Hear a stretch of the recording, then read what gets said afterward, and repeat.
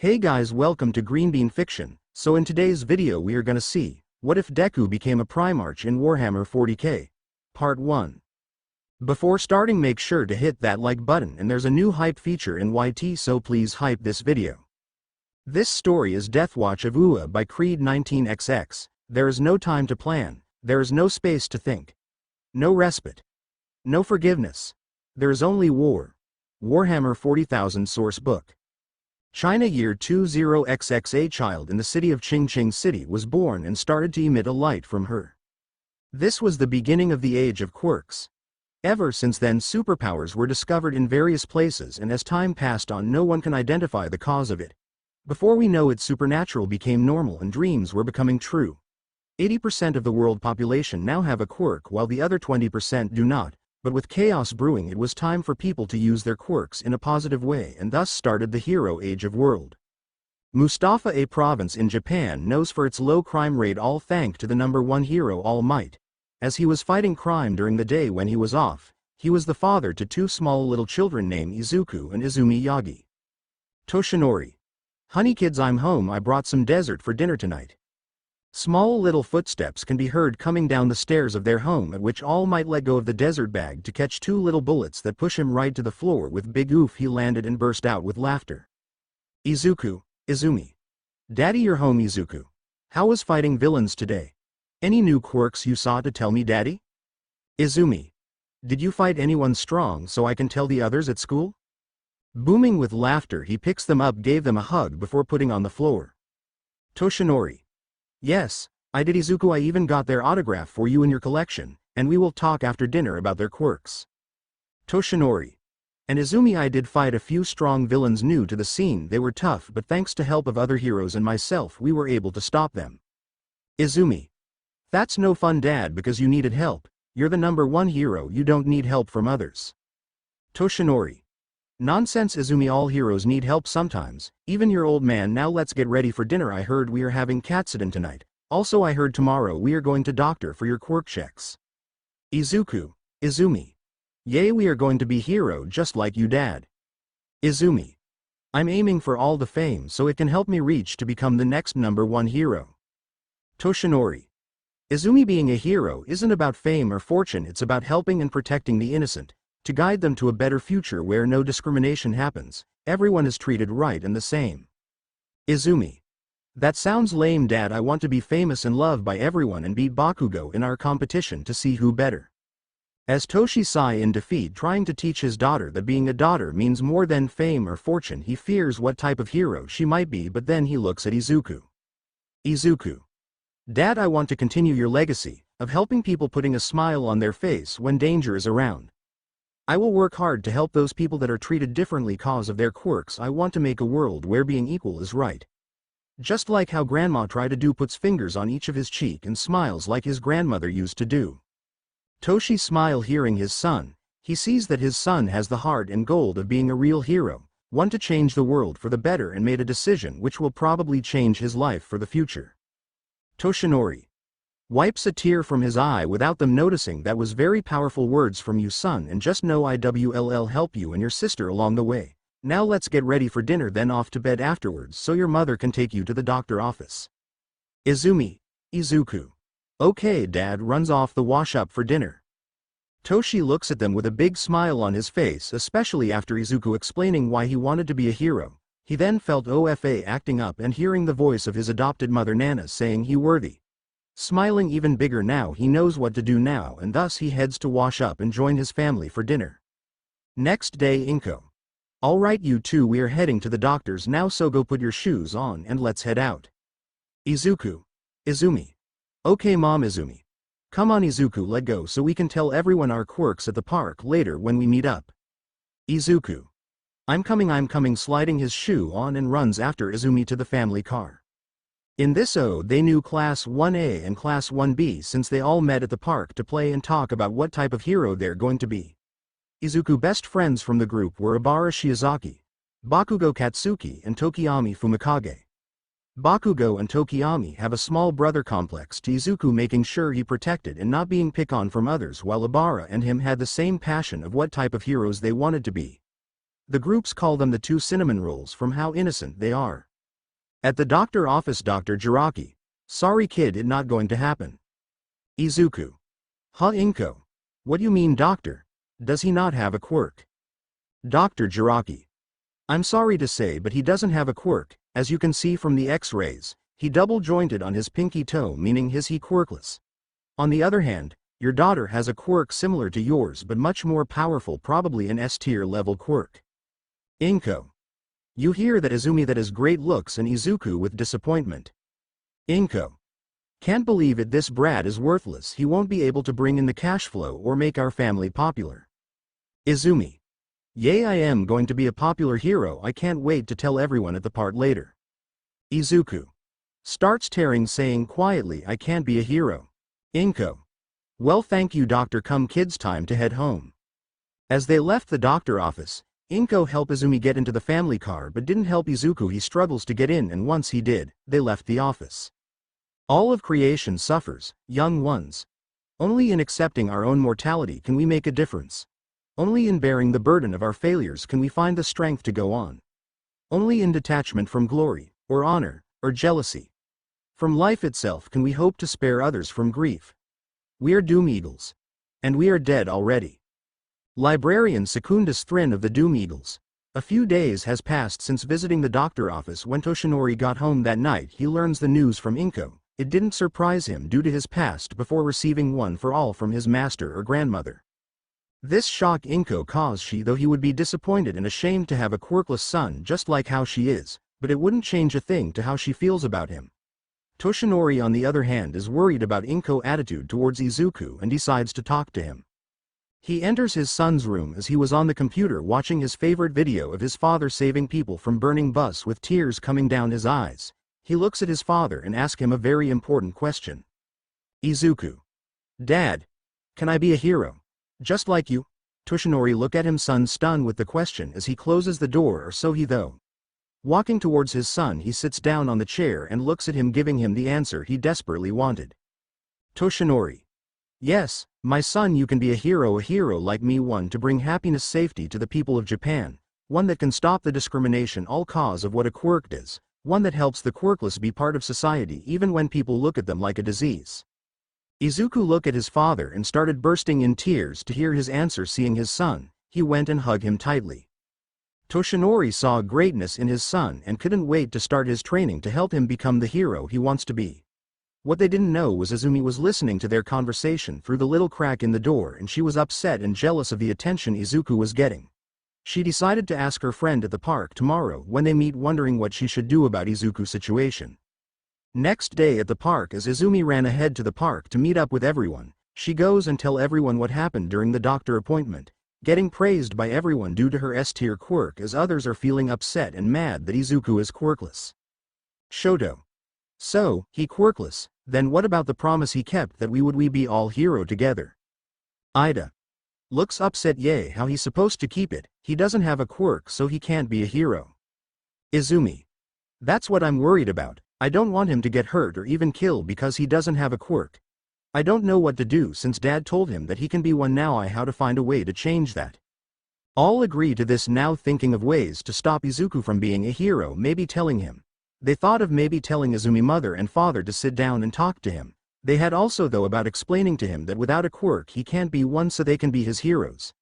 As they kept talking, three people were not liking how this was going. They were Bakugo, Tokiyami, and also Abara, who was there waiting for her friends to come to play with her, and Izuku. Kirishima. What if we use our quirks on him? Mina. What do you mean, Kiri? Kirishima. What if we use our quirks on him to show him how scary it is? That way maybe he will stop being a hero and we can keep him safe. Denki. That sounds like a good idea. What you think, Izumi? Izumi. I think that will work. Then that means Dad will focus more on me and help me be the best hero so I can get all the fame and fortune. I will also help you guys get fame and fortune too, so we can make sure everything goes our way and nothing can happen to us. Shoto. Then all who agree raise your hand. Class 1A kids. Raise their hand except 2. Shoto. Bakugo. Tokiyami, why didn't you raise your hand? Bakugo.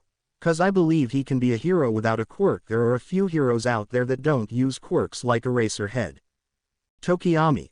It's because he my friend. He accepts me when he first saw me and became my friend. He didn't judge me from how I look. He accepted me and I will forever be grateful. Class 1A kids. You're lost when we save him then. While the kids are getting ready, they didn't know another one of Izuku's friends was hiding by a tree hearing everything. Her name was Abara. She was a caring little girl with a strong belief in her faith.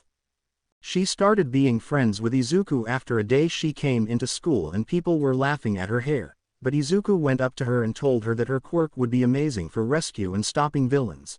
After that day they started to have lunch together with Bakugo and Tokiyami joining in time to time.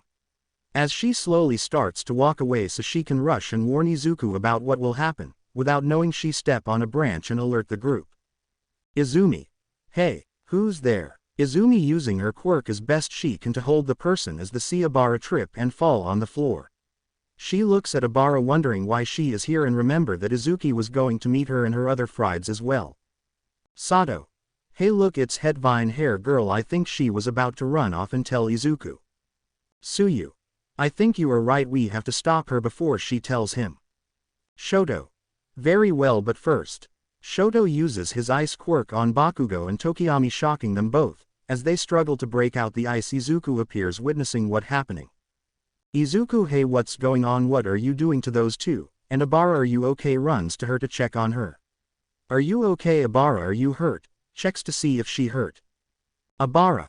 I'm okay, Izuku, but these guys were planning to hurt you. They want you to stop trying to be a hero. Izuku was shocked that his friends and his sister was doing this, that they would hurt Bakugo, Tokiyami and Abara. Izuku. Why would you do this to our friends? Why are you trying to stop me? You know I always wanted to be a hero. Why would you think I would give up? Izumi. Shut up, Izuku, you aren't meant to be a hero. A quirkless person can't be a hero. Even mom see you are the trash and disgrace you are, and if you don't give up, me and everyone will make you, and we will start with hurting her. Bakugo. Tokiyami. You better not hurt her or him. Zero. Quiet, you two. You don't have a say in this. You should have joined us in stopping him from being a hero. Now sit there and watch up convince him not to be a hero. Zero shoots some tape out as Sato and Shoji wrap around their mouths so they wouldn't hear them shout at them. Izumi. It your choice now, brother. Sickens me saying that, but make your choice. Leave and let us deal with her and quit being a hero, or stay and face ultimate pain and suffering. Looking at Abara, seeing how scared she is, how worried she looks cause they are going to attack her, Izuku takes a step forward, gets in a defensive position, shacking and scare a little. Izuku. I won't move. I won't let you hurt her. Even if I bleed, I will stand to make sure she is safe. This infuriates Izumi and the other cause Izuku won't accept the truth, and so they attack and beat him up, all while he stood there and took each, letting Abara crawl away slowly, witnessing the beating of her friend from behind the bench, each hit making him stumble till he was on the floor, stomping on him as he covers himself the best he could. Bakugo and Tokiyami still trapped in the ice, watching it all with tears in their eyes because they couldn't help him, as they struggle to get out to save him. Abara watching from behind the bench, tears running down her face, watching her friend, her hero, being beaten to defend her. On the rooftop across the park, someone else was watching. That person was the underground hero Eraserhead. He was shocked to see his niece and her friends do this to Izuku and trapping her other friends. Taking out his phone, he calls All Might to rush over quickly, then starts to record to show All Might what is happening, jumping down and running quickly to save Izuku. Reaching the park, he rushes to Izuku's side, yelling to the kids to stop. Seeing her uncle, they all scatter and started running away. Eraserhead. Izuku, are you all right? Shaking him a little to keep him awake. Izuku look at his uncle, trying to say something but passes out from the pain. A loud boom was heard behind him. Turning around to face the threat, he spotted it was his father, freeing his friend by ripping off the ice off Bakugo and Tokiyami and checking on Abara to see if she okay. He checks on his son laying there bloody and beaten. He looks and see young Bakugo and young Tokiyami trap and free them while they all rush to Izuku's side. All Might. What happened? Who did this to Izuku? Eraserhead. It was your daughter and her group of friends. She did this to him, hurt him while he was defending her. I recorded it for you to see. Abara. Tokiyami. Bakugo. It was all because he said he wanted to be a hero while being quirkless. He wanted to be like you and Eraserhead. All Might look at his son, proud that he defended his friend. Though he bloody and hurt, slowly he picks him up while telling the kid to climb on his back, preparing his stance. He takes a leap to UA to get his son treated. Once they arrive, they reach recovery girl room to get his son healed and talk about what happened with Principal Nezu. After learning what happened, the others were furious to see a brave kid take so much, all because he can't control what he was born with. All Might. I don't know what to do. I'm worried for his safety now at home with Izumi. He could get hurt or even kill. Nezu. May I suggest putting cameras in your home to see what she does to him, and it will give us a chance to stop them from doing anything else. Eraserhead. I will camp out on certain nights to make sure he okay and jump in when needed. I'll get some help from other underground heroes as well. All Might.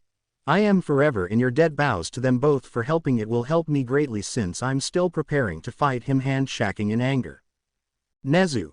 We know, and when he a little older we will begin to help train him to be one of the best heroes in the future, one to show that being quirkless doesn't mean being useless. Also, we will help train you three as well for doing your best to save Izuku. With the plan set, the hero and kids plan to do all they can for little Izuku, but will it be enough? Will it be enough to keep him in the light and not follow a path of darkness, or will a new path open for our young hero and make him what the world needed, a hero of hope, a hero of dreams, a hero of peace? There must come a moment when the soul knows this far and no further. But we are cursed never to hear that warning until it is too late. 2 years passed since that faithful, and it hasn't gotten any better for our young hero. Each day he gets bullied, beaten, by Izumi and her friends. The school has even joined after hearing he was quirkless, picking on him and laughing at him. It was sad for him as his 3 friends did everything they could help keep his smile and spirit up, but it was getting tougher and tougher, and with them helping fight back and getting hurt, it made Izuku feel even worse. Him coming home with new bruises and cuts, him getting in trouble for Izumi saying he bullied her, left him without eating for a few days. His father did his part too, trying to cheer up his son, but his mother kept pushing away to train Izumi since she sees her as the only asset to the family. This infuriated Toshinori because he wanted to spend time with his son. He wanted to help, begging his training to become hero, but instead, he is being forced to spend more time with Izumi and train her, not knowing what happening to him when he alone with Inko. Now at 6 years old, Izuku has been struggling to keep himself fed, clothed and in health. Sometimes he has to go to UA to get treatment, to eat and to get clothes from his uncles and aunts, but in the end, it was in vain due to Izumi ripping his clothes using her quirk or taking them to give to her friends while he kept wearing the same mess-up clothes he has. Bakugo and Tokiyami sometimes invited them for sleepover to make sure he was fed well, clothed well and his wound clean. Their parents were shocked at the treatment he'd been getting from Inko, his sister and her friends, and want to take action to help him, but they couldn't cause of who Inko was in society. She was the number 5 hero Saishock. She had strong ties to the Hero Commission, so messing with her was out of the question, but the kid told them they already had a plan and they've been working on it for a bit. Now another school day has come. Izuku comes in hungry and little bruised thanks to her sister and mother early beating. His father had left a little early cause an emergency call had come in from an S-level threat villain that had stolen experimental technology. Izuku. Another day of suffering. I just hope this time I can eat my lunch without Izumi or the others bothering me. Izumi used her quick on him without the teacher noticing and slammed his head on the desk, making him yelp a little in pain, making her and the other laugh and him with tears coming from his eyes. Teacher. Izuku, why are you making a disturbance in the class? You will be staying during lunch to clean this room. Do I make myself clear? Izuku. Yes ma'am. Tears slowly flowing down his eyes, and the class except for Bakugo and Tokiyami look furious at them. The lunch bell rings, and as the kids get ready to leave the classroom, an exposing happens outside, shattering the glass of the classroom. Izuku quickly used some tables to block his class from getting hit by shards, but he receives some cuts on his own, but he didn't care as the checks on everyone. They push him down on more shattered glass, telling him to get away from him. A blast of fire hit the ground next to the classroom window, knocking down the wall, showing what was happening outside. The kids saw the number 1 hero All Might, number 2 hero Endeavor, and number 5 hero Saishock trying to stop the villain, but he was moving too quick, like he was teleporting, but Izuku could tell that wasn't his quirk. Spotting the belt on him, Izuku figured it was that belt causing him to do that. The villain landed inside the classroom. Looking around, he spotted the kids and went and grabbed Izumi, kicking and screaming, telling him to let her go as the other watch, not doing anything to try to save her except one person. Izuku looks around and find a piece of rubble and throw it, hitting the belt, causing it to spark and shocking the villain. Furious, he looks at Izuku and begins to walk close to him, but he shows no fear for what he did even when getting grabbed by him and taken outside with his sister in tow, and stops seeing the heroes. Villain. Ah, the heroes are here. Well, it's too late, you fool, the belt is mine, and not only that, shows them twins, these two little brats are my hostages as well, ha ha ha. All Might and Psyshock were shocked seeing their kids in the villain's hands. Endeavor was scared for his niece and nephew while Izumi causes problems at his home while she there. But Izuku always talked to him, helping him become a better person, showing him his rights from wrong, which made him become a better father to his kids. But Shoto resent him, didn't appreciate anything his father did, all he wanted was fame and fortune. Endeavor. Let those kids go now. Villain. Haha, never, they are going to come with me until they're no more of use to me, I'll kill them. As the villain grips their little necks more, showing he means business. Everyone takes a step back to make sure the kids don't get hurt, but Izuku see a small opening, so using what air and strength he has left, he swing his leg, kicking the belt once more, this time breaking it and watching it go a little haywire. With the distraction, All Might shouted to Psyshock to grab the kids now. Psyshock. In her mind, why should I save that useless brat when Izumi is going to be the golden child? There's no point, so I think it's finally time to get rid of him for good. Just then the belt started to spark more, causing everyone to look down. Slowly the hero back away a little, as do the kids, because they don't know what will happen. But at that very moment the belt malfunctioned and exploded, causing a surge of power to open a portal. Silence, that's all it was in the area. No one made a sound noise, all cause of the phenomenon they are witnessing. The villain was surprised the most, knowing the secret of the belt was exposed, that he was too shocked to move, thus giving the heroes an opening to get the kid and stop the villain. All Might. Psyshock now grabbed the kids while he distracted, dashing towards the villain to knock him out. Psyshock lifting her hands up, using her quirk to grab, but only grabbing Izumi and pulling her back to her while she uses her other hand to hold the villain with Izuku in place. Putting Izumi, she now uses both hands to hold and crush both of them with force, making Izuku scream a little. All Might and Endeavor were shocked seeing her do this to them, but their eyes truly opened to the truth after what she said. Psyshock. I can finally get rid of you. Useless brat brought nothing but shame and disappointment in this family, but not anymore. I don't care where the portal will take you, but at least you will be out of our lives forever. Lifting the villain and her son up, she tosses them towards the portal. All Might rush to grab his son before he goes through the portal, but it's too late. The villain and his son enter the portal, closing it inches away from All Might grasp. Falling on his knees, All Might scream in sadness, failing to get his son and punch the ground, creating a small crater. The classroom, Bakugo, Tokiyami, Abara crying and screaming to their lost friend. Others in the classroom are shocked but celebrate of Izuku's disappearance, knowing that Izumi can finally be the center of attention in her home. Psyshock. Look honey, now that useless brat gone, we see a. Psyshock look and stop talking, feeling the deadly aura radiating off All Might. The pressure made her quiver in fear. Shaking, she take a step back but trips on Rumble, resulting on her falling on her ass. Building what little courage she had left, she decided to see what was wrong. Psyshock. Honey, what's wrong? All Might. You disgraces of a hero and mother. You first insulted our son and then you sent him through that portal, not caring and calling him a disgrace. What the hell is wrong with you? Psyshock. What you mean? The only disgrace was him. He was a quirkless nobody, not meant for this family. The only one meant for this family and will carry our name as Izumi. You can now focus on raising the next #1 hero. All Might. She will never be the #1 hero, especially after all she did to Izuku. 2 years of torture, suffering from her and her group of fake future heroes, and you a pathetic excuse for a mother not showing him love and affection, like I was not helping him keep his spirits up. Psyshock. You can't be serious right now. He was a wasted space. A failure to society, and besides you have no proof that we did anything wrong, so now let's focus on raising the star child. All Might punch a broken piece of the wall, shutting her up, it. Looking at her with so much hatred, turning to see the kids scare as well but not showing any concern. All Might. Once we finish here, I'm filing for divorce and disowning that brat of daughter of mine, and if you think I don't have evidence, that's where you are wrong. Psyshock. What? What do you mean you are divorcing me? You can't, and you don't have evidence. Don't lie to me. That's where you are wrong, you disgrace of a hero. Everyone heard a voice and looked to see Eraserhead walking towards them, but he had someone on his shoulder. it sent a shiver down All Might and Endeavor's spines. The principal of UA was sitting on his shoulder. Nezu. All Might Endeavor, nice to see you again, my former students. I am sorry for what has happened and just know you have the full support of UA to look for your son. As for the other reason I am here. Nezu. Miss Abara, Mr. Bakugo and Tokiyami, please come stand by my associate while I bring the wrath of hell upon these fakes. You are all going to be severely punished for this, where I might not even accept you into my school. I have all the evidence that these 3+ All Might have collected, and I must say you are all villains in my eyes. We will be showing this to the public so that everyone knows what you have done. Also, I have a very good lawyer for you All Might to use against her. I'll give him a call in a bit. All Might.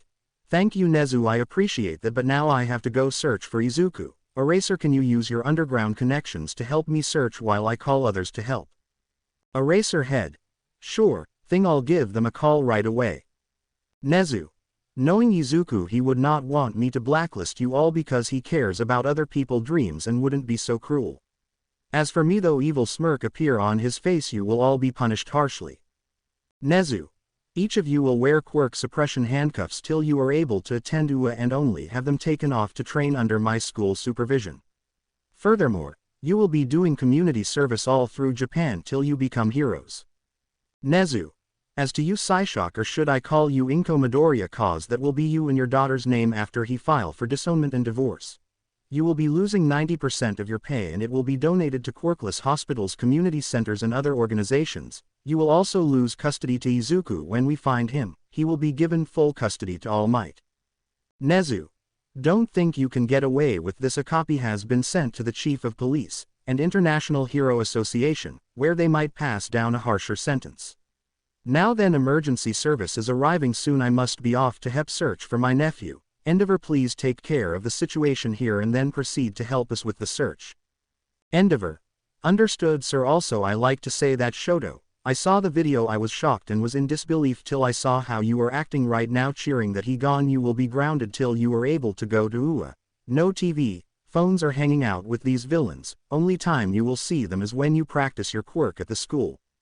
As the emergency services arrive at the scene, they began their work checking on the school kids to checking if anyone else was hurt during the altercation. Endeavor giving the information to officers and detectives as they start their investigation, question the kids and learning of what they did. It was a hard day for them, but two people were furious of the entire situation. Izumi. That fucking Deku, he ruins my reputation before it even began. I swear when they find him we'll kill him slowly and make sure they never find his body, she was thinking in her head. Inko. I lost my husband, my reputation, my career might be in trouble all cause of that useless child. I should have gotten rid of him when Toshinori was gone on that hero mission. If I ever see him again I'll make sure to permanently end him. Inko though in her head while trying to keep a fake face on. A few days later, All Might announce on national TV about what happened at the school, announcing that he divorces his wife in an easy case, showing the evidence of what his former wife and former daughter were doing to his son. What shocked the country the most was when All Might stepped away from the podium, got on his knees and bowed with his head on the stage. All Might. I ask all of Japan and the world to please be on a lookout for my son. I feel as I have failed him for not acting sooner, and now I must make up for my mistake. Please, I beg all of you who are watching, keep his head low. All Might. Izuku, if you are watching, please know I will find you, my boy. I will help you become the hero you want to bring. I promise this on my life. Keeping his head in a low bowing position. The conference room was shocked to see All Might put himself in a position to beg for help. Everyone felt sad for him and all saying inspirational things as we will find him and we will help Seach, tears going down his eyes as he thanks everyone to help search for his son. The search for Izuku is now on as heroes in Japan now search for him to help their #1 hero, and world heroes as well begin their search. Since All Might did so much for them, will they be able to find him, or will the search end with no results? Even now, hard against the end of time, when the death rattle of our species has become audible even to the thick-eared, they still grasp for a little more of the things we have always desired: coin, power, knowledge, gratification. So, in this the Emperor does create his 20 children, but instead of all 15 being were sent away by the power of the Chaos God, while 5 were saved by the Emperor. The 5 kids that didn't get set away were raised and trained by the Emperor and help him during the Unification Wars. After some rest the Emperor sends them on a mission except for Vulcan to planets there were original found to bring them to the Imperium control. Closing parenthesis. P.S. When Izuku begins his training he will be going in order of when they were found by the Emperor in canon, so the order is, Rogal, Guilliman, Sanguinius, and lastly Corax. Terra, Holy Terra, world of the greatest psyker to ever live, one that united Terra after many centuries of war to begin his biggest campaign to unify the human race once again as one big empire. Year prior to the planning of this great crusade, a project known as Primarch was started to make 20 children from using the genes from the Emperor and a woman named Erda. The Chaos Gods have felt the shifting balance of power. The gods of Chaos felt the shift and used their power to send off the Primarchs, but the Emperor was able to save 5 of them before the others disappear into the cosmos and land on planets in different systems. Looking at the one he saves he raises them through the years, raising them to be fine warriors, generals, tacticians. He showed care and love for each of them even though they were different, but after of pleasure it was time to start the unification of Terra. Starting in the year M29 his sons help lead his armies to conquer the earth with each battle taking its toll on not just them but their men, but finally after a millennium of fighting Terra was finally put until control of the Imperium and then the conquest of Luna, Moon, and Mars, gaining the allegiance of the Adeptus Mechanicus stated the end of the unification's wars. Now we see the Emperor in his throne room talking to his 5 sons, Malcador the Sigillite, and the representee of the Mechanicus about how he will launch a great crusade across the galaxy to unite all humanity under the Imperium banner. Emperor of Mankind. Now you understand the plans. Representee of Mars, we will need a powerful fleet of ships in order to carry all our men, supplies, equipment through the cosmos. Can you do it, and do you need more supplies, materials to create this fleet? Mechanicus representee. It shouldn't be too hard with our factories. My calculations, we should have the fleet and your ship ready in 4 years. Material is needed. With what we have we are only at 14.24% efficiency. Emperor of Mankind. I see, I will send materials and supplies to you workers as well to make sure everything gets done quickly. Mechanicus representee. Thank you God Emperor, I must now head out and head back to Mars to help with the construction of your great fleet. Bows to the God Emperor and walk away. Emperor of Mankind. Now my sons, I have missions for you all. There are certain planets I would like for you to free and prepare them to join our Imperium. The planets I have picked for you, I believe they will help improve your skills and talents to lead these people to our cause. Sanguinius. We understand Father, we will make you proud and help get these planets and their systems to our side. Guilliman. We will make sure the lessons we learned during the war to improve people's lives and raise great legions. Father. Vulcan. I wish you all the best as Father require me here still to help with worldly matters. Rogal. Very well Father, if you. Just as Rogal was about to finish his sentence a portal had appeared in the throne room. Everyone took a small step back preparing their weapons to defend themselves. As the portal opened a little more you can hear the yells of 2 individuals coming through as they land in the middle of the room hard. Everyone was shocked at the appearance of 2 people that somehow entered the throne room since it was nearly impossible to breach it. Villain. Ow my head, where am I? What happened? Izuku. Ow, what happened? Where am I? Is anyone hurt?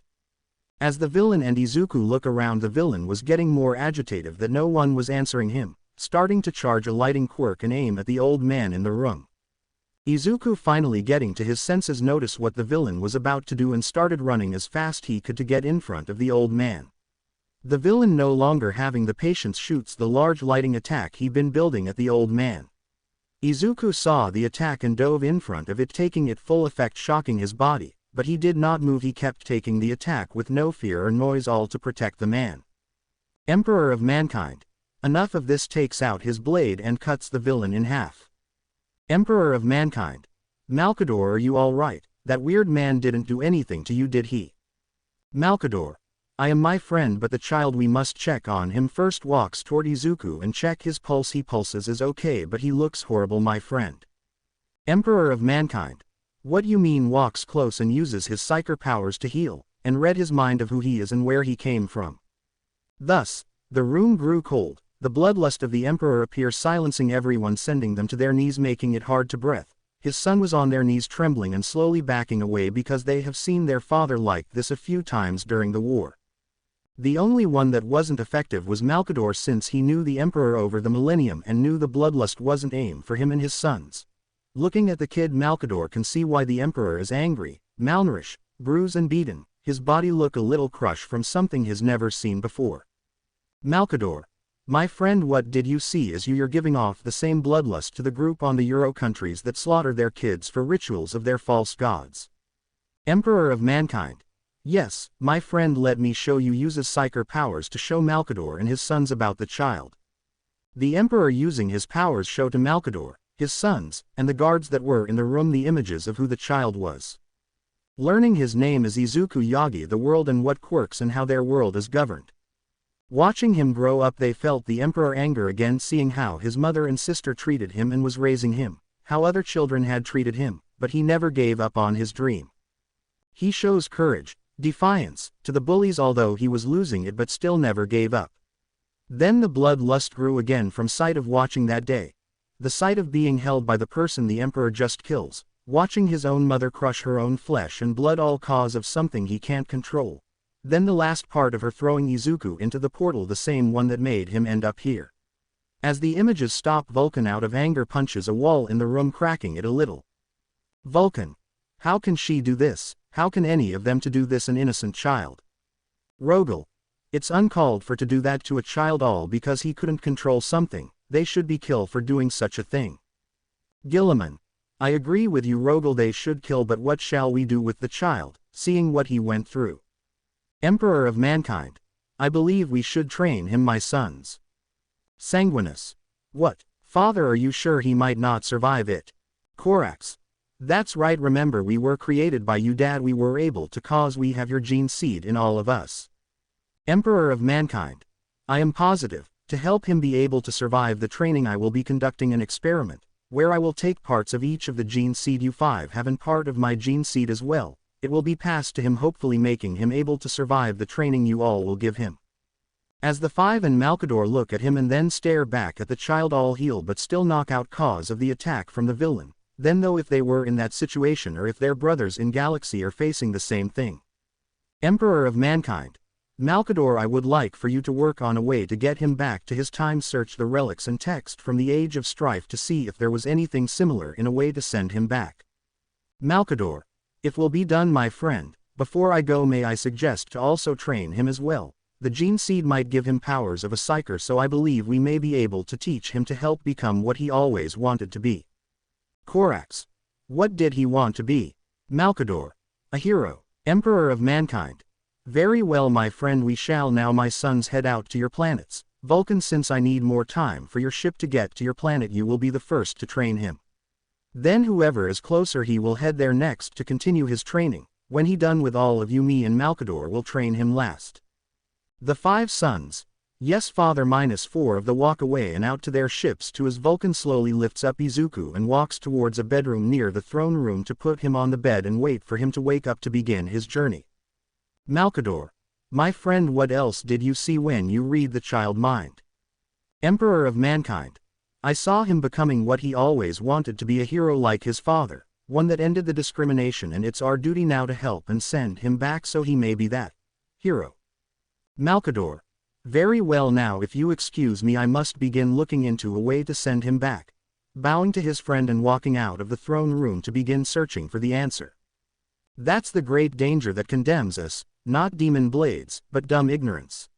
We've become a stupid race, glorying in the easy goals of anger and piety. A small boy was stirring awake from a bed he was not familiar with. Slowly sitting up from the bed, he looks around wondering where he is. Asa, you are finally awake, little one. It's good to see you up. Izuku looked at where the voice was coming from, saw a very tall person, maybe taller than his father. He was wearing green armor with red piercing eyes, but he can tell that he was gentle and caring person. Vulcan. Forgive me, little one, let me introduce myself. I am Vulcan, one of the sons of the Emperor of mankind. I believe your name was Izuku. Come with me, we shall go see my father now that you are up. Carefully lifting up Izuku in his arms, he carries him down the hall to the throne room. Izuku was amazed by the large halls, the tall guards, was creeped out a little by the babies that looked dead flying around the halls as well. Reaching the door to the great throne room, Izuku felt nervous. He was wondering what was behind the door. Had so many though in his little head fill he heard the door open. Vulcan slowly walks into the room heading to the golden throne, stopping right in front putting Izuku down with him saying thank you. Izuku then looks up seeing the very tall man in golden armor with piercing eyes that can look into your soul. Izuku showing no fear or resolve decided to do what his father taught him and show respect. He got on his knees bow in front of the tall man and did not look up. This was surprising to Vulcan and the Emperor. They never experienced this type of behavior before. It was new to them and quite surprising, but Malcador has seen this before, when some countries in the America surrender to him after speaking of the Emperor. It a way to show respect apparently, and so he goes and inform his friend. Malcador, my friend, he is showing you respect in his time. This was a way to show respect to very important people. Emperor of mankind. Ah, I see now. Raise your head, Izuku, we have much to talk about, little one. Izuku, sitting in Caesar position, what would you like to talk about? Emperor of mankind. Forgive me, let me introduce myself. I am the Emperor of mankind, leader of the world known as Terra, Mars and the Moon. I have fought for millennium to bring order. This is my second Malcador, the Sigillite, second in command when I am not around and is the voice of me when I'm not around. Malcador. Hello youngling, it is good to see you. Izuku. Bows to Malcador, it is an honor to meet you, sir. Emperor of mankind. The man that brought you here is one of my sons, his name is Vulcan. Vulcan. It is nice to meet you, little one. Goes on one knee and pat his head. I am sorry for what you went through, but just know that you are strong will and caring and have the heart to follow your dream. Izuku looks at Vulcan after he said that and had tears about to come out his eyes but kept them in not to embarrass himself to the Emperor. Vulcan looked and smiled at Izuku showing him that he was truthful with what he said, then goes and look at his father giving him a nod to tell his father to start. Emperor of mankind. Izuku, when you arrive in the portal I heal you using my powers, but I also look at your memories to see where you came from and who you were as a person. I will be honest, I was furious of what that family did to you. Emperor of mankind. But seeing your life and how strong will you are to keep chasing your dreams, I am here to say just like your own father that you can be a hero and we will like to help you get there. Izuku. Chairs a little thank you sir, but how will you be able to help? I'm just a weak little boy. Vulcan. You are not weak, little one, strong in will, strong in body. We had witnessed the pain you took in your memories and how you never gave up. You are stronger than you think, you say, and we will help, right father? Emperor of mankind. That is right my son, Izuku, I will be helping you to achieve your dream, but the journey will be very long and difficult. Izuku. The way to be a hero was going to difficult, looks at the Emperor with eyes of determination. I will not give up my dream and face this challenge. The Emperor and Malcador smile at his answer, as the Emperor stands and picks up Izuku carefully, walking towards a door with him. Emperor of mankind. Come, let us prepare you for your journey and training. Then I must be honest, it might be painful. Izuku. I've been through worst, Mr. Emperor. I think I'll be able to handle it, but may I ask, can you tell me about your world? Emperor was shocked by his statement but very well told him everything as they continue their walk to the science chamber of the palace. He starts to explain the history of Terra to Izuku, everything from how he was born to how the world was before he began his war of unification.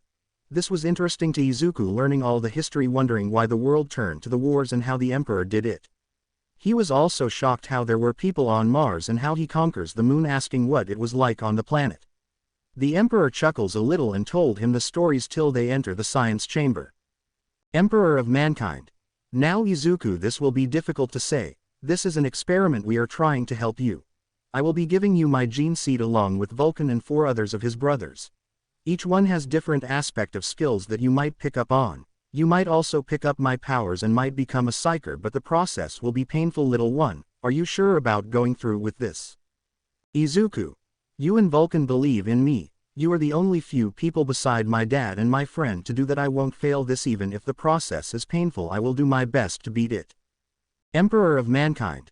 Very well, the process may take a week to a month. You will be put into this chamber. It will keep you alive and also keep the pain a minimum.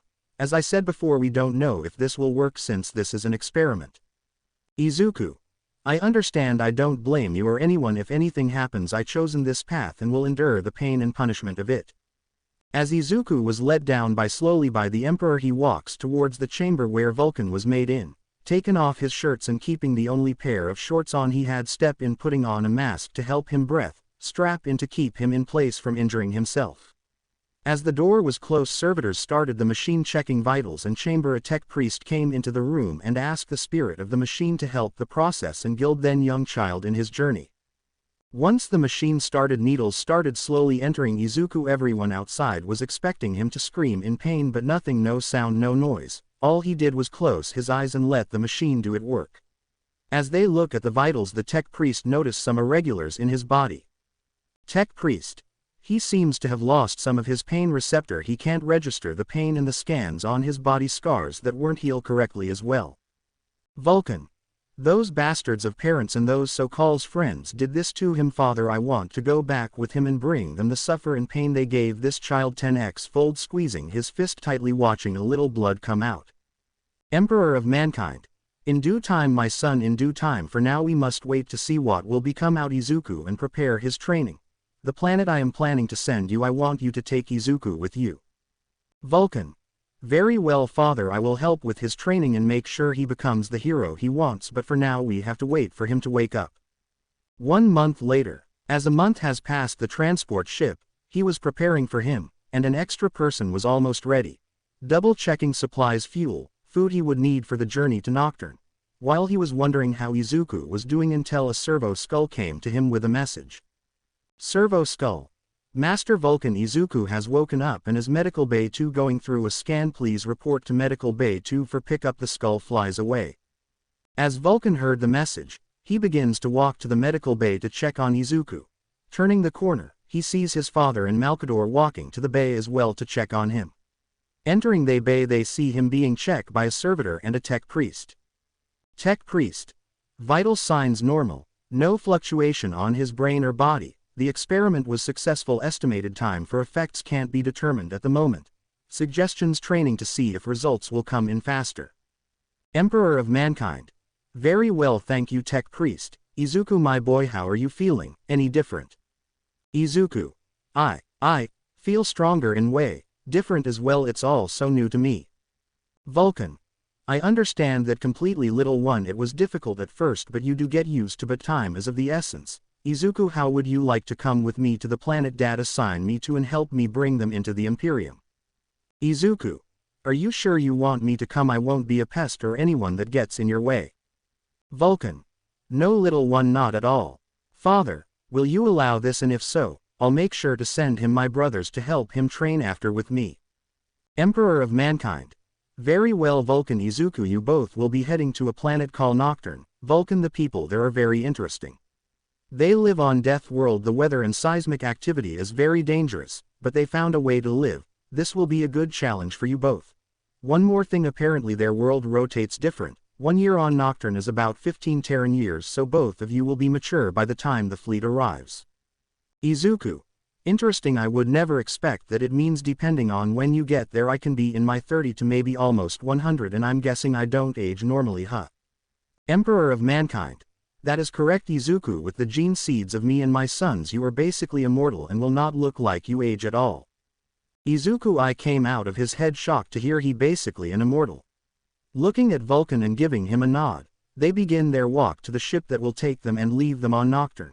A servitor met them at the platform with a bag for Izuku with the necessary supplies to help him on his journey. As he about to enter the ship, Malkador calls for him. Malkador. Are you nervous, little one? This will be a very long journey for you to train under your brothers. Izuku. I am, sir, but I will not fret. You guys gave me a chance to become what I want. Although this time is different from mine, I will still do my best to put a smile on people's face like my dad does and become a hero in this time until I can go back. Malkador. Chuckling and pet his head. Well said, young one. Here gives him a tablet. This has info on all of Terra to help you study and keep you up. And just in case you feel pain in your head you might become a psyker like me and the Emperor, so I left beginner instructions to help you learn while you travel till you come back for our training. Izuku, tearing a little cause of the gift, gave Malkador a hug. This surprised him at first, but he returns the hug back to Izuku. Izuku lets go and bow to Malkador for what he and the Emperor has done and got onto the transport with Vulcan ready to begin their journey and his training. Will Izuku survive his training in Nocturn? Learn the history and culture to become a great warrior or fall to the harsh nature of the world. Find out on the next chapter of Deathwatch of UA. Have you ever been to our benighted world? Its name literally means night, but we do not dwell in darkness. Hell comes to our cities and our peoples, it visits upon the earth such ravages as to make the sky black as sackcloth and the ground spew red, molten death. It is not a hospitable world, this world, for monsters lurk in its fuliginous depths and death is but a slip away for the careless, the unwary or the simply ill-fortuned. It is not a populous world because much of it cannot be populated. The mountains are bleak, craggy places, their summits wreathed with poisonous fumes. The deserts are many, and they are desolate, unforgiving plains of ash. Our few rivers are veins of acid and alkali, tainted by the sulphurous earth. We have no forests, save for the petrified groves that lurk in the hot shadows of our tallest peaks. Our fauna takes to the air on leathern wing or hunts the dune with tusk and claw. It is serpentine and reptilian, chitinous and saurian. But it is home, this broken land, and we defend it with our blood and breath. Woe betide any who come here seeking to put it asunder. They will find it a terrible place, a very terrible place. Anonymous Nocturnine Tribesman of Themis. Data log of Izuku Yagi 827. M30. Izuku.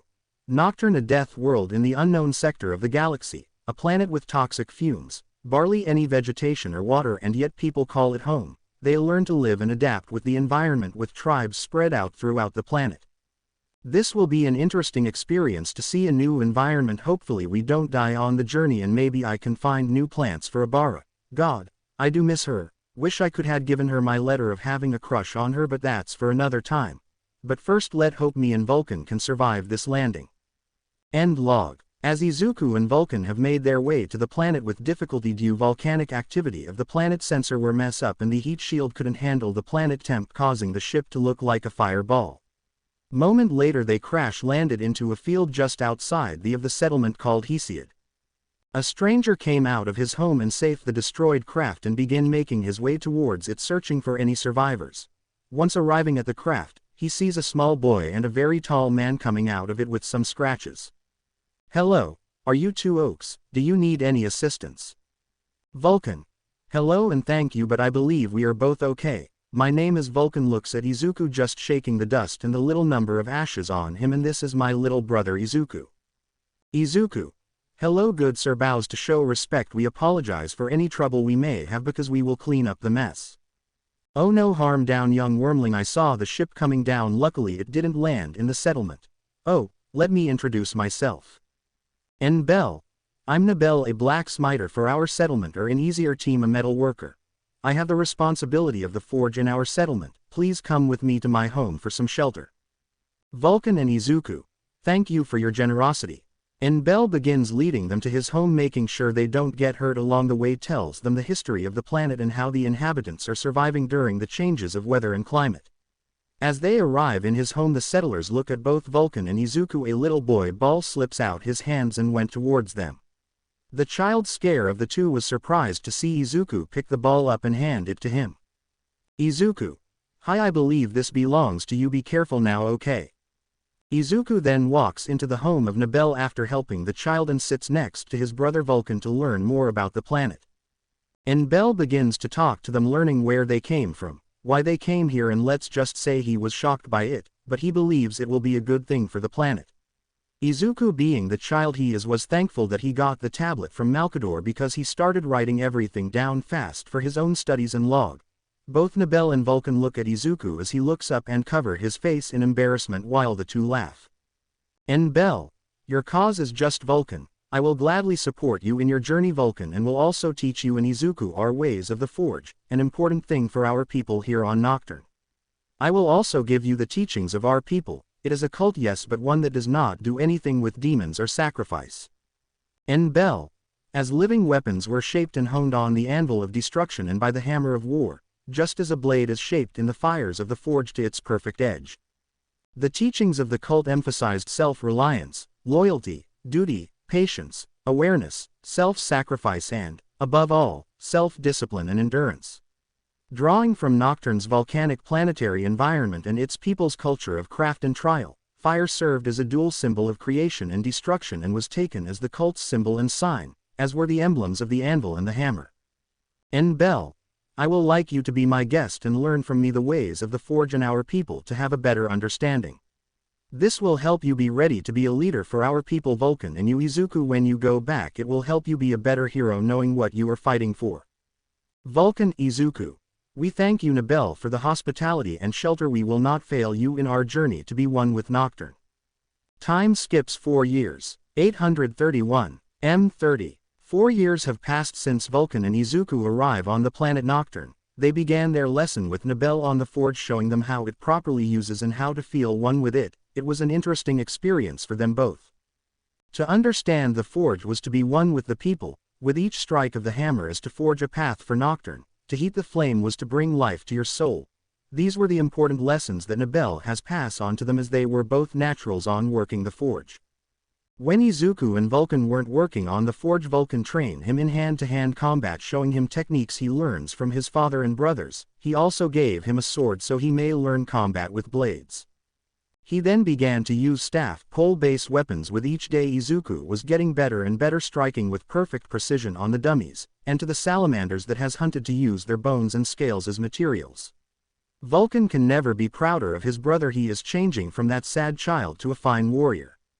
When training was done for them both, Vulcan was always curious on Izuku world and so Izuku explained the best he could about this world to Vulcan making him fascinated about it. As Izuku was about to continue, screams were heard from outside. Both of them got up and look outside to see what was going on. Bel goes to them and looks outside and sighs saying not again. Izuku. In a lone tone, what going on? Nabel, who are they? What are they looking for? Bel. These are dusk wraiths, they come randomly, and they try to steal our people, take them away from Nocturne to the unknown. We never know when they will come. Hearing a scream, Izuku and Vulcan looks outside seeing a family being dragged out. It infuriated both of them. As both look at each other, gave a nod and grab a weapon to defend themselves. Izuku pick up a halberd that he been practicing with, made with bone and metal on Nocturne, he will now use to defend them.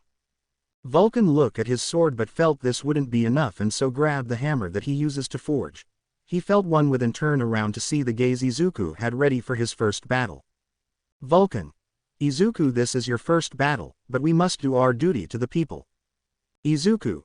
Yes, brother, I will fight till my last breath in order to protect them all. Now come brother. Kicks the door opens and charges forwards. Vulcan. Let's us break them and destroy them. Charges with Izuku. Vulcan and Izuku charge at these dusk wraiths, surprising them, but they charge back, and the battle began. Izuku using the halberd with amazing skill, blocking and killing the raiders without hesitation as he kept moving through them, killing them and protecting homes they tried to invade. Vulcan with his enormous strength smashing enemies with his hammer. Smashing enemies' heads, using it to deflect and counter, making the invaders suffer. The people of the settlement, seeing their bravery, rose up and took weapons of their own and helped defend their home. Hours later the battle has been won with the settlement cheering in victory. As Izuku calmed down from his first battle, he saw how dark this universe is and made it a goal to be a light like the Emperor for the people. Vulcan. Are you all right? Izuku. I know it was tough battle, but I will say you were splendid with your skills with the halberd. Maybe that can be a close range weapon for you. Izuku. I believe I'm brother Vulcan. Just the thrill of the battle got to me, but now I'm saddened by the loss of the innocent, and thank you for praising my skills. I'll consider it.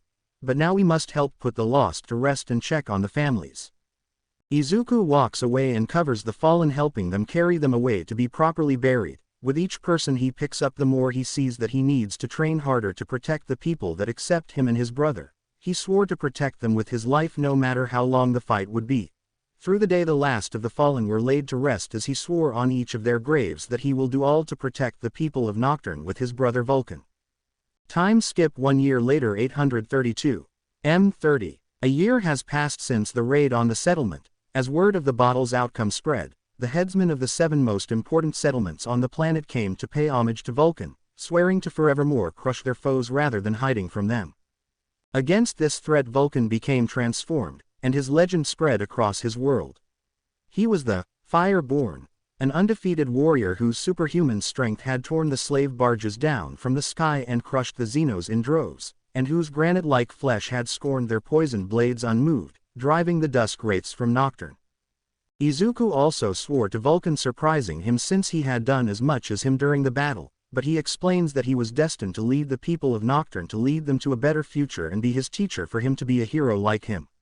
Vulcan took this to heart, and so did the headsmen of the settlement cheer for Vulcan. In honor of celebrating the victory, the headsmen's a tournament was to be held. The tournament is various of contest to show the strength and craftsmanship of the planet. Vulcan was ready for it, and Izuku was bouncing around with excitement, ready to test the skills against his brother, until a stranger came from the crowd.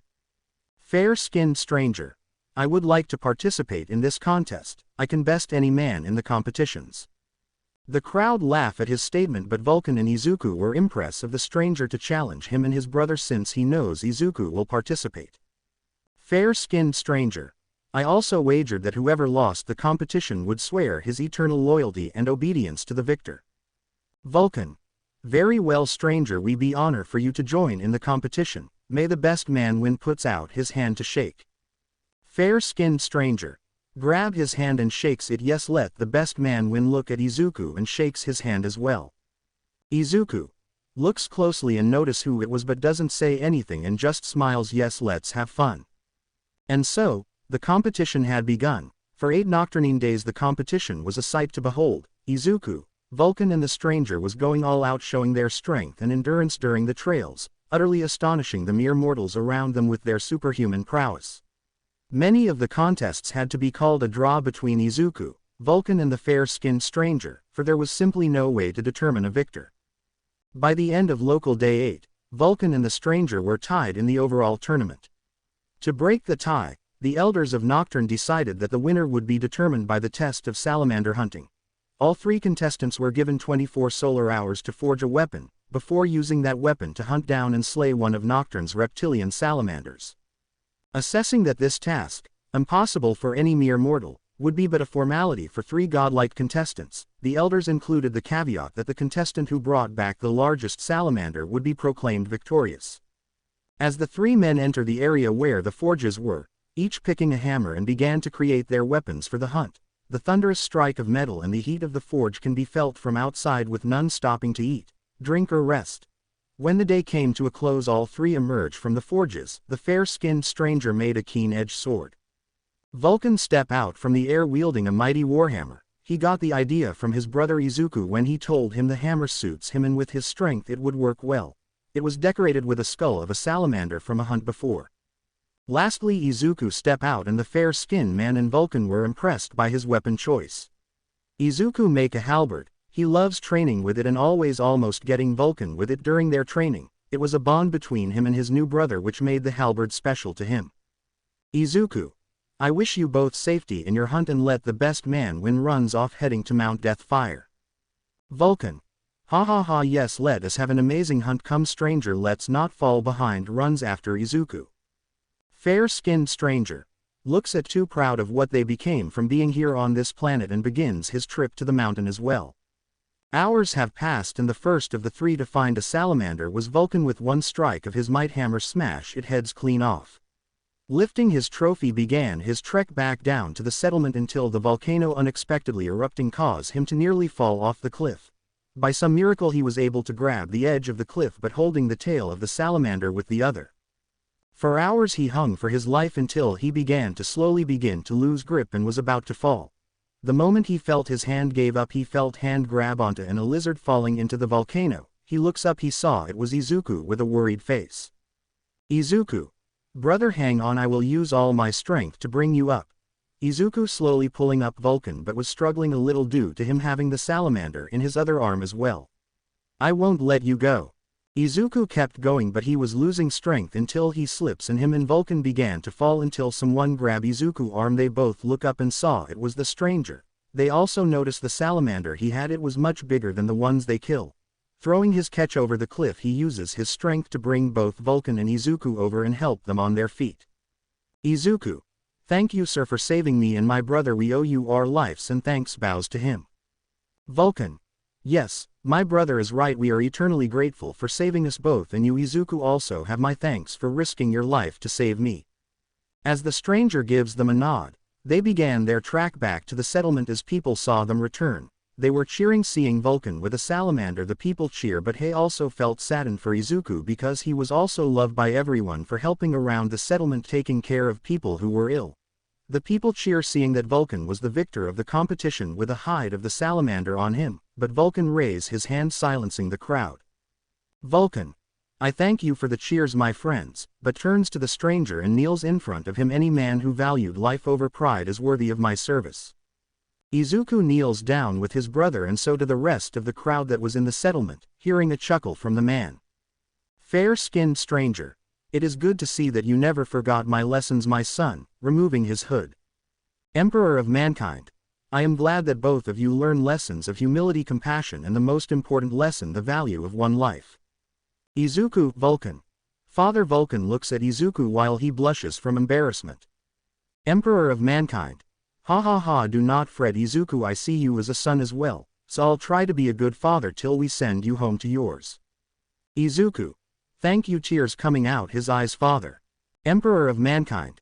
Now Vulcan, it seems the people of Nocturn are ready to join the Imperium and you my son to lead a legion. Vulcan.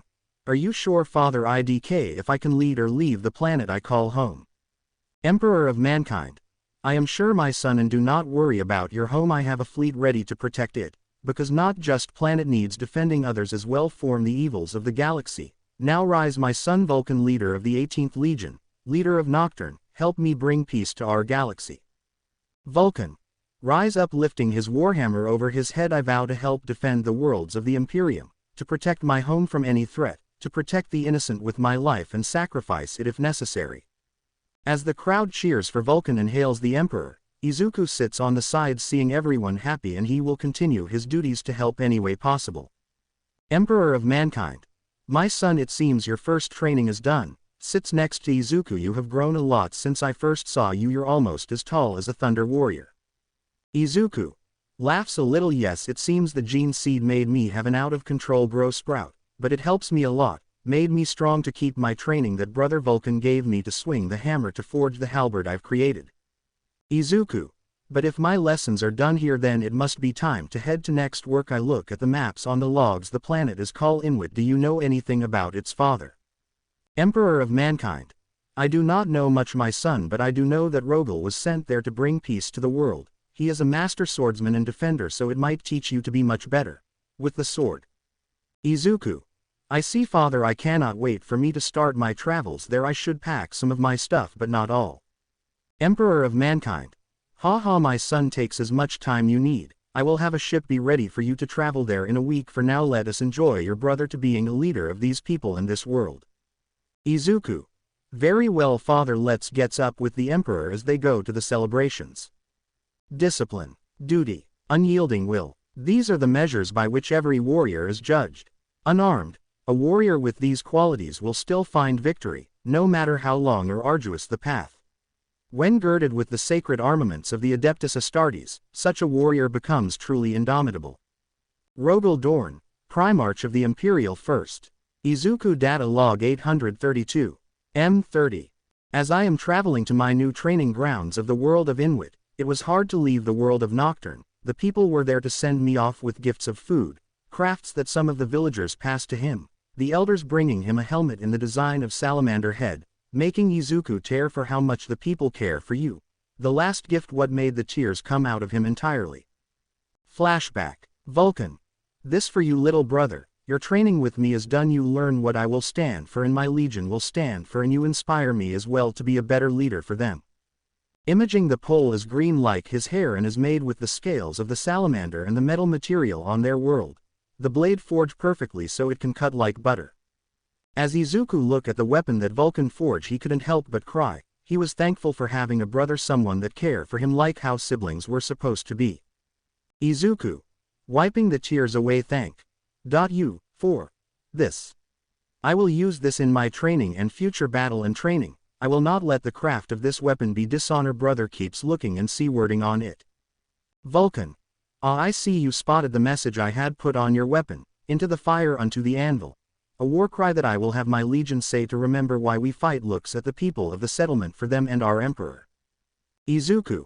I will not forget brother Vulcan. I will keep that promise to protect not just the Imperium, but the people of the Imperium as well. Izuku. Oh, brother, is the gift ready for my father for the day I return to my world? Vulcan. Yes, I have it right here. Gives Izuku the gift. I put the finishing touches on it for you since I knew you were busy with packing. Izuku. It's beautiful, just the way I wanted it. To thank my father for everything he did for me before I came into this world. When I give it him I will make sure he knows the name of Vulcan and honor you when he uses it in battle. Vulcan. Turns around really quick and does a little sniffle, then turns back around. I thank you for that honor, little brother, and at last I have one more gift for you. Vulcan. This is my new weapon against the enemies of our father. I call it the Flamer. It burns with the fire of our planet. I want you to take it so you can use it and practice with it as well. Izuku.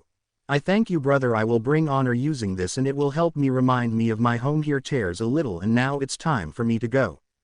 Vulcan sees the tears and goes to give his brother a hug, saying that he will miss him, and we will meet again in battle as one. Izuku looks at Vulcan nodding and he begins to enter his transport and begins lift-off sequence. Looking down one more time to see Vulcan and the people of the settlement he calls home, he gives them one big wave goodbye before lifting up and heading to his next destination. Now I'm on my way to a planet known as Inwit, where brother Rogal is. I have read reports about the planet from Rogal saying, and I quote, Inwit was, and is, a world of death and ice. Its star is old and withered, bleeding. The last of its heat is cold, red light. Tidally locked against its dying star, perpetual darkness soaks one side of the planet, faded sunlight the other.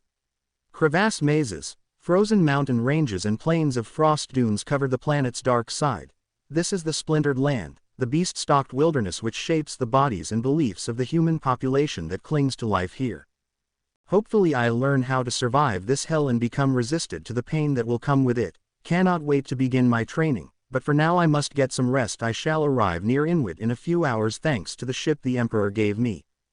End data vlog. 2 days has since the data vlog entry. I finally see the planet I was heading for. Inwit, a cold decedent planet. The reports that Rogal sent say it very difficult to live in, with many clans fighting each other and tribes trying to survive the bitter cold. If I recall, father said Rogal was a master tactician, and a master of both defense and an indomitable aggressor when he attacks.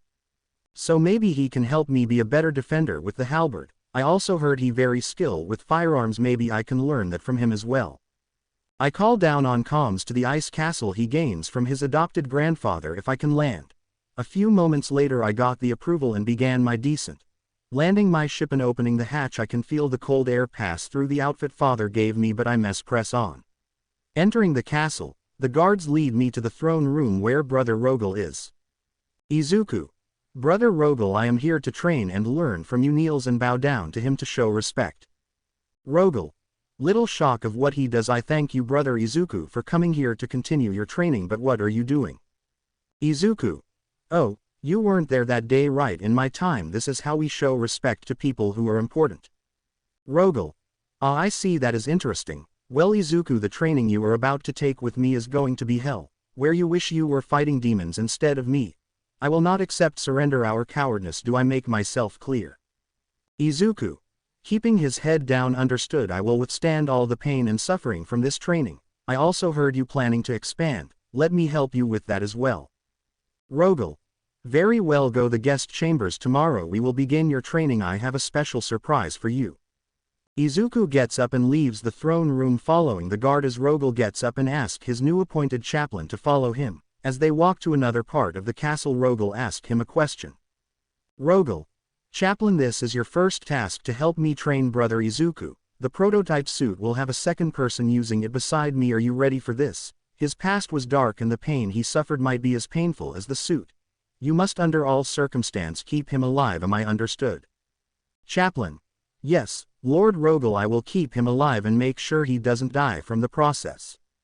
As Rogal nods his head in approval, he goes to his chambers planning out how he will train Izuku, making him a master tactician and warrior with not just the blade but with a weapon he has known as the bolter. The next day, as Izuku wakes up very early in the morning, he goes to the throne room to meet Rogal for his first day of training, kneeling in front of his brother again, ready to begin. Izuku. I am ready to begin. Rogal, please teach me your way to incorporate them into my own skills. Rogal. Very well, come with me. Gets up and walks to the room where the chaplain is. The first task is a prototype of something I've been using to help me train, but I will warn you, the experience you will feel might make you remember of your past. Opens the door to the room. Rogal. Chaplain, this is my brother, Izuku. This is the fist chaplain of my future company. He will explain what will happen. Chaplain. Hello brother Izuku. Today you will start your training by putting on this suit. Presses a few buttons for the system to begin. Is it known as the pain glove? A suit Rogal designed to make the user feeling pain. When the suit is put on you and I activate it, it will make you feel pain in all your receptors like liquid flame all over your body. Rogal. I designed this for one purpose. I'm firm believer that pain helps scour both the body and the mind of impurities. So, this suit will help fix, making you feel the pain. You must stay focused on your training while feeling it. Rogal. As you see the troops, I train or master in the arts of defense, but when it's time to attack we launch with a fury like no other, of no surrender, to keep pushing till you can't no more. Izuku. Understood brother, I will not fail you. Goes to the platform where the suit to get it put on. I am ready brother Rogal. Rogal. Chaplain, put it on max setting. Chaplain. As you command, turns on the suit using a switch, putting it at 100% and checking Izuku vitals, but shocking to see no change at all, like the pain not affecting him at all. This is weird, he not feeling any pain. It is his pain receptors are missing. Look at Rogal. Izuku. Oh, looks like father didn't inform you about that. Well, apparently I lost feeling in my pain receptors due to what my past did to me. Rogal and the chaplain look at him shocked. Rogal was infuriated about this since he knew about his past, but to push a child through that much pain and suffering made his blood boil. The chaplain was confused on what Izuku was talking about, not understanding what was going on. Rogal. Did you really go through that much pain Izuku, so much that no one beside your friends and father can see it while the world ignores it? Izuku. Yes I did, but that is in the past. Gets off the platform. Now it's time for the future, a new time to prove them wrong. Now brother, let the training begin. Rogal looks at Izuku and smiles and leads him to the training ground to begin his suffering. 3 years later. Data log of Izuku Yagi 835. M30. 3 years has passed since I've arrived on Inward, and let's just say it was the toughest time of my life. Brother Rogal does not play with training. Every morning at 4 AM I was awakened for training. He would kick me out the castle and tell me to go for a run for 2 hours in the freezing cold. Most people would die from it, but I didn't. Kept pushing every day. Then it would be 4 hours of firing the weapon known as the bolter. It had a powerful kick to it and every shot was getting to my shoulder, but I stood firm and took the pain. When those 4 hours were done, I had a quick breakfast before heading to the training grounds for a fake war siege. Brother Rogus was teaching me how to use tactic and to set up proper defenses in battle. 4 hours each day we have these battle with me mostly losing, but it was an amazing experience to see my mistakes and fix them, and within the 3 years me and brother Rogal would end in a draw. Lunch came and went quickly so that I may finish the day with 6 hours of combat training. Rogal personally began my close combat training. When I began, the viciousness of Rogal was outstanding. Even with my halberd skills I couldn't defend from the sheer force of his attack. Even with me retaliating I couldn't break that defense he possesses was too sturdy and strong. After 3 years though I was able to finally gain equal grounds with him. During this time as well Rogal lead his people into the stars, conquering planets around his system with me leading a group of men. Each battle was an experience I will never forget. Seeing the men my brother lead showing their ferocity and courage, I've joined them when they charge. Though it was hard to take a life since I want to be a hero, I had to make sure I can live to get there and help the troops that were under me. After every battle Rogal would come to check on me, see if I was okay, making sure my mental state wasn't bad as well, then told me my mistakes to improve on, but he was proud of me battle, showing what he wanted his legion to be about. End log. The morning came and Izuku woke up once again to begin his regiment. At the age of 14 Izuku was quite large for a boy his size. Standing at mere 6 feet 8 he looks over all the scars smiling, showing the progress of his training. Each scar was a lesson, a memory of what he learns from each battle he experiences and gain knowledge from, and he was happy for it. As he leaves his room, he heads to the courtyard to begin his training, but he sees Rogal waiting for him. Izuku. Brother, why are you here? Is there trouble that we must deal with? Rogal. No Izuku. It seems father and the fleet have finally arrived. Scans indicated large formation of ship coming near Inward. There is a huge ship along with it, so we must be ready to meet him. Izuku. I see it will be good to see father again. Do I have to put the uniform on or should I wing it? Rogal. Put the uniform on, give father the respect and honor. Izuku. Very well, if you excuse me I'll be back in a moment. Izuku and Rogal walk away to change and arrive an hour later to meet the fleet. Izuku. My ship is fuel, let us go meet our father. Enter the ship and prepares for takeoff. Rogal. Hopefully he is proud of our achievements here, and what we have done for our Imperium. Entering the ship and sitting next to Izuku. Izuku takes off in his and heads toward the large ship, a beautiful, crafted fortress in space. It was known as the Phalanx. A fortress in space as big as a small moon. While Rogal and Izuku were moving around to planets to put under their control, they had both discover it adrift and use it as their base of operations for the conquest of the system. As Izuku lands on it and heads to the main room, he remembers the times in here training, battling with the warriors and his brother. They stood at the entrance of the control room. Entering it, they order the crew to position the fortress for the Emperor arrival. After an hour they spotted the massive craft, the Bucephalus, the personal battleship of the Emperor of Mankind, escorted by more battleships as well and small group of frigates. As it idles by the Phalanx and prepares to board, the men on the ship prepare for him to board with Izuku and Rogal leaving the command center to meet him. Arriving in the boarding area, they go to the front of the group. Rogal. Men attention, seeing his men assemble themselves. Raise banners, seeing banners being raised of the Imperium symbol and Rogal symbol as well. The doors open and in comes two custodies guard, one of his left and right, and then finally the Emperor make his entrance. The room grows quiet and all of the warriors in the room drop to one knee and put their head down. Izuku and Rogal do the same, but they do it the way Izuku does, going on both knee and bowing to him. Rogal. Izuku. Welcome father to the Phalanx. We gift this ship, the men and warriors, to you for the crusade. Both keep their heads low. Emperor of Mankind. Smiles at the scene in front of him. Arise my sons, I thank you for the gift, but Rogal, I will be giving you back the ship. I can tell from how fine your warriors are. This is perfect home for them. I couldn't take that away. Emperor of Mankind. You both have done well my sons for bringing the people of the worlds around to the Imperium and training them to be fine warriors. Takes something from one of the custodians. Rogal. Arise my son, and led your new chapter known as the Imperial Fist. Rogal stands looking at his new legion raising the banner and cheers come out from them. Izuku smile and cheer for him as well, giving him a handshake to congratulate him. Rogal returns the shake and walks towards his men. Rogal. We have a lot to do. Prepare yourself to help our Emperor on his crusade to bring humanity under our banner, to lead them to peace and better lives. I want our ship and men ready in the next 3 days. Do you hear me? The warriors and crew say yes sir, and they rush off to get everything ready. One taking the banner of the new Imperial Fist chapter to be display. Emperor of Mankind. Ha, now that is done, come my sons, come tell me what you have been doing these years. And I read that Izuku has become very skilled in battle. Maybe you can both give me a demonstration. Izuku. Yes father, I have improved. Almost got him the other day, but his experience outweighed mine. Emperor of Mankind. Then show me the progress you made. My son rubs his head a little. Show me the fire and the ferocity that Vulcan and Rogal taught you. Izuku smile and looks at the Emperor running quickly to tackle his brother Rogal into the training area. Rogal was shocked to be caught off guard but laughed and took out their weapons to battle. With the Emperor smiling on both of them watching them battle, he can tell it was a good decision to train young Izuku, and hopefully he accepts the role that the Emperor want him to have. Why do I still live? What more do you want from me? I gave everything I had to you, to them. Look what they've made of our dream. This bloated, rotting carcass of an empire is driven not by reason and hope but by fear, hate and ignorance. Better that we had all burned in the fires of Horus, ambition than live to see this. Rebute Gilliman, Primarch of the Ultramarines. Izuku Data Log 835. M30.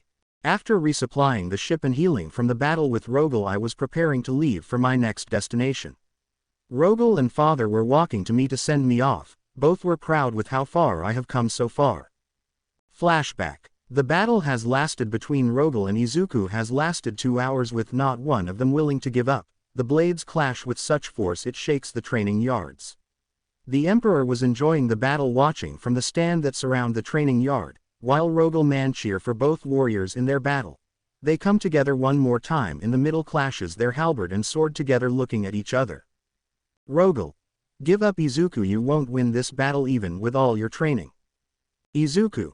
Never, you taught me never to give up till my last breath, and I will not today. I will finally beat you, brother. Pushes Rogal a little. Rogal. Haha, yes, there your resolve uses it well. Pushes Izuku back to where they are a stalemate. As both of them as in a stalemate, Izuku quickly though on what he could do and saw an opportunity, as he was told by Rogal to always take an opportunity when it represents itself. As they are about to clash again once more, Izuku feints a retreat moment. Seeing this, Rogal charge forward, but what surprise on what happened next. Izuku faked the retreat and instead sidestep to the right, use his blunt side of the halberd to disarm Rogal. Quickly moving behind Rogal, he swept his foot, making him fall on his back. Lifting the halberd up to make a quick strike down, it was deflected by the shield. Rogal had been pushed back a bit. Rogal. Haha, perfectly executed, brother, but not enough. Uses shield to knock halberd out of hand, losing the shield as well. Izuku. Thank you, but looks like our battle will finish with our first. Runs to Rogal, throwing his fist towards him. Rogal. Blocks the punch. It seems it will. For 2 more hours their fists strike and block, each one bloody bruise damage, but both of their wills will not give up. For the first time in years, Rogal was happy to meet someone with such a will as himself. He was proud of Izuku, showing that his resolve was stronger now. He wasn't giving up like in his old world, that the pain and suffering was not letting him give the perfect balance of offense and defense. As both pull back and breathing heavy, they can tell this punch might be their last. Once more they take one last charge at each other, bringing their fist back. Izuku with his right, Rogal with his left. As they got closer, they swung at the same time, hitting each other square in the jaw. The crowd went silent from the impact, waiting for the results. Rogal. Well fought. Izuku falls unconscious. Izuku. Breathing hard and see that he won. I did it. I did it. Falls back and goes unconscious as well. The crowd stood silent, then shouted with excitement to see a glorious battle. Even the Emperor rose from his seat, clapping for his 2 sons. They were both taken away to a room, and the Emperor had asked to lead them to where they are. As 2 guards lead him, he is thinking of how much to train him when he returns from training with others, and will ask him an important question after training with his Guilliman. 2 hours later, Izuku slowly opens his eyes, being blinding by the white light of the room he was in. He looks around, seeing that he was in one of the medical rooms on the phalanx. Slowly getting up, a medic comes to check on him, or what Rogal called them, an apothecary. Apothecary. Rest easy, young warrior, you gave the crowd and the warriors an amazing battle. Izuku. What happened? Who won? Rogal. Comes into the room. You did, you little brat, and I've never been prouder. The years you spent here has made you to a fine warrior, an excellent defender. The siege games you made for practice shows your tactical mind is amazing. Lastly, your resolve. After 4 hours you didn't give up, you kept fighting through the pain, the bruising and exhausting. Emperor of mankind. Comes into the room. Even I am impressed, my boy, what a marvelous battle you 2 display, proud of both of you. Rogal and Izuku smile at their father and give each other a good handshake for the good match. Few days later, as Izuku was preparing for his trip to Macrag, sending a message to Guilliman he will be heading there next. He receives a message back a few days later stating that he is heading out for a campaign on the planet. The man that took him in name Konor will be there to greet him and send you to where I am. Rogal and the Emperor are prepared to send Izuku off on his ship, with Rogal lending out his hand. Rogal. It was an honor to train you, Izuku. Use my lessons well when you were with Guilliman. I heard and learned from him as well. He more of an expertise in war due to him studying on that planet. Izuku. I will. Rogal. I'll make sure to, and I'll help brother with any problem he has there as well. As they release each other from grip, Rogal gets right to work turning his warrior into the legion he was assigned to, getting them ready to move with his father to continue their conquest. The Emperor himself was proud to see this and turn around to talk to Izuku in the ship in private. Emperor of mankind. Izuku, your journey and progress in this universe has made me proud, my son. Izuku. Thank you, father, but I'm guessing this talk isn't about that, huh? Emperor of mankind. You're smart, my boy, but now I want to tell you that I will have an important question in the future to ask you, and Malkador has actually found a lead to getting you home. Izuku. Really, that's great. Gramps found a lead, but are you sure you don't want to ask the question now? Emperor of mankind. I'm sure, trust me, my boy. Now get going to Macrag. You go. Steps off the ship. Izuku gave him a nod, and as the Emperor stand away, he begins takeoff sequence out of the phalanx hangar. giving one last look and nod at his father and the blasting off. Rogal. Father, I think I knew what you were going to ask him and I believe he will say yes. Emperor of mankind. I believe you are right, my son. Now let's get you and your man ready to help expand our influence. Flashback end. Now I'm on my way to Macrag, should be there in another day. Looking into the cosmos, it makes me think of the beauty of it, also the beauty of Abara. She been on my mind lately, hoping she okay and hoping the bros are watching over her. It got me wondering how they are, but for now I must put that to the side. To Macrag I go. End data log. Arriving near Macrag, I've sent a message to the surface to land. Reading on Macrag, I've learned they are a very well advanced civilization. They have spaceports and do trade with other planets in their system. Once I received the answer to land, I began my descent. Seeing beautiful mountain ranges as I enter near the capital, I land my ship safety, put some armor I require from father, known as the Mark IV power armor, very good protection, servos for movements. I decided not to take the helmet, felt it'd be hard to see out of it. Walking down the ramp, he sees the man that took Guilliman, and his name was Conor Guilliman. Conor. Welcome to Macrag, Izuku. Your brother has told us about you arriving. I would like to extend my home for you and our planet as your home for your training. Izuku. Bowing in a 45-degree angle, I thank you for your hospitality and kindness, Sir Conor. I also thank you for taking care of my brother when he first arrives here. He told me how beautiful it is, and I must say it is. Conor. Haha, it is beautiful, isn't it? Although most of this planet is mountains, it adds to the beauty and serene to it. Now come, let me show you around the capital before you rest for the night, then we will help you get to your brother in north. Izuku follows Conor and his guards around the capital. To say Izuku was impressed by the beauty of it, the technological advances it was. He was also shocked to learn that Conor was one of the consuls that actually run the populated part of Macrag. As they went to the palace, he was shown to his quarters before coming to the war room so he may be informed on the situation. Conor. Well, Izuku, the situation is this: we have a group of people in the north known as the Imperium. They are a group of bandits and brigands, but they no one in the council has ever been able to pacify the area to their control. Conor. I had sent Guilliman up there with an expeditionary force early this week to begin the process of pacifying the area. I'll be sending you with some reinforcements to help him. Should take you a couple of days to get there. Izuku. Seem easy enough. Any complications on the travel there I should know of, or any other dangers? Conor. Not that we are aware of at this time, but our scouts are out there. You should be able to meet up with a few of them on the way. Izuku. Excellent. Please inform the man that we will be leaving by 5 a.m. I would like to get up there quickly as possible to help my brother. Bows to Conor and leave for his chambers. The next day, 5 a.m. Izuku and the troops here was assigned gather, and with one of them to guide Izuku to the location they began their march to meet up with Guilliman. It was a rough few days since rebels were trying to stop them, but thanks to Rogal training him and the troops he was leading made use of the terrain for excellent defensive positions. Thankfully the scouts help him found a better, safer path to get to the camp. After a few days they finally made it to the camp where Guilliman was, to the cheers of troops, knowing they received backup for the long campaign ahead of them. Guilliman. Ah, welcome brother, thanks you for coming in time to help me here. The warriors of Imperium are very admirable in their fight, they have earned my respect. Izuku. They might be able to help us then if we can win against them and earn their respect. They might join us for our conquest and be fine warriors for your legion, brother. Guilliman.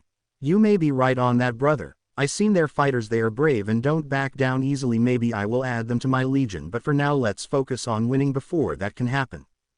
As Guilliman and Izuku plan their campaign, they look at the logistic environment and reports from the scouts that are returning to the base. Guilliman was impressed about how tactical Izuku is, showing him mistakes that Guilliman didn't spotted. Izuku informed him that Rogal was really serious about learning for war, especially when he was training, so that I can assist you in any way, but I do think I need to learn more, and I've heard you were the master here in Macrag. Guilliman was happy to hear that Conor really sees him in a high standard, which he was proud of. Now with the planning complete, they began their move. 1 year later, 836. M30. Izuku Pav. A year in the northern mountains was tough and rough, not just for me but for all of us, even my brother, but we succeeded. We conquer and put the northern area into submission. We left a small force to watch over the people, and they were assigned to help the people rebuild and show them the ways of Macrag. As they start their march back to the capital, They talk about what they've been doing throughout the years. Guilliman was impressed with what he learns, how he was training and what he wanted to learn. Guilliman didn't mind, he actually wanted to show Izuku that you can win battles with diplomacy and trade. Suddenly one of the scouts informed them to look at the skies. Guilliman and Izuku look at the sky and notice a ton of smoke near the capital. They rush with their forces to a ridge that overlooks the city and see that it's full of smoke and fire. Civilians are running out, the city guards are fighting defending positions. They also saw the Senate building being defended by his adopted father Conor guards.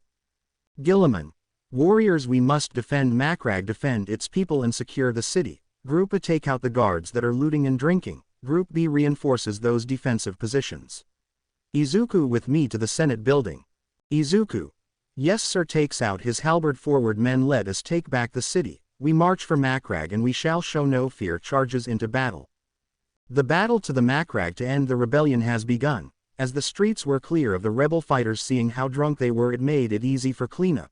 To the battle at the Senate build. While troops were clearing the streets, evacuating the streets, Izuku and Guilliman fought their way to the building.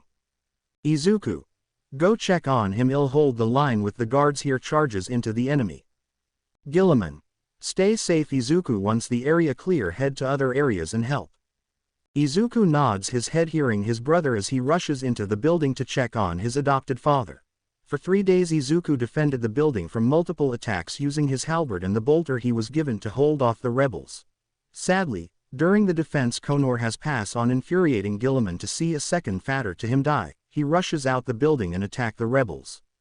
Another week passed and finally the rebellion was quelled. The aristocrats that started the way due to jealousy of Conor were publicly executed. Returning to the Senate building, thousands of citizens gather and kneel to him.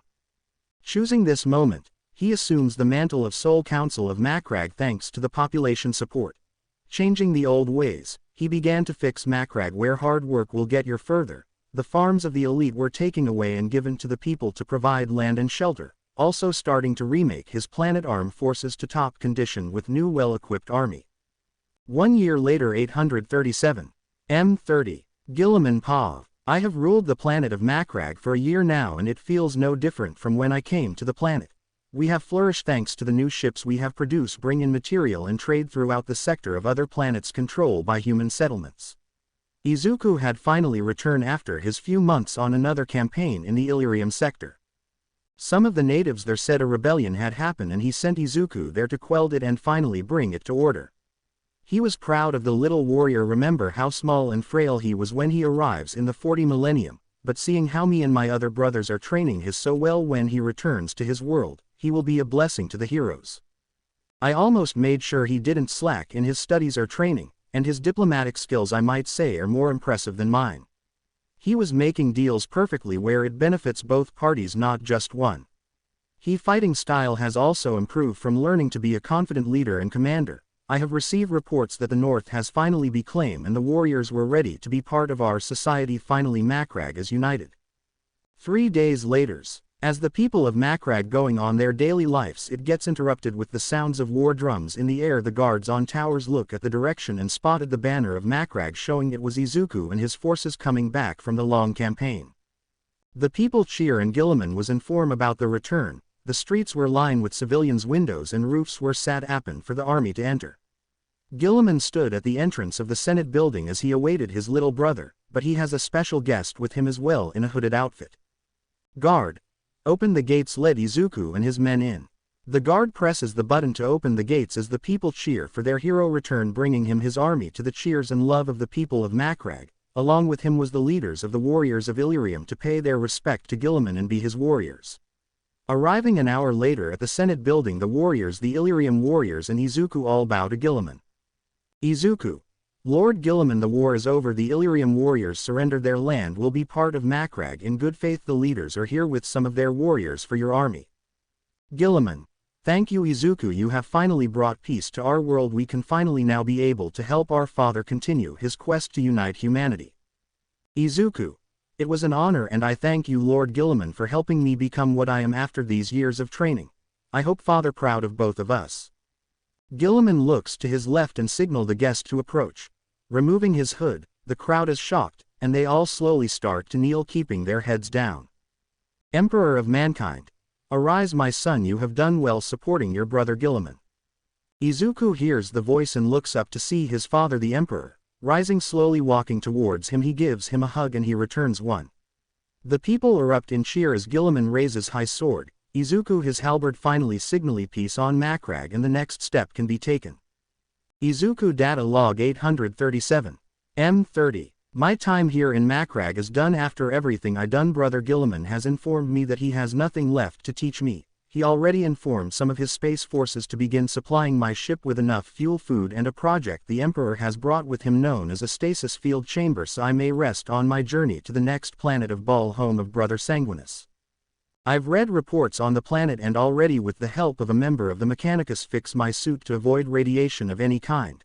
I was ready to head to Ball. As I pass by the planet known as the Jewel of Macrag, I enter the stasis field chamber and ask the servo's skull that's been with me to activate it, ordering it to wake me up when we are near Ball.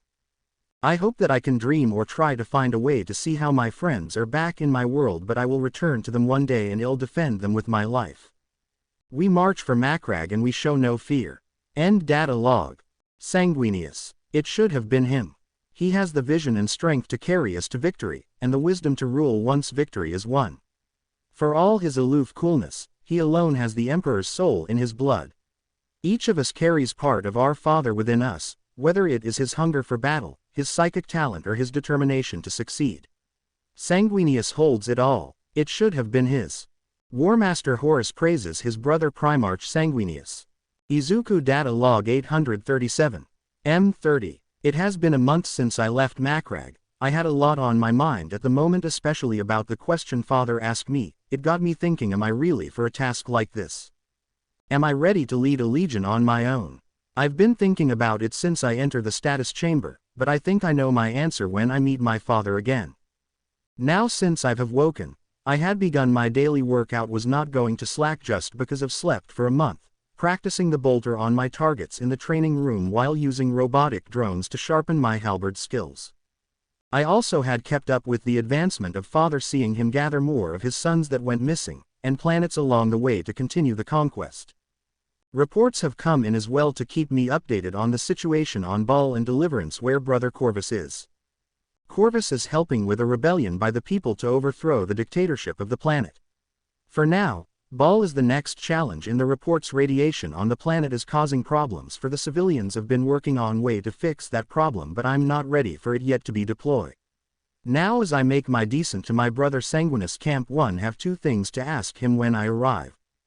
2 hours later, Izuku Pav, landing near the tribal camp that he was with known as the Folk of Pure Blood. Arriving on the outskirts and saw the guards. They look at me with caution, wondering if I was an enemy of another tribe or a friendly, until a man wearing red armor as tall as brother Vulcan came to them. Sanguinius. Let him through. He, my brother, goes and hugs him. I'm glad you arrive. Izuku, look how much you have grown from the child you were when you arrive. Izuku. Thank you Sanguinius, and look at you, the shiny angel your reports and father said you were. How has it been living in this landscape? I read about it and was thinking of ways to help. Sanguinius. I see your brain capacity has grown, but interesting. Please follow me through the campsite and to my tent so we can discuss this. Izuku begins to follow his brother through the camp while stopping sometimes to check the civilians to treat and heal their wounds. Anyway, he was able too. Entering Sanguinius' tent, they both sat down and begin to discuss what been happening during their time. Izuku. That is a lot to take in Sanguinius, but I'm glad that you and the other members are doing well. Is it true, by the way, that you unlock some kind of foresight? When I was looking over the reports, I noticed that with father while others didn't. Sanguinius. Yes. Yes I do, but I do not understand it well either, or enjoy knowing what might happen or how I can use it. Izuku. Reminds me of my uncle Mirai. His quirk in my world is called foresight. Lets him see another person future in a third-person view after touching and making eye contact. He able to read movements to be able to dodge it easier, also able to see in a person future as well. Sanguinius. That is interesting, to use foresight to predict a person's attack. Maybe I can work on that and teach you as well. It might benefit for both of us anyway to train that to help. Izuku. Believe me or not, I may know a way, and it can involve the people here to help us as well, and I see materials around the area that can be used. Give me a day to get the stuff ready. As Izuku got up and bowed to his brother, leaving the tent, and began to work on the device to help him and his brother train foresight together. The sounds of hammer hitting metal, the continuous hitting of metal and iron, causing sounds to scare the wildlife and whatever else is out there away from the camp, keeping it safe. As the sun rises and everyone in the camp wakes up, they spotted a new portion of the camp dug up in a circle with weird machines there. They also saw weird-looking balls next to the machines that surround the pit. Sanguinius walks down near the pit and sees Izuku finishing his work, seeing how hard he worked on this project. Izuku. Ah, brother, just on time. Come, let me show you how we shall train. In my world we had machines that shoot projectiles like a baseball or football that help athletes get better in their catch or swing. Sanguinius. Don't know what any of those are, but I'll go with it. Izuku. I'll explain more later, but for now stand in the middle of the pit. Starts turning the machines on. Sanguinius. All right, flies down to the middle as he sees Izuku turns on all the machines. What are you doing, brother? What do you plan to do with these machines? Izuku. Well, you're about to find out. Think fast. Slides a ball into the machine and it fires towards Sanguinius. Sanguinius saw it coming and dodged the ball, wondering what the hell was that, until he heard the noise again and dodges again, wondering what the hell was going on. As more balls come his way, he keeps dodging, trying not to get hit at all. Izuku running around the machines loading up balls, and they shot at his brother as he kept dodging till he all out. Sanguinius finally able to take a breath of air, look at his brother with an angry snarl while he sees Izuku giving him a smug look, holding his laughter. Sanguinius. What the hell was that? Why the hell did you almost kill me with this weird contraction? Izuku. In my time, Dad told me Grandpa Torino said this was an exercise to teach him to predict his enemy movements and predict what they might do, basically a form of foresight. So though why not try it on you? BR gets hits with a ball thrown by Sanguinius. Sanguinius. Looks like you will be using it too. He laughs, seeing his brother on the floor. Izuku waking up from the hit laugh with his brother, and they began to plan their training together until their father arrives. Both taking the time to plan how to use foresight better for Sanguinius, and Izuku learning his own style of foresight where vision won't always be there to help him. Izuku also plans to help Sanguinius make it better for his people by working on a way to get rid of the radiation and making more suits for his warriors so they can travel out for more supplies. Time skip. 839. M30. Sanguinius Pav. 2 years has passed since Izuku arrival, and things have gotten much better for our group. Thanks to the training, I was about to predict movements and attack well and use my foresight in a way of defense and attack. Using this advantage will make me a better warrior and leader for my people, and it has helped me with my future psi as well, making me have a clearer mind to understand situations in the future. Sadly, on one vision I saw myself dying to what looks to be my brother. Ours. Something must had happened to him to cause that. I remember talking to Izuku about it, and he gave me wisdom that will stick to me till the end. Flashback. Sanguinius. Sai. Izuku, may I speak to you? It's important. Izuku. Stop using the forge and looks at him. What's wrong, brother? You seem troubled. Come sit by the fire and tell me. Izuku puts more woods on the fire to keep them both warm, and him and Sanguinius take a sit near it. Sanguinius. I had another vision, brother, but this one was when I saw hurt me and will hurt us as a family as well. I saw brother ours who you briefly met come to Terra, but not as a son, as an enemy, came to kill father like something had possessed him to do so. Sanguinius. I was there with a group of guardsmen doing our best to stop him from entering the palace, and when they fell I was alone and fought him myself, but, in the end, he overpowers me and kill me. I don't know what to do to stop it, but if I am to meet my end there I will do so with all my might. Izuku. That is troubling, brother. You should tell father, but when it comes to your vision, the future is never set, brother. You can always change it to make it better. Never let what you saw control your destiny. Izuku. And when it comes to your death, I wouldn't let that happen, and yourself shouldn't let that happen. You are a strong warrior, brother, and with the training you had you will be able to see Horus movements before he strikes. Izuku. But I swear on my halberd. Sanguinius slams it on the ground, cracking it. I'll be there to save you and stop Horus myself if I have to. Sanguinius looks at his brother and gives him a big hug, saying thank you for the help, as both continue to enjoy the evening, planning their next move, which is moving the tribe away from the away to a new one that Izuku spotted days ago. They prepare the tribe for the move while also getting ready to defend themselves if needed, due to scouts also spotting some mutants walking around. The next day, early in the morning the tribe is packed and ready to move out with scouts helping lead the way with Sanguinius in the front and Izuku in the rear for protection. Beginning their journey though the radioactive lands they are cautious and the tribe members scare but Sanguinius and Izuku promise to keep them safe. Hours have passed and the coast is all clear until a loud snap was heard. The group stop as some tribesmen set up in defensive position with the small guns that Izuku had made for them. Izuku. What was that? Pulls out halberd slowly. It sounded like an animal I never heard of. Sanguinius. No, it sounds more human-like. Looks around and sees something moving. Something is here. Get ready. Izuku takes out sword. Izuku and Sanguinius ready themselves for the unknown threat, hearing weird noises surrounding them until they heard a scream from one of the tribe's women. Looking at the direction he screams at they saw a horde of mutant people. They look vicious, hungry and ready to kill everyone. Izuku take his stand in front of where they will attack, ordering the tribe's men to prepare to fire their weapons to defend their families. Izuku. Brother, stay with them. I'll hold this group off. Men, fire at will. Do not worry about hitting me. My armor will protect me from your shots. Charges the mutants while some men fire their weapons to take some out. The mutants began their charge, being shot and losing some forces as Izuku slams his halberd down to kill some mutant and continue to swing it around, slaughtering the mutant. Sanguinius, seeing Izuku handle the group, was a little relieved about the situation till he heard more mutants coming from his side. Hundreds of mutants come from a hill heading towards the group, ready to kill them. Sanguinius upset about how his people were being targeted by these monsters. He felt an anger burn inside him as he spread his wing and charges at the mutants, slaughtering them left and right. Few hours have passed and what remains the force is nothing. All the mutants that attack were gone.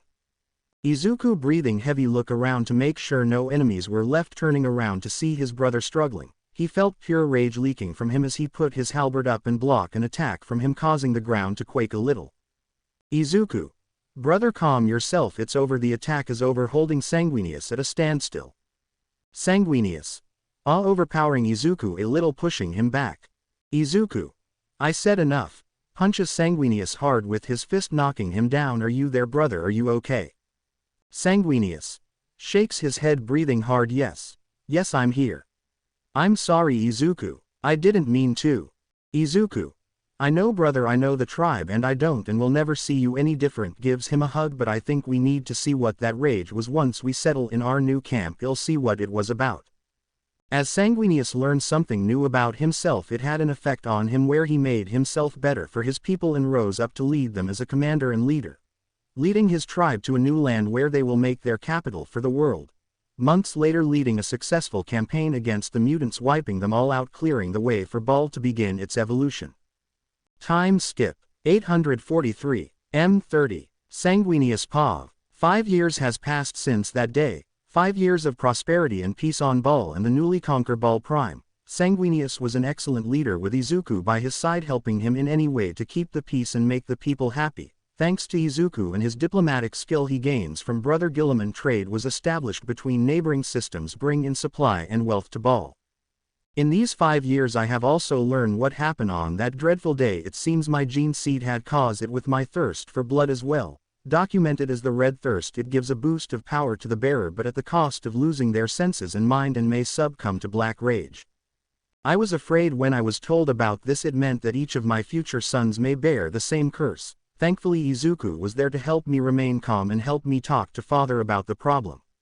When we established contact with our father over the Vox, we discovered that he was near our system. We inform him on the planets that join us so no harm can be done. He was grateful for the information but also was concerned about the face that Sanguinius was making. Vox channel. Sanguinius. Father, there is something we must inform you of. Although Izuku been doing his best, I discovered a flaw in my gene seed. Though it gave me incredible strength, it also almost made me kill Izuku and require a taste for blood. Izuku has had the effects happen to him, but he didn't lose control or rage like I did. Emperor of Mankind. First, I'm glad you told me this, my son. I would never purposely put you in danger or make you a danger to anyone. Secondly, this is matter I actually knew a little bit about it when you were with me, but in honesty, though it was you being a rebel, I apologize, my son, for not taking it seriously back then. Emperor of Mankind. But in the time of my conquest I have been working on a way to curse you with Malkador and other tech priest. We believe we have found the cause of the gene seed flaw and created a way to fix it so your future sons won't get it. Sanguinius. Thank you, Father, for understanding, although you would be disappointed in me for this. Emperor of mankind. I would never be my son. Yes, each son may be different and have flaws, but I will never be disappointed in any of you.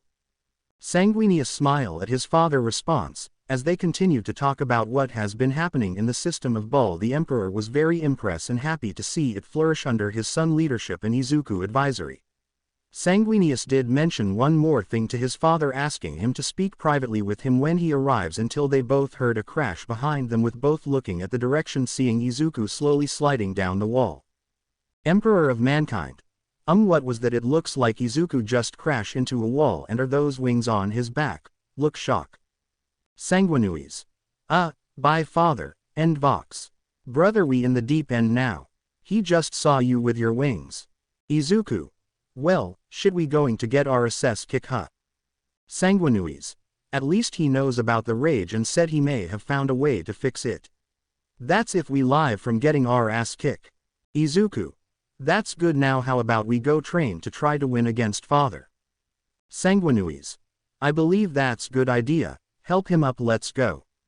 Few days have gone by as they both continue their hard training skills in combat, but also their foresight. Now being able to predict each other moves before they strike, as they battle for hours till one was able to finally hit the other. 3 days later, 3 days of preparation are finally completed. From the streets being cleaned to banners being set, the Emperor was finally making his way to Ball. Slowly descending to the planet, the Emperor finally gets to see a first glance of Ball. Reading before that it was a death planet, a wasteland, he wonders how his son survived. Finally breaking the cloud line, he was shocked to see the planet was full of life, of fauna and beautiful cities. The planet looks like it did before the ancestors destroyed it. It shocked the Emperor and the people on the ship as they were being guided to a docking bay by escort craft. Landing at the bay, the custodians exit first to secure the platform as the Emperor walks out to get a better sight. 2 guards walk and bow to the Emperor, seeing that they follow Izuku ways, asking him and his company to follow, leading them to special craft that will bring them to one of the greatest sights on Ball. A massive natural amphitheater that had been carved from Mount Seraph by the Belite tribes to serve as a central meeting place. The escort and the Emperor craft lands at the bottom of it as people are there bowing to the presence of the Emperor as he slowly makes his way up, seeing banners raised in the Emperor colors till he finally sees the top. Taking the final steps to enter the amphitheater, he spots his sons on one knee ready to meet their father, but the Emperor was shocked seeing Sanguinius in beautiful new golden armor, and Izuku in a new armor, representing each legion he trained with, making it perfect for him. But the new thing that surprised the Emperor was the wings that came out his back, matching with his hair color but with gold tips at the bottom. Sanguinius. Izuku. Welcome father to Ball, we are ready to serve you both, kneel and bows. Emperor of mankind. Arise my children, sees them get up and hugs themes. It's so good to see you both again, and Sanguinius, you have done an amazing job with this planet. I remember from time past this was a death world, but you both have turned it into a prosperous world. Sanguinius. I couldn't do it without Izuku, his time in the forge to help construct the necessity to build the world. His intelligence as well as outstanding, he was able to use the fauna and other materials to make a formula to bring back the grass and to clean the water for our people to survive. Emperor of mankind. Interesting, I suppose you still have the details of the formula, son. Izuku. I do father, written down and documented in my log. Would you like a copy? Emperor of mankind. I would my son, thank you. But now my sons, are you ready to join me in the crusade to bring humanity back together? And Izuku, have you thought about the answer for what I have asked you? Sanguinius. Yes, father, me and the people of Ball are ready to join you. May I make a speech to them? Also may I speak to you privately afterward? Emperor of mankind. Go ahead son, make your speech, and yes, we can talk my boy. Sanguinius stands in front of his people as they look up to their leader, hearing a beautiful speech about how his father will lead them to glory, to peace and security as he has, and how he will unite everyone as one empire. Flying high in the sky, spreading his wings and showing a calm glow coming from them with a roar that can be heard around the planet. The people cheer for the speech and rush to begin preparation to help the Emperor. Izuku. A brilliant speech, brother. It got the people fired up and ready to help father. Sanguinius. Thank you Izuku, you have been a great help as well. even with what happened years ago you show me to have more confidence to be a better person and a better leader for my people. I can never repay you for that. Izuku. It's what brothers do, watch and care for each other. Emperor of mankind. He is right, son, like how you help your brothers during the unification wars. Now for two things I must inform you both on. Sanguinius Izuku. What is it, father? Emperor of mankind. Well, first we have developed a formula with what Izuku had sent us to fix the flaw in your gene seed. Sanguinius. Are you serious, father? My sons of my legion won't be cursed like me. Emperor of mankind. No, my son, they won't be. I told you I would help you and I will never fail my sons. I'll do everything I can within my power. Sanguinius had tears in his eyes cause now he knows his sons won't be cursed or judged because of it, and he feels a hand on his shoulder. Seeing Izuku smile at him, turning his head he sees his father smile at him as well. Emperor of mankind. Now for the second things on the list. Cracks both knuckles. When were you going to tell me Izuku had wings? Both Sanguinius and Izuku look at their father and then each other and decided to do what they would plan. Turning a full 180 they began to run away from their father, jumping off the ledge of the amphitheater, spreading their wings and flying as fast they can to escape their father. The emperor looks at his sons and what they did, laughing a little before chasing after them to punish them. Izuku date log 843. M30. Ball. A death world turns into a world meant for its people. An Imperium cause was an experience I will never forget. From survival skill learning on a death planet to bringing it back to its former glory, to learning a way of foresight that will benefit me and my brother in the future. Now it's time for Sanguinius to lead the people of Ball to glory with our other brothers in this grand crusade, and I finally have the answer I will give to my father, but first I must survive this mouse and cat game and hopefully survive after my getting my ass kicked by father. If I make it through the beating, I will head to Deliverance to help brother Corvus and the people there take over for the Imperium good. Now time to fly before Oshi. The first axiom of victory is to be other than where the enemy desire you to be. The first axiom of stealth is to be other than where the enemy believes you to be. The first axiom of freedom is that justice without force is powerless, force without justice is tyranny. Corvus Corax. Axioms of the Legiones Astartes, Raven Guard Legion. Izuku data log 843. 34 months has passed since leaving Ball and the training brother Sanguinius gave me. Surviving the beatdown our father gave to the both of us for hiding my wings and not informing him. It was funny but painful, but afterwards he was impressed by the wings, and said they look very good on me. Beautiful shade of green with some golden tips at that bottom of them, similar to Sanguinius. Now on the travel to the moon known as Lycius, a moon that is near the forge world of Kievar, a mining world where the criminal scum and people who haven't met their quota in the forges are sent here to work till the death mining the resources.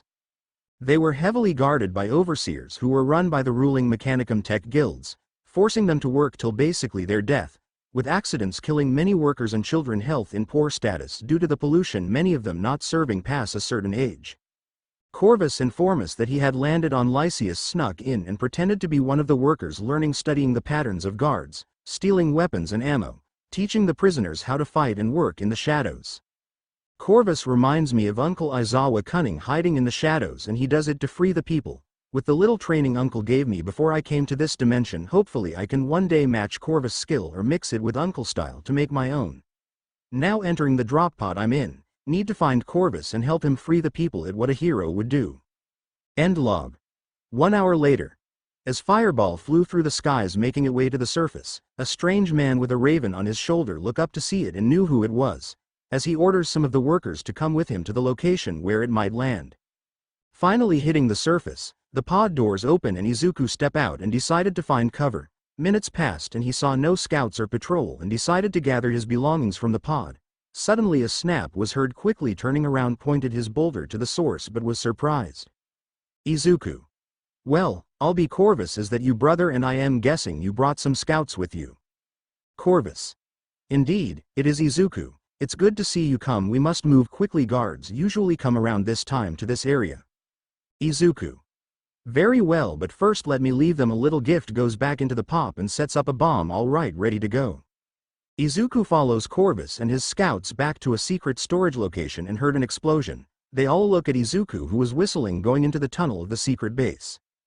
Corvus and the other look at one another and just went with it, heading to the base to begin planning the next stage. Entering the base, he sees that it's well organized with maps and patterns display of most of the guards. It also shows where ammo stashes are and what needs to be found and taken for the cause. Izuku. Amazing setup here. Brother father was right about how stealthy you are in your movements, and amazing in information gathering. Corvus. Thank you brother, also father had talk about me. Izuku.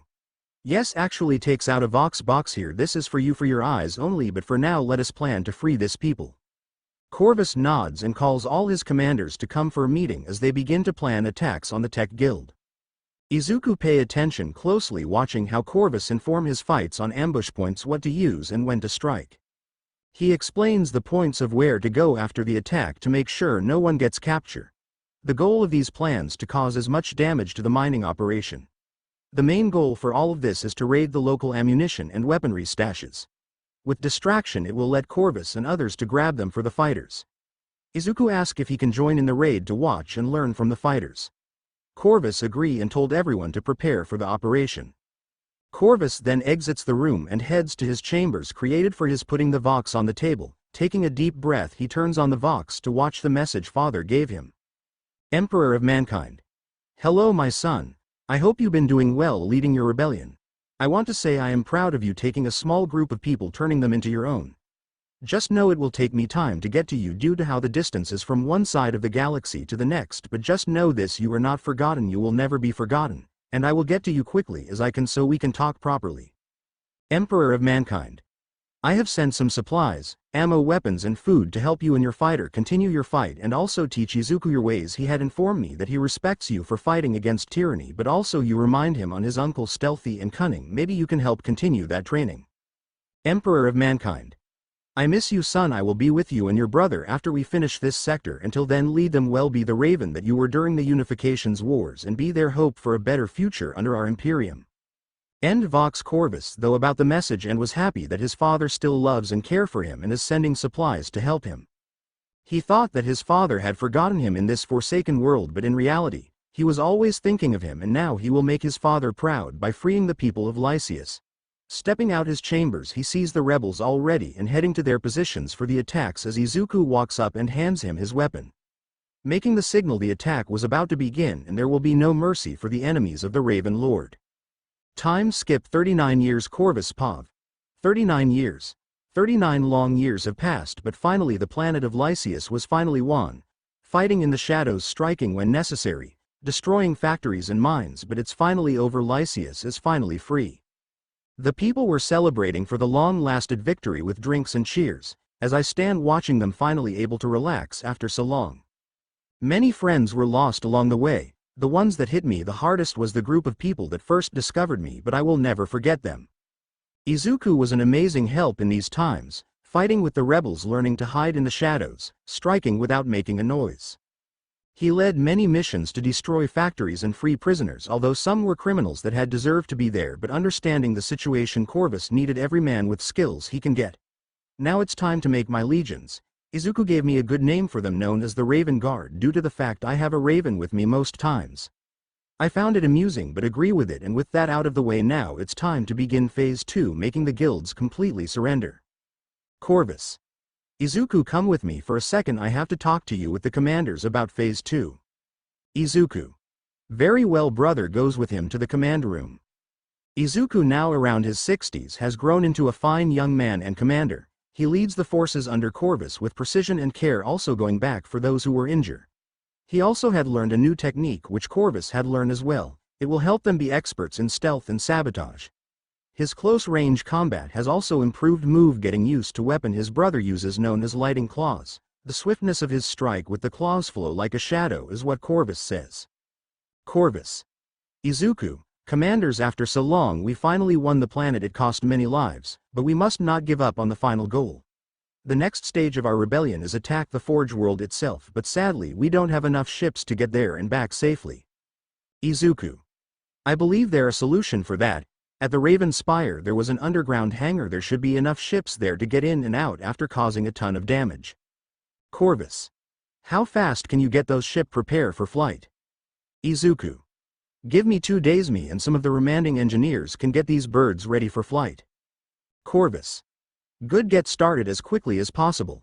Izuku gives him a nod, calling all engineers to follow him to the sublevels to fix the bird for flight. Corvus. Commanders get supplies ready for the birds to carry, and the bombs that Izuku improve as well. Bring the best men and women we have, it's time to take the fight to them. Commander Icarus. Yes, my Lord Ill gets the elite night ravens for this mission. We shall strike in the dark and hide in the shadows. Corvus. Very good, have our supply captain get you guys set up on the ships Izuku finish building, then we begin our strike to free not only Kievar but the entire sector. Let us show what our new planet of Deliverance and its forces are made of. The troops in the room cheer, and the base as well, due to Corvus not knowing Izuku put the speaker on. He was proud of how his brother had become the great leader he was. He had a feeling this was his father plan to bring confidence into Corvus. He just needed a little kick to do it. 2 days later, Corvus walks in front of the ships all ready and armed with missiles and smoke bombs to provide cover for the teams. He also inspected the troops, all in special light black armor for to move quickly into the shadows and strike in silence. Corvus was proud of his men and women under him, especially after what they named the Spire they took over years ago. They called it Ravenspire, future home of the Raven Guard Astartes Legion. Corvus then walks in front of his troops while they ready for this speech. Corvus. Men and women of the rebellion army, after so long of fighting for our freedom, we finally did it, and now it's time to take the fight to our former masters. We must give them no hope, no mercy as they did to us. We must destroy their factories, steal the weapons and ammo caches, free any workers that are tired to continue our advance against them. Corvus. Although we are outnumbered but their own person army and overseers, we must not give up hope. Remember the skills that we have learned here. Remember the tactics with your leaders to use against the enemy, and once we defeat them, peace will finally be with us. As the troops cheers saying Corvus' name over and over, he looks over to Izuku, who gives him a nod and shows support as well, getting ready to go with his selective troops in their ship. He then gives a hand signal to begin the boarding and deployment of the men and women. Izuku looks at Corvus and bows before he heads to his ship to deploy.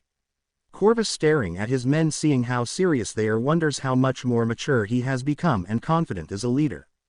Although he wonders why it's taking father so long to come. Maybe it's difficult planets on the way, but that is a though for another time. Right now it's time to bring justice to the world of Kievar. Troops are loaded. Corvus with his special squad is loaded in their transport ship as well. The takeoff procedures begin and their ships take off and thus head to the Forged World disguised as material ships carry supplies, but they are actually carrying bombs to the drop-off areas. 1 hour later, the transport ships finally made it into the atmosphere of the planet Kievar, each one heading to a different target location as Corvus contacts everyone one more time. Corvus. Alright everyone, this is it. Prepare your jumps backs, activate your ship's bombs and bail out to begin Operation Nevermore. Let the Emperor guide and protect all of you and let us free our home once and for all. All the troops and Izuku cheer in their ships and scream out for the Emperor. Opening their hatches in their ships, they all jump out their ships, activating their new jump packs to head to the meeting points. Then the last person who was to leave the ship activated very high explosive bombs and set the ship to crash into their first targets. As the transport ships crash into their targets, huge explosions went off, destroying factories and stopping production in different areas. As the rebel armor took that as their symbol to begin the counter-offensive, not knowing how long it will take for them to complete the task of freeing the slaves and having complete victory. 39 years later, 922, M30, Izuku Pav. Finally, the last resistance surrenders. The remaining enemy's troops finally surrender after a bloody rebellion. It was finally over. 39 years has passed since the first day we invaded Kievar, and today at our feet lies the guild leaders of the planet as they surrender the planet to us. Many brothers and sisters were lost in this bloody rebellion, but new ones were gathered and help us prevail in our victory.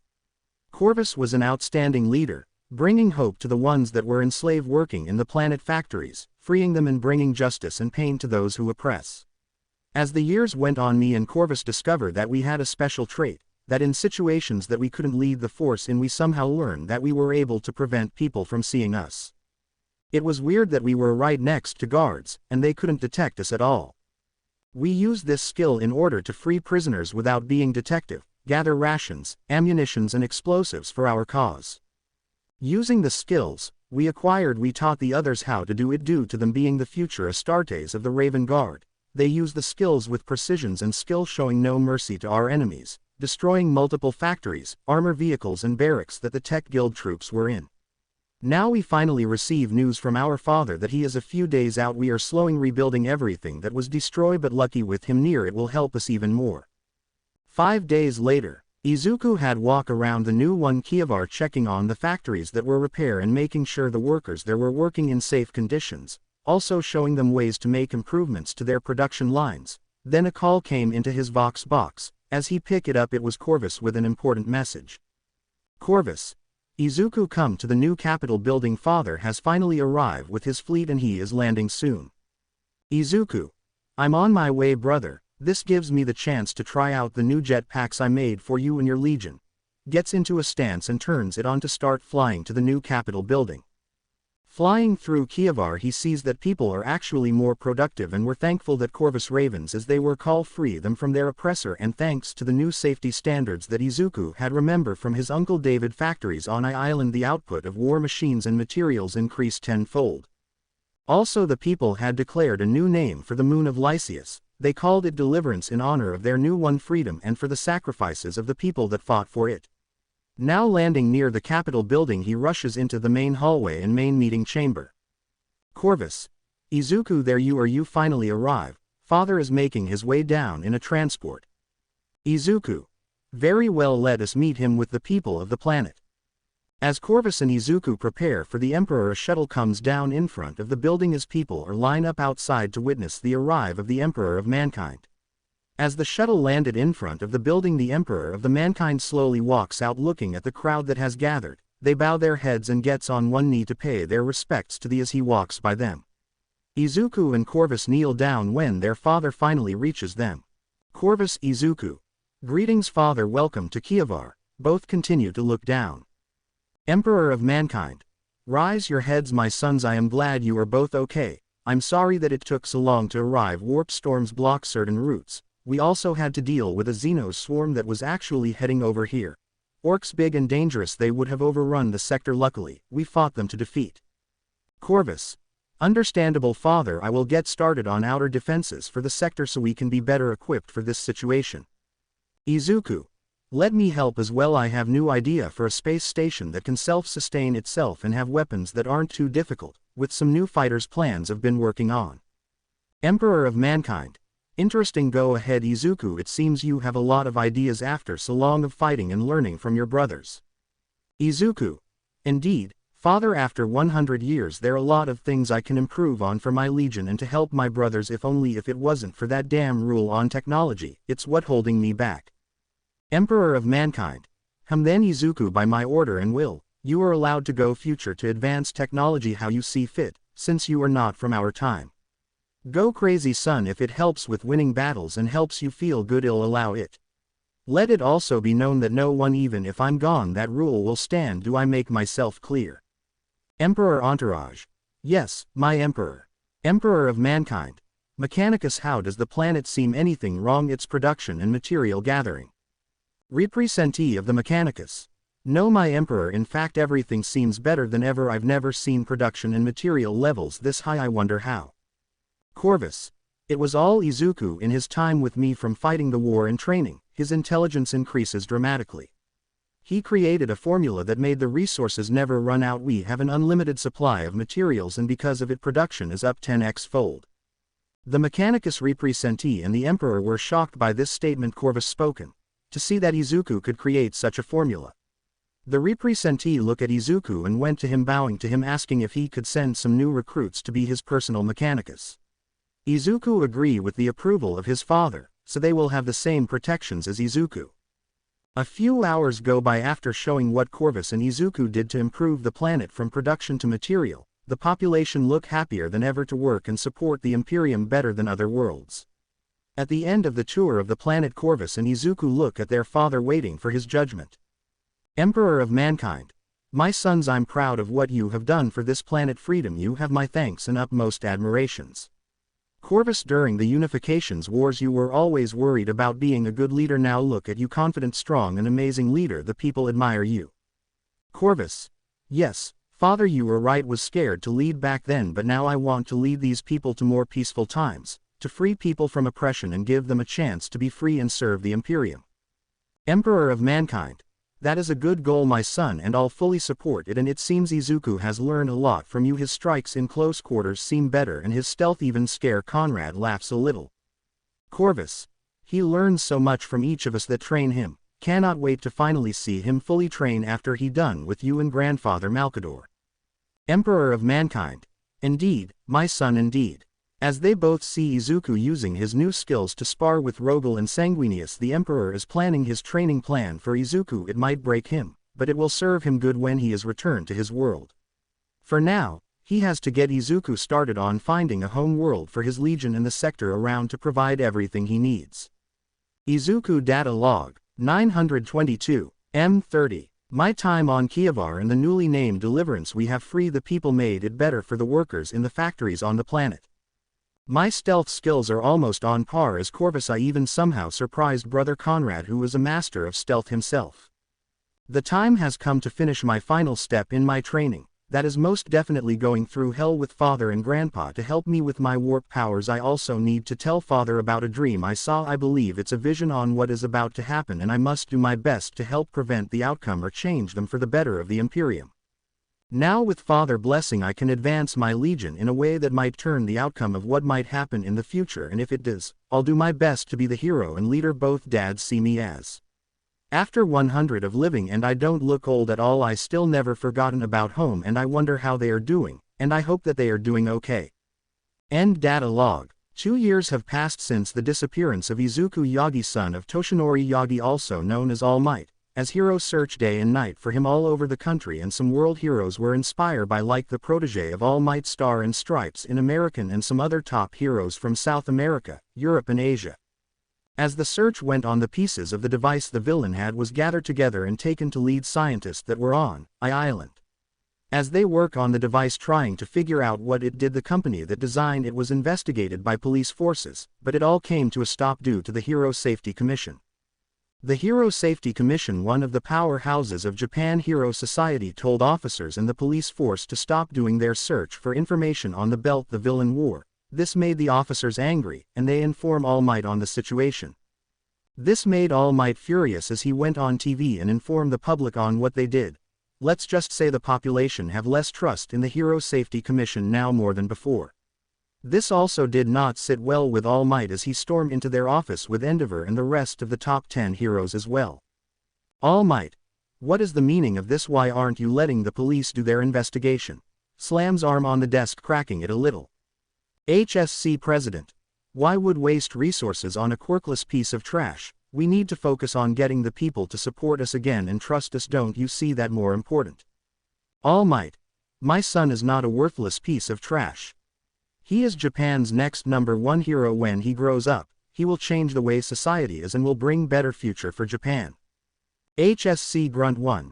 He nothing but a worthless space in society, and I will tell you all this. You are ordered to stop this pathetic chase, get back to working with us and focus on being a hero representing us. Endeavor. You can take that order and shove it up your asses. I don't care how long it takes to find my nephew, but I will keep looking for him even if other gives up.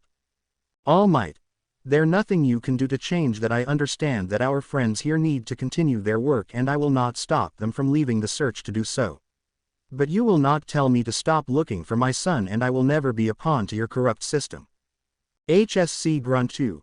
You will be a pawn to US, and if you do not listening, we are going to expose your quirk to the world and watch as villains go after you with US doing nothing to stop them.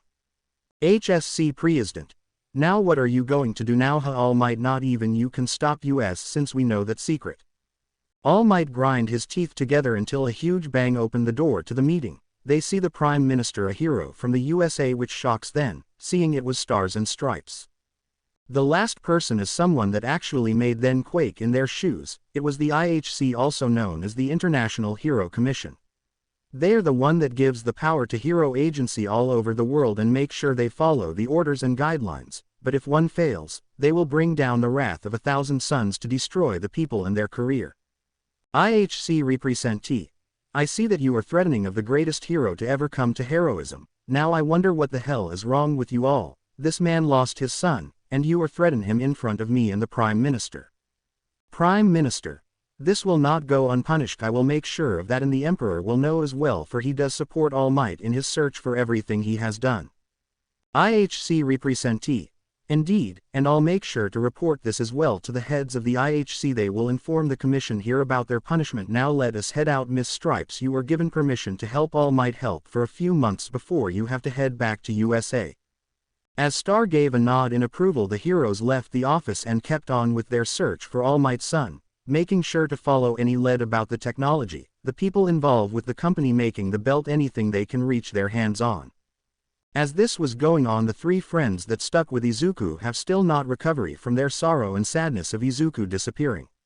The school they attended was shut down, and the teachers and principal were arrested and charged with quirk discrimination, child endangerment, neglect of child safety. The Hero Commission tried to get their charges dropped, but the judge for the case wasn't having any of it, and there went to a maximum sentence of 50 years in prison, teaching license revoked and blacklisted. The three of them enter a private school funded by All Might, that helped them improve their grades and their combat skills with their quirks, but in the end, it still wasn't enough because they were missing their brother and crush in arms. During this time, Bakugo and Tokiyami did stop the bullying of two students, and they were expelled from the school. The new friends were Asuka Kendo and Kanoko Komori. They were thankful for saving them and joined the little friend group in their training. Although the group has gotten bigger, one person was still very sad, and when she arrives at home, let her tears drop visiting the shrine in her home. Abara. Izuku, tears coming from her eye. Please come home. I missed you so much. I wish I was stronger at that time to defend you. Your father gave me a letter you wrote, and I have an answer. Flashback 4 days after Izuku disappear. The children are all in Toshi's new home after leaving Inko and Izumi. He invited them over to give them an update on the search for Izuku. Although the kids were still upset and saddened, they were hoping the talk will give them at least good news on the whereabouts of Izuku. Toshinori. Hello everyone, I just want to thank you for coming over. I'm sad to say that there isn't any news of yet of Izuku being found, although my friend David is working on the device the villain had.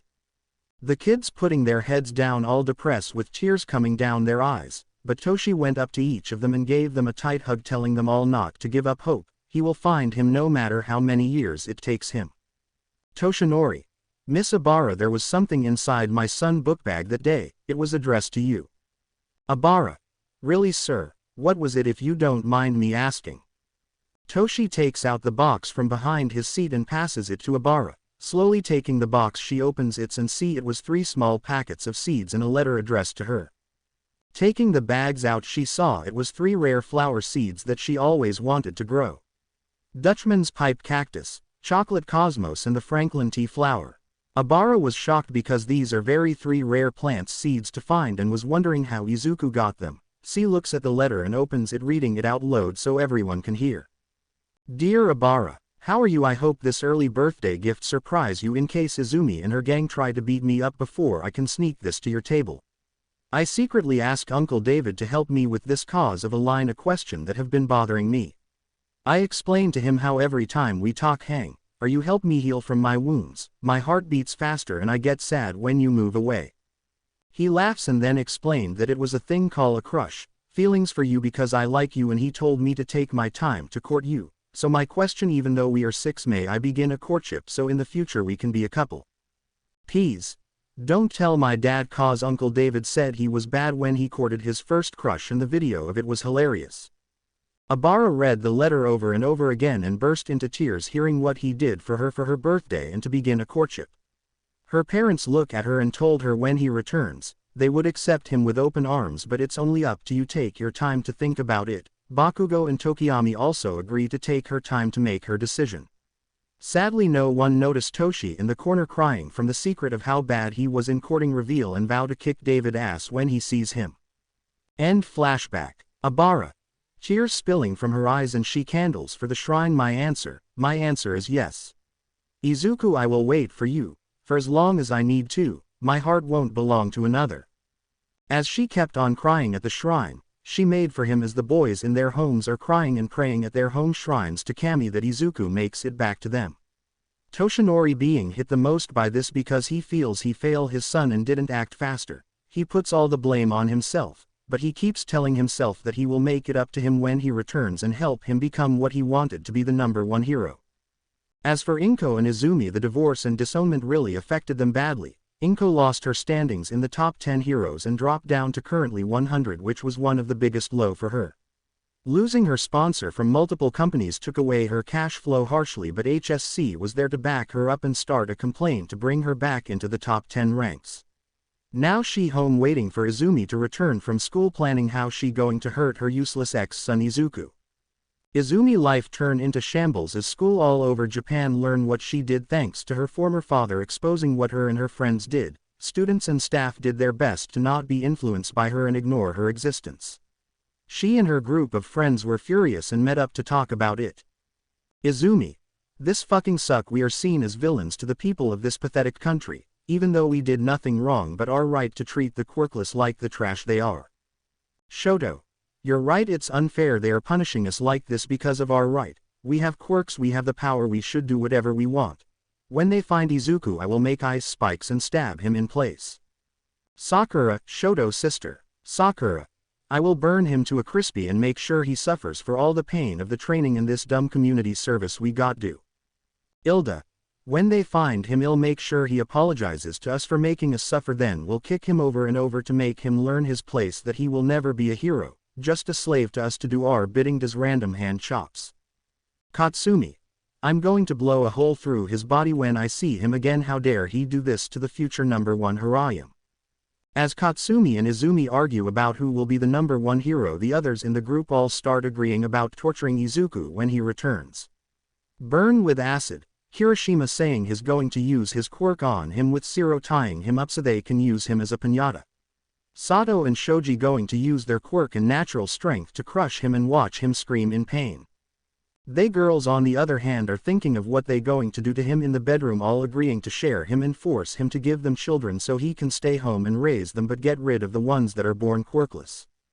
Sadly, their fun was ruined by a voice they all dreaded and didn't want to hear come out, their quirk suppressive cuffs. It was none other than the rat god himself. Nezu. I bet you all didn't know that I can hear you talk about what you plan to do, my nephew, and I have it all recorded. Now you will receive more hours of community service and clean all of UA and the training fields with a toothbrush as punishment. Nezu. As well, this will be your final warning about threatening my nephew. If any, and I mean any of you, touch him, you will all be sent to the deepest pits of Tartarus, and I will make you suffer each day there. Now get to UA to begin cleaning. As they groan and get even more mad at Izuku, Nezu turns off the communication and walks out of his office, heading to a secret location in UA that not a single teacher knows about. Entering the secret code, he enters an elevator that leads to a secret chamber. Traveling down, waiting for it to reach the floor, he takes out a small blade and sharpens it slowly. As the elevator arrives at the floor, the door of the elevator opens, stepping out of it and flicks the switch on the wall. The room had 9 people locked in chains over a symbol that was gothic looking, a symbol that made the people locked in the chains fear for their lives. As Nezu was standing next to the next person, he begins to chant in a language that no one could understand except him. Nezu. Speaking in High Gothic, I ask for an audience with my old master, the Lord of Change, the Weaver of Destinies, slices the first person neck open and moves on to the next. Nezu. Take these 9 sacrifices as my offering, people with knowledge beyond others, slices the second person neck. Nezu. To gain the knowledge to search for my nephew, to bring him home, I offer these souls in your name, third person neck as slice. As Nezu continues the prayer, he slices everyone neck till the blood flows on the symbol itself and a bright blue portal appears in the middle of the room. A creepy laugh was heard through the portal as a weird creature appear from the other side. This being was known as the chaos god Tzeentch. Tzeentch. Well, hello little chimera, it been centuries since you earned your freedom from my service and myself. What could had caused you to call my name? Nezu. Hello master, and yes, it has been centuries since we last talked. And if I recall, I won my freedom from you fair and square, and in honesty you send me to this world was worth the risk. Tzeentch. Yes. Yes, now told me why you have called me the Changers of Ways. Are you seeking to make a new pact with me, or are you looking for some knowledge? See Nezu face react a little. Tzeentch. Ah, I see, it is knowledge you are seeking. What can my own little creation be searching for when I gave you the power to know all? Nezu. It's been 2 years since my nephew Izuku has disappeared. I have failed him as an uncle, not watching over him and making sure he was safe before he vanishes. I can never forgive myself for letting his torture and pain going that long. Nezu. O Lord of Change Tzeentch, I beseech you, please, if you can help me find him so I can bring him home and reunite him with his father, who deeply misses him and blames himself. If I have to pay a price for this, I will gladly. The god Change, seeing his former servant beg him to find his nephew, something he never though he gets to see again in his time. But to see him actually care for others and beg for the safety to someone he sees as a nephew is new to him. Since he created him and his so-called brother Kyrus Faithweaver, they both show not to care for human life at all, but seeing how sending him to this world has changed the Lil Chimera. Tzeentch. Very well, Nezu, I shall help you look for this so-called nephew of yours. Now show me what he looks like so I may have a clear vision. As Nezu shows a picture of a 6-year-old broken Izuku, Tzeentch feels bad for the child, wondering what had happened to him. Nezu explained the situation and he was furious, but he will not take his wrath upon his family yet, as he has planned for their future. Using his chaos magic, he begins to search for the life energy or the threads of destiny in his eyes.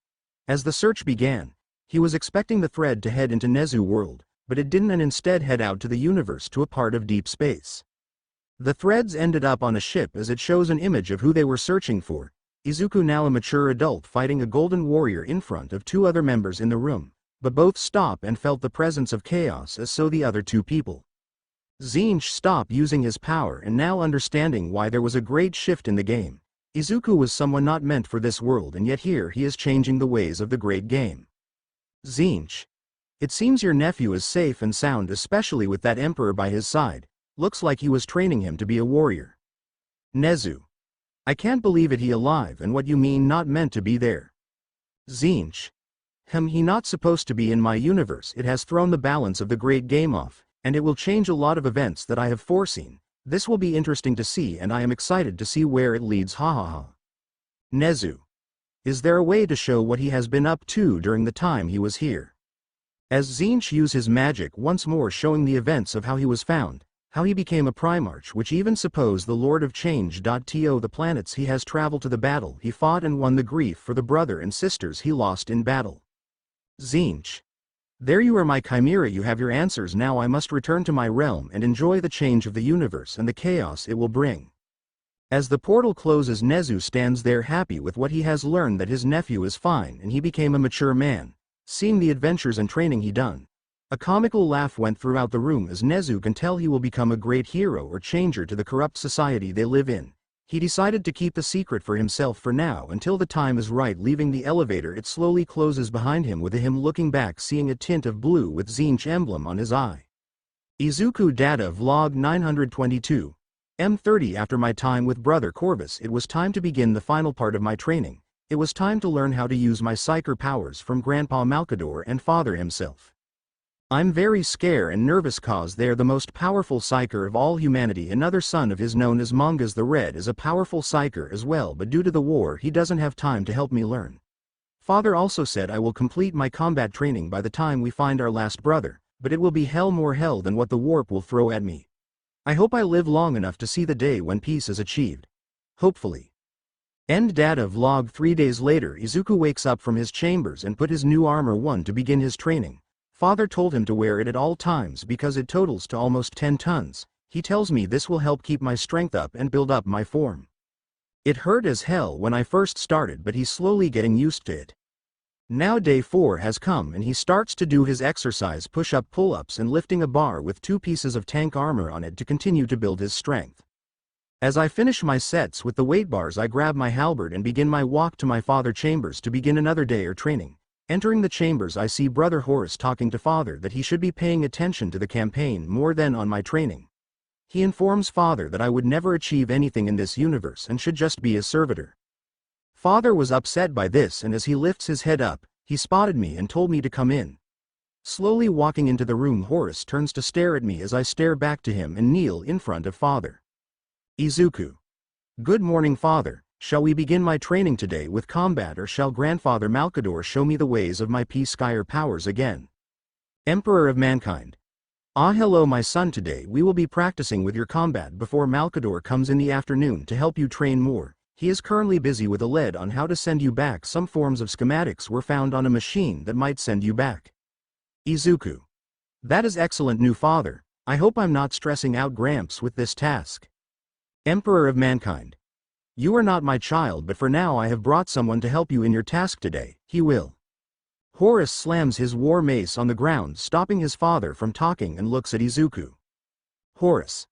I do not know why father wastes so much time on a future servitor as yourself, but he should instead be focusing on finishing this war and praising me and the others for the sacrifice we have done. Horus. If it was up to me, you would have been a servitor the minute you arrive, cause in honesty you look like a failure to lead, to win and in life. Izuku. If you were to talk bad at me you are allowed to, but never interrupt father when he is speaking, and for the matter of fact he and I do care for the men that have died for our cause. I bet you couldn't name any of your men names that perish in your campaigns. Horus looks at Izuku and thinks of the names of his troops, but he didn't say anything. Izuku had proven him right that he couldn't name any of his men that perish in the name of the Emperor and himself as the War Master. Horus. You dare disrespect me, your War Master. I should have you kill for that, but instead I'm going to show you to respect other. Grabs Izuku and tries to throw him. Izuku stands firm on the ground, shocking hours as no one has defined him before. Izuku grabs his wrist that was on his shoulder, and starts to twist it slowly, making Horus struggling to keep it on his shoulder, but he starts to fail miserably. As the other brothers came into the room, they say what Izuku was doing. Some were going to help, but their father put his hand up and told them not to interrupt. Izuku squeezes his wrist more as a small crunching noise can be heard, as Horus fell on his knees, shocking his brothers seeing him look weak. Izuku. You dare interrupt father? You should be ashamed to call yourself a war master. He put you in charge because he trusted you to lead the men into battle. He shows you respect and love when he first found you on that planet. Izuku. Now you will do the following. You will bow and apologize to father. You will leave and go lead our brothers to bring the Imperium to order. Do you get me?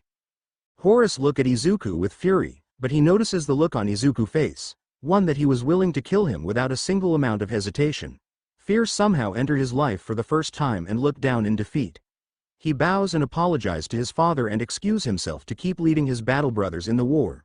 The 5 brothers that helped raise him were proud and shocked how he stood up to Horus. Horus.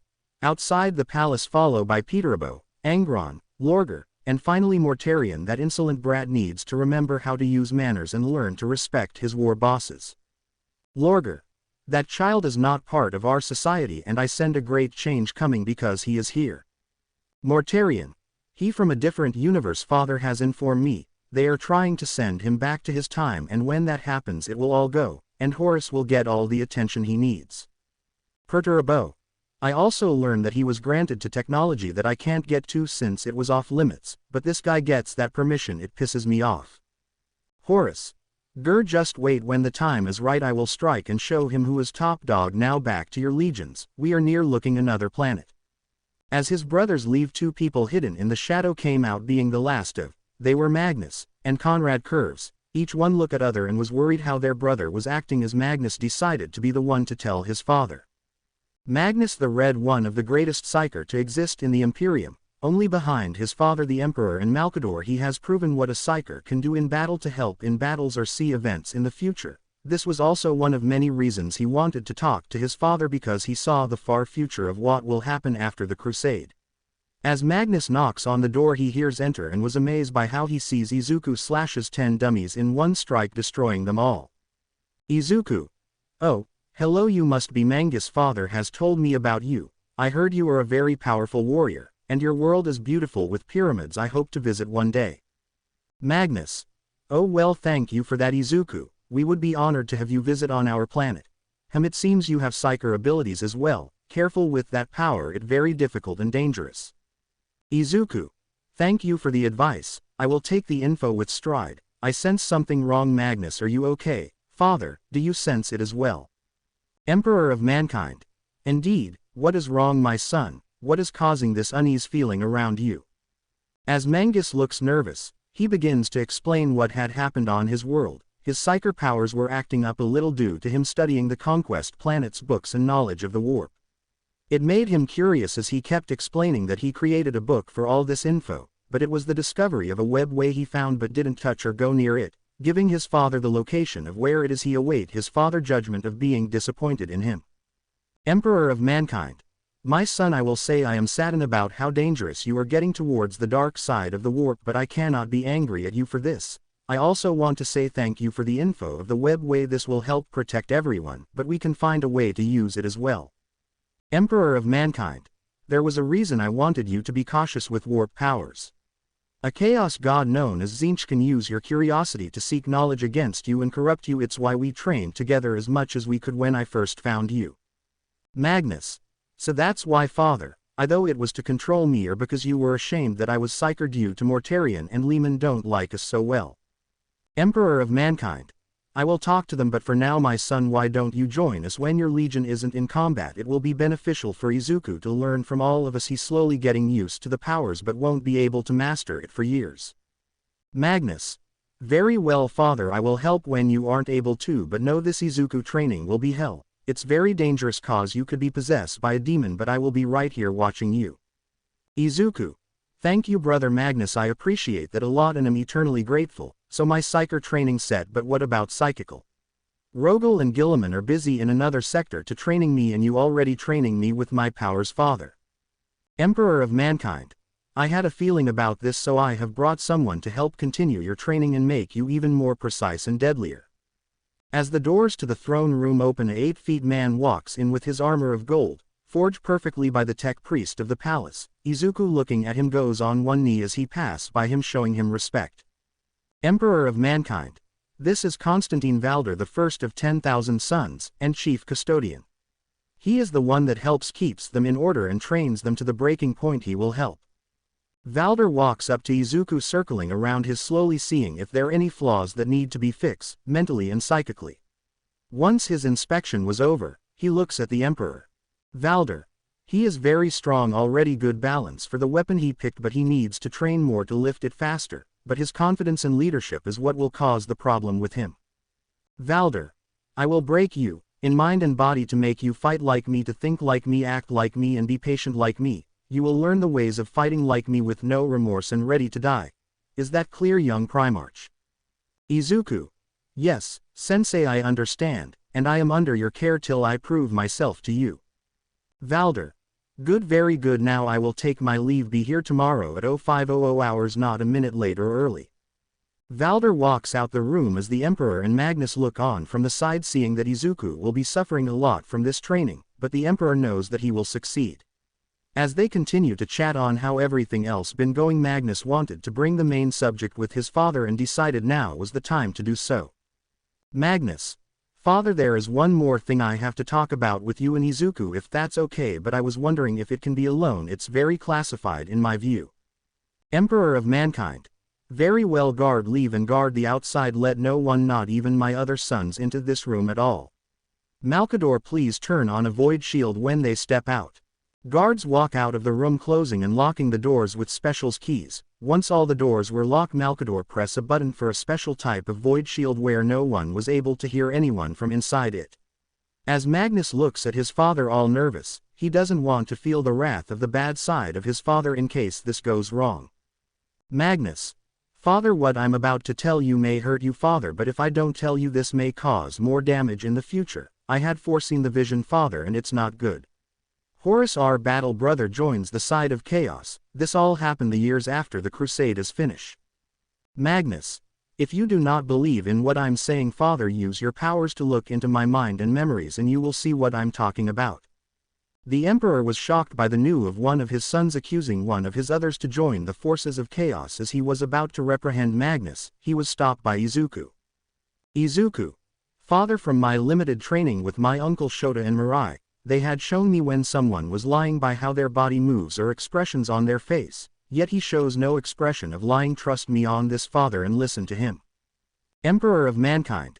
Very well, Magnus and Izuku, come, we shall all witness this together. Holds his hands out and uses his psyker powers to connect their minds as one. As the Emperor enters Magnus' mind, he saw how he grew up in his planet Prospero, focusing on using the warp and his studies of the history of his planet and now of the Imperium. The Emperor decided to speed up to where he and his brother Conrad, seeing how they're talking about Izuku. This infuriated the Emperor. He finally finds the part of his memories he wanted to see. Mangus looking through his vision in the warp, the Emperor was shocked to see the destruction, the bloodshed, the innocent lives slaughtered, but most surprisingly was his son Horus leading it all with a few others he couldn't tell in the background supporting him. The Emperor was shocked seeing Holy Terra, and the Imperium itself was under siege from all sides, and each of his sons that were fighting alongside with him was doing their best to defend the palace and the world. He stops and comes back into the throne room and look at his sons. Emperor of mankind. Magnus, this will stay between all of us until the time is right. We must prepare for these events. I will speak to others to prepare more man materials and equipment for this. Emperor of mankind. Izuku, while we are training and looking for the last two of my sons, I believe it time for you to look for a home world so you may begin the building of your chapter and use your skills and intelligence to improve society for them. Izuku. Magnus. Yes, Father, under your guidance we will lead the Imperium to victory. As Izuku excuse himself, he goes and does a training regimen getting ready for tomorrow, wondering what hellish training awaits him. His father the Emperor sit on his throne leading the crusade to the next destination. With all the new information he receives, he is worried for the future of the Imperium and his sons that protect it. Malcador has the same feeling as his friend and now doubling his effects to make sure Izuku doesn't get involved with this heresy and send him home. The next day, as Izuku wakes up, showers and gears, he heads to the throne room and enters exactly at 0500 hours and spot Valder waiting for him. He kneels down in front of his new sensei, lowering his head. Izuku. I am ready to begin, sensei. Please show me to be a greater warrior so I may protect my brothers, the men that fight with us, and the Emperor as well. Valder. Very well, come with me. It's time to make you the warrior I see you can be. As Izuku and Valder leave, they begin walk to another part of the ship, one where custodies are guarding the doors, saluting Valder as he walks past them into a training room. As he enters, other trainees get in order and line up to meet with him. Valder. Brothers, this is Izuku, son of the Emperor himself. He will be training with us and I will be training him by himself on certain days. Make sure you make him feel welcome and give him the same respect as our Emperor. Do I make myself clear? Trainees. Sir, yes sir. Valder. Good, come Izuku, time for your first test and see where your strength and heart reside. You two bring in the rhino. Trainee. Sir, goes and starts a rhino to bring it in position. Valder. Now Izuku, welcome to your first day in what you call in your world hell. Shut the doors. As the door slowly closes, Izuku prepares him mind mentally for what he will go through. The image of the future gives him strife to work harder and get stronger for the Imperium, his brothers in arms, father, and to make sure he's strong enough when he returns home. It was treachery at first. To turn against brothers, to kill for personal advancement and power. But we have seen them, how their minds and bodies have been corrupted. Their very belief systems have been warped. This is no longer Horus's treachery. It is his heresy. 981, M30.160. Izuku data log. 59 years has passed, 59 long years has passed, in my journey in this universe. In all this time I have finally mastered my swordmanship, halberd skills and my psyker abilities as well. I also had to deal with my first conflict with my newly made chapter. We call ourselves the Deathwatch. I've chosen this name because in the time we were forming, many of my brother's legions that Horus seemed to influence were not helping our Astra Militarum in certain campaigns against certain Xenos, saying it was a waste of their time. I did not care if it was a waste or not. I decided to act and ask if any battle brothers would join me in fighting with me. Surprising Horus and others laugh at the request, but men from Ultramarines, Raven Guard, Blood Angels, Salamanders and Imperial Fist step up and came with me. Surprising some men of the Night Lords and Space Wolves join in as well as I prepare to get ready to lead them. As battles rages on multiple planets, the honor of my chapter grows in battle and in name, where more people wanted to join, from the common man to other Marines that were willing to join, but I always ask my brothers' permission first if it's okay for their man to join. Now 59 years later, after many battles, planets conquer a file that was redacted by my father and grandfather, we finally reach the end of the campaign on an unknown planet. We found our last brother. Now it's time to begin phase 1 of the father plan. End date log. Izuku Pav. Finally, it's over. The Galax is unified under the Imperial banner. As some planets willing join us, others had to be taken over with force, with the death of millions of innocents, which did not sit well with Izuku or his battle brothers, since they believe in Vulcan teachings after understanding it better. Still, we did our best to protect the innocent and defeat our enemies. Now with it over, father call all of his sons into his throne room on the ship that is heading back to Terra. As we the sons gather, Horus stood on one side of the room where brother Mortarion, Logar, Angron, Perturabo and Fulgrim were on one side, on the other stood Izuku, Rogal, Guilliman, Vulcan, Corvus, Sanguinius and Magnus. In the middle was Alfarius, Lionel, Johnson, Conrad, Jagadai Khan, Lehman Russ and lastly Ferris. All waiting for their father to enter the room. 5 minutes later father walks into the room with grandpa besides him. As he sits on the golden throne I get on my knees and bow to him as others follow my example and got on one knee to show respect. The only ones that didn't were Horus and his company. Emperor of mankind. My sons, the galaxy is finally unified under our banner, one empire to rule all. It was difficult and lasted so many years with many innocent lives destroyed and lost, but in the end we prevail. Horus. Those innocents mean there were in the way of conquest and deserve to be eliminated likes the rats there were. Fulgrim. There were excellent targets for my man to practice our skill to be perfect in swordsmanship. As the other Primarchs who with Horus talk badly about Izuku and Vulcan were enraged by what they were saying, the men of the Militarum and fellow brothers sacrificed their lives for the Imperium to bring its in under the control. The Emperor looks at his son with disappointment and was about to say something till a loud thud was heard. He looks and saw that Izuku had punched Horus so hard that it broke his jaw and made him spit out 2 teeth. Izuku. You call our citizens rats, that they deserve to be destroyed and were in your way, and yet you wonder why you and the others here have lost more men in fighting them. They gave their lives defending their home from your aggression, especially the ones that were willing to join us. Izuku. These citizens have more heart and soul for the Imperium that you have in one of your fingers. In my time in my country you know what we call people that act like you. Horus. Feeling his broken jaw. What they call someone like me for acting on my giving right. Izuku. They call you a goddamn villain. And not just you, everyone that though like that would be called one as well. Horus was upset to be called this as the others as well. Some of the brothers were amazed how Izuku stood up to how Horus acted towards his men and the people of the Imperium. The Emperor was smiling at Izuku, showing that he really does care for the citizens of the Imperium and would do anything they could to serve them or protect them. As he got up, he looks at snarls at Izuku and decided to walk away and leave the throne room with his other brothers, but stops and turns around. Horus, Magnus, Conrad, Alfarius, are you coming with me and joining me in my talks on how to keep the Imperium going the right direction? Magnus, Alfarius, Conrad. No, we are not. We would like to speak to Izuku more and see what he sees the future of the Imperium could be. Horus was outraged on their answer and left with the others, slamming the door of the throne room on the way out. As he finally left, the tension in the room left as everyone looked at father and knew it was time to plan. Emperor of mankind. My sons, I must first do this for security purposes. Activates the void shield to block any noise from leaving or being heard from the outside. Emperor of mankind. Now then, first I want to ask Alfarius, Conrad, may I ask why you stuck around? Not for a bad reason, but I would have, though Horus would have influenced you in a way. Conrad. I tough about what Horus had said about how we treat our citizens, and even though I was brought up in a world full of criminals, scum, rapists, etc., and the numbers of people we had to kill off before the world was at peace for the moment. Conrad. Izuku was the first to introduce himself before you, father, but didn't judge me for what I did. He understood me, and with you learning how I became what I am, you also didn't judge, so I will support Izuku any way I can and give him my support as well. Alfarius. I am interested as well of Izuku. He was able to detect me when I snuck into Horus' chambers to fight him, but also spotted my brother Omegan as well.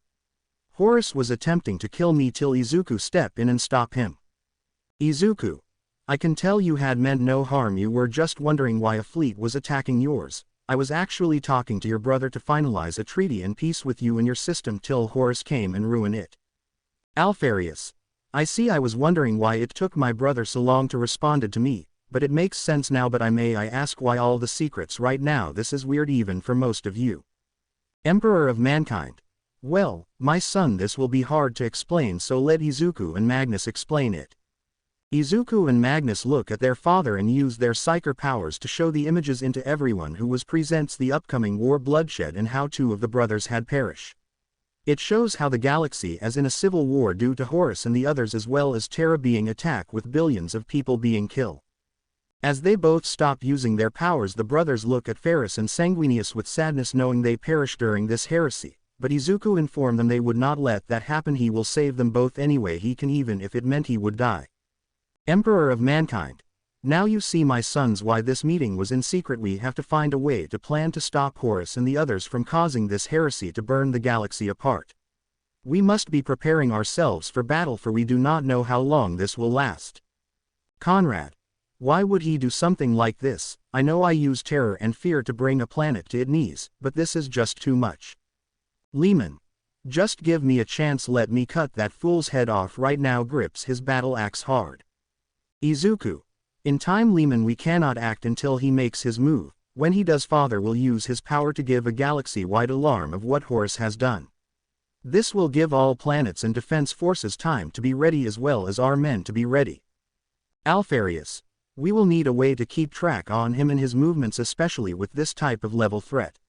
Father, I will like to volunteer for this. Me and my legions are good in camouflage, and we can infiltrate their ranks, gather info and send it right back. Corvus. My men will help get the info from yours and we can take it back here to plane accordingly. But will you be safe, you and your man brother? We don't want too much risk for you all. Alfarius. We will be fine. I will make sure my brother and men will know what the plan is. Conrad. I will send some of my men to shadow their ranks. We are as good with stealth, we will be able to hear conversations we can't normally hear and maybe extract info in a more brutal way. Emperor of Mankind. As much I wouldn't like that second part in this dire situation, I believe it will be necessary. As such, do as much as you can, son. I will not change or see any different for doing so. Conrad. Thank you, Father, and to you, Izuku, you were right that he wouldn't judge me for what I wanted to do for our future protection and safety. Izuku. You're welcome, Conrad, but now we have to start building our forces, to prepare to defend many worlds as possible and slow down Horus and his heresy. We do not know long it will be before he makes his moves, but this will give us the time to prepare. Emperor of Mankind. I second this, and how about you, my sons? Do you agree as well? Everyone. Yes, Father, we will prepare for the upcoming war. Emperor of Mankind. Thank you, my sons. I know we sacrificed so much already in this crusade, but I must ask you all once again to do it for the fate of our galaxy. As some of his sons bow and take their leave to prepare their chapters for the upcoming storm, many before leaving ask Izuku for any advice to help improve their results. Izuku, being the helpful person he was, gave them all data logs encrypted where only they would be able to access it. Each one had a specific way of preparing and also some formulas, instructions to help further production levels for them. 23 years later. Emperor of Mankind Pav. 23 years has passed since that meeting, and each of my sons have improved their worlds and the worlds they control or protect defenses greatly. It's also thanks to Izuku these upgrades were done quickly and efficiently. With him the rule of not advancing technology, he was able to advance the facilities of his brother's factory worlds, making an abundance of tanks, siege equipment, aircraft and gunships to help support the war that is upon us. Izuku has also finally found a home planet to begin making his mark on the galaxy. His part of the system had 20 worlds surrounding it, all designed in a different way and built differently as well. The messages through Vox he had sent on his progress was fascinating. Instead of hive worlds, he built towns and city all over so it can be more spread out. His factory worlds also look more advanced, better protecting the Adeptus Mechanicus that join him to work those factories. His resource output is amazing too. When he came back to visit Terra to see me in Malkador, he asks about if they had spotted an old building in the North Arctic.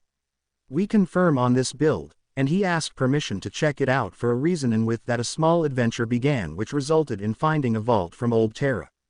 It contains seeds, and he saw one from his home country, meaning there was a Japan in this universe at once point. As he opens it, he was happy to see one item that will help his troops. It was called rice. I didn't know what it looks, shape or taste of it, but Izuku invited me to come to his world to try it when I can. But it all wasn't good news. My son Horus and the others that surround him have been acting different and somewhat heretical. The reports from the Alpha Legion and Night Lords confirm this, meaning it is almost time for the Great Heresy, but I still have no clue why he would turn. I just hope in his heart he doesn't go down that path. End vlog. 003. M31. As the Emperor sits on his throne, Malkador, his right hand, comes in with a message. He asks the guards to wait outside due to how valuable this information is. Guards walk outside locking the room from the outside, so no one came in, as the Emperor uses his vox to call his sons. Emperor of mankind. My sons, are you there? We have vital information from one of Alfarius' men within the Lunar Wolves. It seems the first captain of the World Bearers known as Erebus has corrupted the Legion and now is working deals with Horus and the Lunar Wolves. Rogal. Are you saying that he is trying to turn Horus into a chaos worshipper? If he is, I will gut him myself. Vulcan. It means this must be the start, but where exactly is this supposed to happen? Sanguinius. Izuku. Anything on our end? Izuku. No, I do not know who this Erebus is or how he is connected to Horus, but we must be vigilant and prepare our men also. Father, one of Conrad man came to my world and deliver a massage. Sanguinius. I have heard of him and I have some details on him and probably why he is starting this incursion. Emperor of mankind. Then speak, my child. Any details will be able to help us with what is to come and after. Izuku, please give us that report as well. Sanguinius. I remember that he wanted to spread to the worlds that they have conquered. You were a living god, father, but you stopped their legion from doing so. It looks like him and Logar have joined the side of chaos. Izuku. A scout from Alfarius Legion can confirm they have built chaotic temples on their world of Colchis and other worlds they have conquered too. Izuku. Also, another report came in. It seems a planet called Ispan 3 has started a revolt against us. Some scouts I left on certain planets have reported that the governor is in open revolt against the Imperium, and it seems the Death Guard are not assisting in the planet's defense. Emperor of mankind. This is troubling news indeed. It seems this is the start of the chaos that is about to become. Now, my sons, it's time we ready our forces, planet defenses and supplies. Izuku. I already started sending out supply ships to all sectors with food, weapons and vehicles. This will keep them going to all our legions are ready to move out and defend them. Gilliman. Very good, Izuku, that will give us a head start, but now I wonder about Horus. Sanguinius. I am too, brother. I hope that me and Izuku visions are wrong, but if they are not, then we must do everything in our power to stop the madness that will come. Emperor of mankind. You are right, my son. To all my sons, please begin preparations, for this situation is becoming dire and we must pretend that we knew none of this is coming. All of his sons. Yes, father. Emperor of mankind. Conrad, Alfarius and Omegan, please do be diligent, my sons. Stay hidden and keep playing the part until it's the right time. Alfarius, Omegan, Conrad. Yes, father, we will. Emperor of mankind. Good, my sons, now dismiss. As all left the Vox to begin preparations for war and for the future, Izuku sends 3 of his brother messages about visions he had occur and saw that will occur in the future and warn them about the events. One was to Ferris, who was warned about a planet with Xenos that has weapons that will age them in an extreme measure. Mangus was warned about a confirmation with Fulgrim that he does not know about. Magnus took this to heart and began to be ready for it. Last was his brother Sanguinius, who Izuku informed that Horus knows you are the biggest threat, and he was to be sent on a campaign to a world he never seen before, full of hatred, blood and chaotic demons. Izuku offers some of his men, tanks, and a battle group of psychers to back up Sanguinius. He accepted with open arms and was thankful for his brother concern. A year later, 004, M31, Horus Pav. Another year has passed in the galaxy of mere mortals, and my hatred for one known as Izuku Yagi grows every day. He has appeared out of thin air in our universe, and instead of being killed or experiment on like the worm he was accepting with open arms. He should be used as a servitor and be at my feet wishing me to kill him, with him breaking the natural order of things. The people are looking at him to lead the future and not me. But for now, I will plan against him later. This damn campaign on the world. Darwin, a rebel, has taken over the world and has sided with chaotic forces and using their powers against us. It's a bloody battle where many of my sons have fallen, but we will not give up this world. As we continue our battle, I finally spotted the man that caused all of this, Eugen Temba. Horus. Eugen Temba, you will suffer the Imperium and the Emperor judgment today. I will make sure your death is slow and painful, slashing through his zombie-infected troops. Eugen. Come face me, War Master Horus, for you will not make it through this day. Charge my chaotic man, kill every single one of them for the chaos gods. As the battle between Horus and Eugen rage on, Horus man push back the chaotic forces, moving them away, killing them with no quarter, no mercy. Horus' battle with Eugen took a turn when he was able to get past Horus' guard and strike him on the shoulder. The blade that struck Horus' shoulder was known as Anathema, a blade corrupted and impregnated with the chaos god Nurgle power. Horus took the hit and started to feel the pain imminently and the effects, but not without Horus striking him and killing him. As his men saw Horus injure, they rushed to him, clearing out enemies to bring him back to his flagship, the Vengeful Spirit. Apothecaries try to heal the wound of Horus, but they could do nothing as he continues to bleed through that wound and seeing possible pestilence grow on it as well. One apothecary named Vaden came to his Warmaster's side and examined the wound. He noticed that even the cells of the Primarch had stopped working and couldn't heal the wounds properly. Vaden, Captain Gabriel Loken, his Laraman cells are not function right from the toxin in that blade. It won't close the wound. We need that blade so we can study it and make a curse to heal our father. Captain Gabriel, understood brother. I will make my way back down to the planet with a squad to recover the blade. Quickly walks out the room to gather a tactical squad for the retrieval. Few hours later, after battling more of the chaos forces, the captain brought back the blade, hand it to the apothecaries so they may begin to study it and to find a cure as quickly as possible. But footsteps were heard as they turned to see first Captain Erebus came in. Erebus, I can save him. I can cure him of the curse's blade powers. All I need to do is take him to a place only I'm allowed in. Vaden, how do we know you are speaking the truth? Erebus, you have not been the same since the Emperor stopped you from spreading false lies. Erebus, if you want to try to take care of this, he might not make it before you do. As they thought about and weigh their options, they agree to let Erebus to take him the area he can go in. Erebus slowly lift up Horus, took him into a gunship and traveled down on the Darwin in a secret sect. Traveling with Horus and some of his men, they landed right outside a temple. The temple priest arrived right outside ready to accept, informing the lunar wolves for their Primarch to come back from the healing. As they slowly brow in Horus, what the lunar wolves didn't know was the priests were actually chaos worshippers. A hidden chaos cultist on the planet of Davin, been there since the rebellion had begun, brought into the plan that Erebus planned. Using sorcery which was outlawed by the Emperor, they began to heal Horus. Horus was slowly being healed, but Erebus gives a signal to the cultist to begin the corruption of Horus, using his jealousy of Izuku, the fear of him losing his status of Warmaster to Izuku and his father not seeing any use of Horus to throw him away. His ambition to have the galaxy under him and him killing Izuku. Resentment of his father and how he feels after he left during the crusade. All of this help with the corruption of Horus. As he rises all heal up, he look at see Erebus. Horus, Erebus, you did this and helped me, for that I am grateful, but now we must plot and prepare to wage war against our father. Erebus, yes, Warmaster Lober has already corrupted the world bearers. Angron is willing to join us as well as the others need a little more time. Their resentment on our emperor is growing. Horus, good, we need to prepare for this. It will take time to wean out the loyalist scum that are in our legions. We must kill them all and deal with the threats. It's time for a new reign of leadership to happen. As Erebus and Horus leave the temple, his son see that he is fully healed and kneel to him. Heading back into the drop ship, Horus begins his plan to kill the Emperor to take over the Imperium. To make his fellow brothers suffer for everything. But most importantly, to make that worm, that filth, that useless brat Izuku suffer for everything he has done.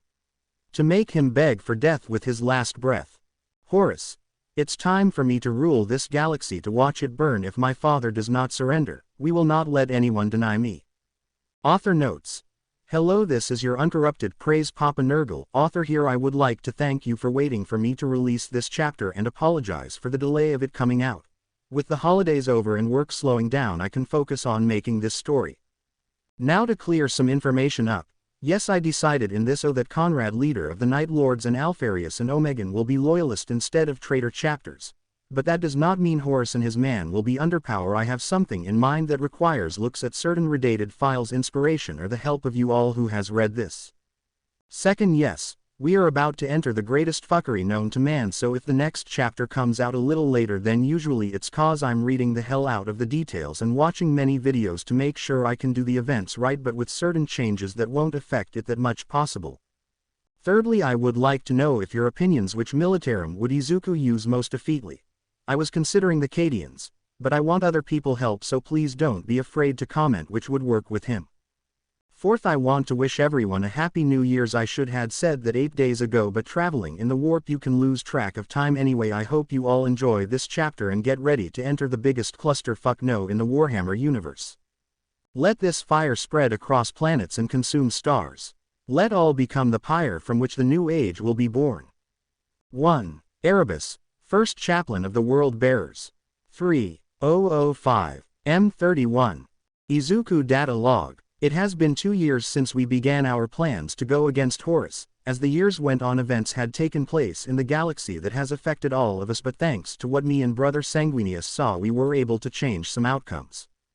A prime example was the Cygnus cluster campaign. Horus had ordered brother Sanguinius to take a bulk of his forces and clear the cluster of an unknown enemy. In Horus' eyes and thought this was his idea to take care of his brother forces, but what he didn't know is that we knew he was planning this and knew the enemy already. Thanks to some new scout ships my shipyards made and produce, we were able to spot the forces in the system undetected. Luckily, we had evacuated the civilians before the unknown forces attacked them, and we study them with Father help. Seeing as they are forces of chaos, we discuss a battle plan, and I sent my forces that were trained for this situation to help. In the end, as Horus, though this campaign would take years, thanks to my special trained psyker forces it took months to clear the cluster. Horus was furious seeing that the campaign was short and had to think of a new idea to keep Sanguinius away from his plans. But for now, I had found some new information that I need to talk to my father with. End data log. After another harsh day of training, Izuku showers up and dressing up in his uniform outside his armor as he begins his walk to the throne room. As he walks, some of the guards walk around checking the area, but one guard look at Izuku in a strange way. Izuku looked at this weirdly and decided to take a detour in the next corner, where the guard decided to follow me. As we walked the hallway further where no one was around, I turned to face him and see him kneeling, getting rid of the disguise he was in. Izuku. Nikeln, it's good to see you. How you and your brothers are doing in finding information? Nikeln. Me and my brothers are well. We've been gathering information very easily. We have found 2 disturbing things we must discuss immediately. Izuku. How bad is it? Are we talking about Horus finally making a move on us? Nikeln. Multiply moves, and where half of multiply legions will possibly die wrongfully. Izuku looked at him with a serious face and told him to follow him to the throne room, where he will have a meeting with his father. As they arrive at the door, they see Horus leaving through the door. As he looks with disgusting look walking away. Looking to see if he had finally left, he enters the great throne room where his father and Malcador was sitting waiting for his arrival. Emperor of mankind. Ah, my son, how are you, and what with that look on your face? Izuku. Father, grandfather, please activate the shield. We have an Omega level alert that we must discuss. Malcador stomps his staff on the ground to give the guards the order to leave the room and lock the doors. As they heard the doors lock, he activates the void shield so no one can get in or hear. Malcador. All clear, go ahead now. Izuku signals Nikeln to step forward. As he does, he goes on one knee to show respect to the Emperor. Nikeln. I am Nikeln, part of the Alpha Legion 2nd Infiltration Regiment. I was assigned in the ranks of the Lunar Wolves, higher ranks. As Horus started his plan, I came to report what I saw. Nikeln. Horus has been in communication with someone on Mars. He is Fabricator General Kelber Hal. He been asked to join Horus' cause. In return they gave him some STC in return. Emperor of mankind. This is troubling with him. They can basically build an army of vehicles and titans as well. Magnus had also informed me of this, but to hear it from 2 sources, this confirms my fears. Nikeln. You were right about that, my emperor, but sadly for him those builds won't do anything. We were able to hack into the STC, change one part so when they turn on their vehicles they will explode. Izuku. Sneaky Horus won't see that coming. When he finally launches his attack he will believe Kelber betrayed him. Excellent job, Nikeln. Nikeln. Thank you, Lord Izuku. To the next part, Horus has summoned demons to attack Magnus' homeworld of Prospero. Space wolves had been spotted near there, so looks like they will add them in the defense. Izuku. This is an interesting move for him. Sadly though, I don't think most of his forces will end on the planet. Takes out a hologram and turns it on. Izuku. This was inspired from Brother Rogal Station. These are my space stations. They're heavy fortified with new cannons I have made with auto reloaders. They also are fuel depots and supply depots as well. Izuku. They are right now in hyperspace since I don't really trust the warp thanks to Grandpa and his notes. I had rediscovery how man travel to the other worlds but improve it. Much safer and faster. These are also place all over my sector as warning stations to hold off enemy as long as it can before my fleet arrives. Emperor of Mankind. I'm very impressed, son. Looking at these details, you have 2 full regiment of militarum on each station to defend and a few of your marines as well. May I ask how many you have built in the years since you had your home world? Izuku. We currently have 300 right now ready to deploy. If I'm guessing Horus might head here to Terra, so I will keep them ready to come in to handle the fleet. I'm working on more that fit each of my brothers and allies' description to benefit them more. Nakeln. I believe Father Alfarius and Omegan would be very pleased with one. We would probably use one to be a fleet-based chapter. Izuku. I had thought of that and some being made to fit those for fleet base and fleet chapters. They are also armed to the teeth with anti-ship guns, heavy cannons for those capital ships and few squads of fighters and bombers to support. Izuku. But now for the last bit of info. Nakeln, go ahead please. Nakeln. We have discovered that Horus plans to kill off the loyalists to you, my emperor. He planning to use the insurrection that been happening there as an excuse to kill of those that are loyal to you. Emperor of Mankind. This is a very serious situation. If they kill them, that's about a third of their fighting force that we can use to fight Horus. Izuku. He planning to sacrifice his sons and the other sons that are loyal to the Emperor. We can't let this happen. We have to stop the innocent bloodshed and save them. Izuku turns to look at his father, seeing the anger the Emperor is showing in his expression, was formulating a plan to save the sons of the Emperor. Izuku. Father, let me lead a force to save your sons. We can't let this massacre happen. We need to save as many as we can. Izuku. I have a fleet and 2 stations ready for deployment since we were going to deliver some forces to some planets. Emperor of Mankind. Very well, Izuku, lead your men well, save as many as you can, bring them back to either your world or Terra so we may have them ready for battle. Izuku bows to his father, with Nakeln doing the same as they rush out to the hangars to get on Izuku transport. Arriving at the ship, Izuku informed Nakeln to tell his brothers that are in their squads to get ready to use the new item he gave each of them to protect the loyalist squads. As the transport heads back to Izuku's ships, he call on his captain with the fleet at his homeworld, informing them they have a new mission, to rescue his fellow brothers. Izuku. Admiral Varus, begin heading to Istvan 3 with the fleet immediately. We have a priority mission there. 2 battle stations will follow closely behind, and I will follow up with my ship as well. Admiral Varus. At once, my lord. We will contact you once we arrive for order. Speaks in comms. All ship in the fleet prepares for jump to Istvan 3 by order of our Lord Primarch. Admiral Varus. All ships prepare for jump battle stations once we arrive. As the fleets gets in formation and begins their jumps to Istvan 3, Izuku arrives in his main Emperor-class cruises known as New Hope, begins its preparations to make the jump as all hands on deck prepare for the upcoming battle. Istvan 3, Horus Pav, 005, M31. 2 years have passed since I began my plans to fight Father, and now it's time to act. After talking to my brothers that decided to join my cause, it was time to get rid of the useless that still believe in Father. Istvan 3, a planet that went to rebel against the Imperium, will be used as the staging ground for our rise. Today we will rid of the followers of my father and anyone that stands in our way.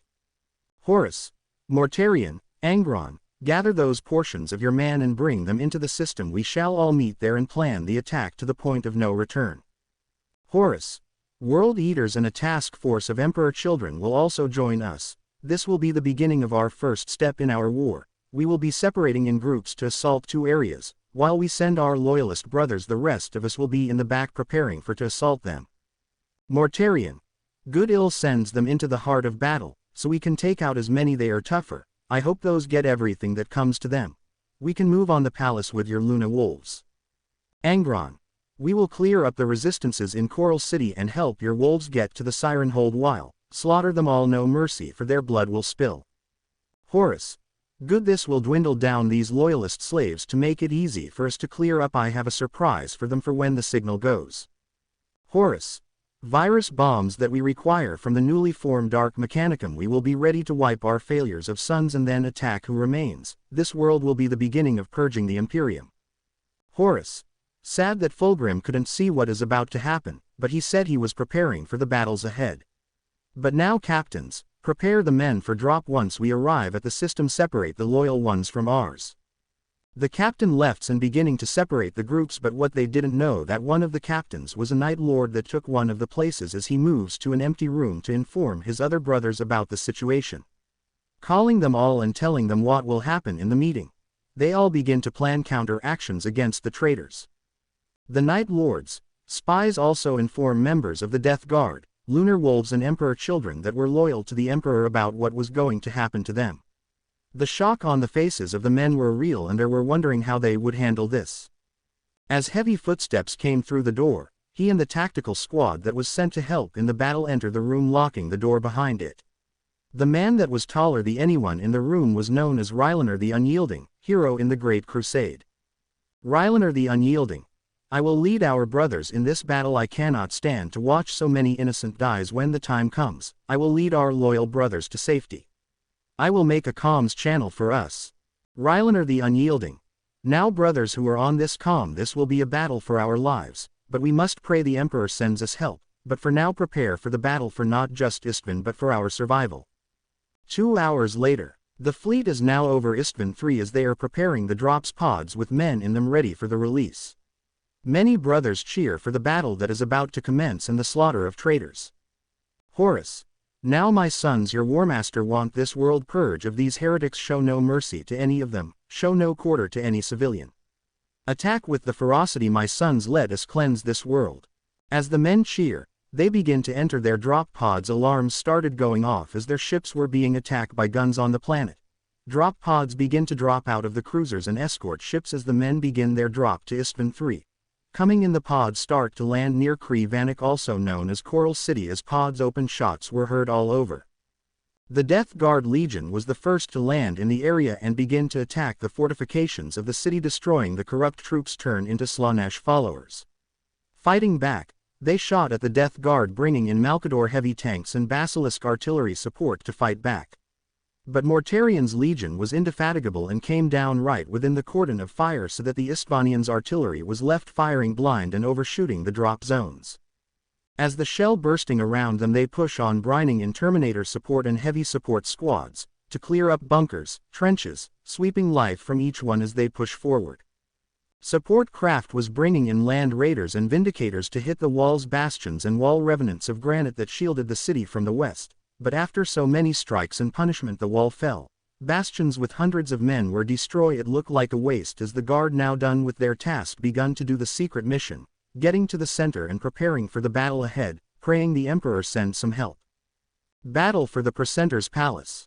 In another sector of Istvan 3, the World Eaters attack in masses as Angron was sending as many of the men that are to be slaughtered later in their drops pods to attack the palace.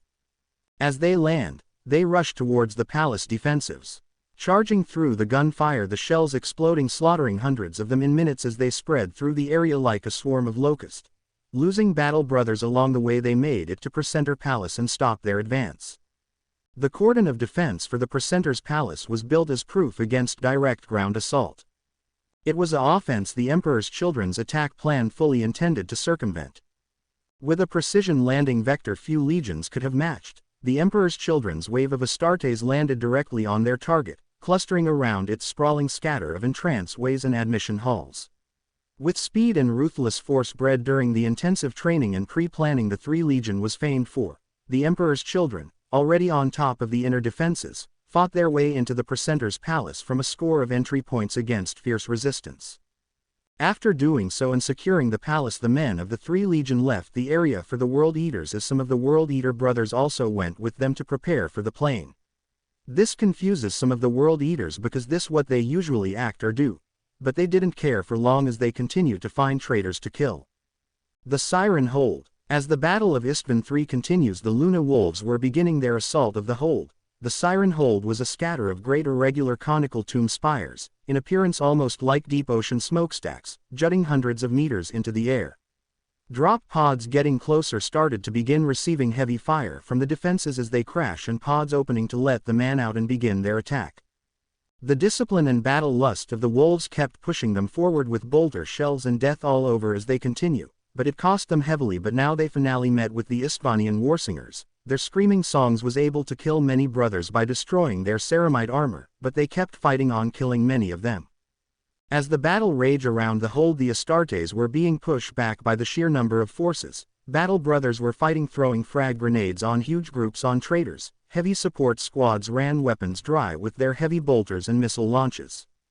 Finally, after many hours of battling, brothers dying, Captain Lucius made it into the traitor leader's room, killing him to finally end the rebellion Istvan III, but sadly their battle wasn't over. As loyalists were contacting their ships for pickup, communications were lost. More men pointed out that the Titan legions were walking away from the city. Something was up, but secretly the Alpha Legion in disguise were ready to act. Rylaner. Something is wrong, men. I believe this is what we had talked about on the transport. Ready a defense if what is to come, then we will be fighting for our very lives. Captain Nathaniel Garo. Sir, we are contacting all forces to come to the center as quickly as possible. Rylaner. Good. Looks above by the Emperor. In the skies above, Istvan III battle cruiser of the fleet known as Firebird, Andronius, Killing Star, Indomitable Wool, Gauntlet of Spite, Warchild, Conqueror and the Vengeful Spirit flow in a low orbit in formation that appears to be near the city, but then the voice of War Master Horus can be heard. Horus. Fellow corpse worshippers, you are all about to be sacrificed for gods of chaos. Prepare for your deaths as I cleanse the fifth that you are. This planet is declared to be exterminatus. So long, corpse worshippers. As Horus prepare the bombardment on the planet, a call goes on his vox from the fleet still in space. Horus. What is it? What is going on to interrupt my glorious moment? Admiral Haruma. Sir, we have detective 100 ships, 2 unidentified objects and an Emperor-class ship coming into the sector. Horus. WHO is it? WHO is the commander of the fleet. Which legion is it? Admiral Haruma. Sir, it's the Deathwatch. They just entered the system with 2 ships I've never seen before. They are preparing for battle. Horus. What? That can't be unless here's something on the other channel of the Vox and switches to it. Emperor of Mankind. This is the Emperor. Warmaster Horus has betrayed the Imperium. He is attempting to kill off loyal sons for his own gain. He is joined by the Death Guard, World Eaters, Emperor children and his own legion. He also joins by some Titan legions that side with him. Emperor of Mankind. By my order, he and the legions and Titans that follow him are to be put to death. All planets in systems that believe in the Imperium mustered a defense until me and my loyal sons can engage him. Horus. No, my plans to take them by surprise ruin. All ships attack those Death Watch ships. Let none survive, and if their Primarch is there with them, leave him out. Horus and his men feel their ships rock with explosion. Seeing from the scanners, small aircraft of fighters and bombers are targeting him. Specialized aircraft to attack ships started to attack the 8 craft that were orbit. Horus was furious that he was caught off guard and ordered the ships to defend themselves, but all men loyal to him to attack the loyalist. As the battle on the surface commenced, newly designed void shields went up where Rylaner and his men were stationed, and other shields as well for those that couldn't make it to the center. These were designed by Izuku for this situation, for his Thunderhawks to go and pick up the men. Bombers soar above them using missile to hit the shield of the traitor Titans. Titans begin to slowly fall and other bombers dropping their bombs on traitor locations, making loyalist fighters' positions easier to defend. In space, as the bombers and fighters do these things on the surface, Admiral Varus and Izuku are leading the offensive in the stars. The 2 space stations and the ships get into a battle formation and begin to move on the traitor's fleet. Izuku. Admiral, send all Thunderhawks to get our battle brothers and have our cruiser defend them as they return to the space stations. Izuku.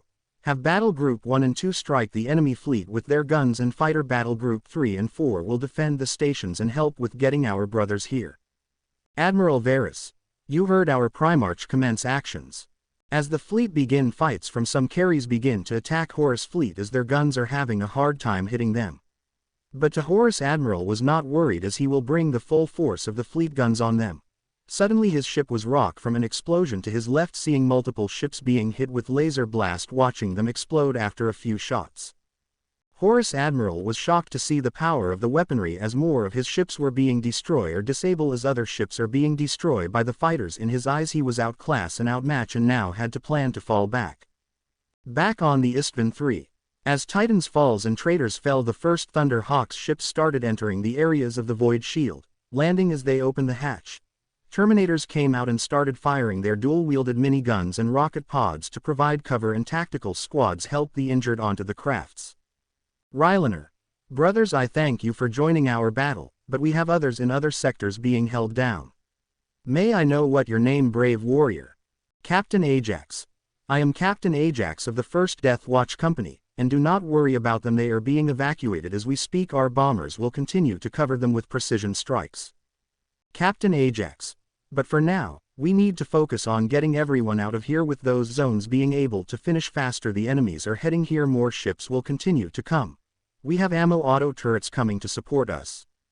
Rylaner. Very well, brother, let us fight till everyone is evacuated. For the Emperor, my brothers, don't let them have an inch of ground. The Loyalist. For the Emperor. This act of heresy shatters all ties of kinship. Those I was proud to call brother I now fight to bloody death. No quarter will be asked, and none sought. These are the vilest foes we must fight. There shall be no peace, no rest, no succor until the face of Horus stares down from traitor's gibbet and all his heretic followers are vanquished.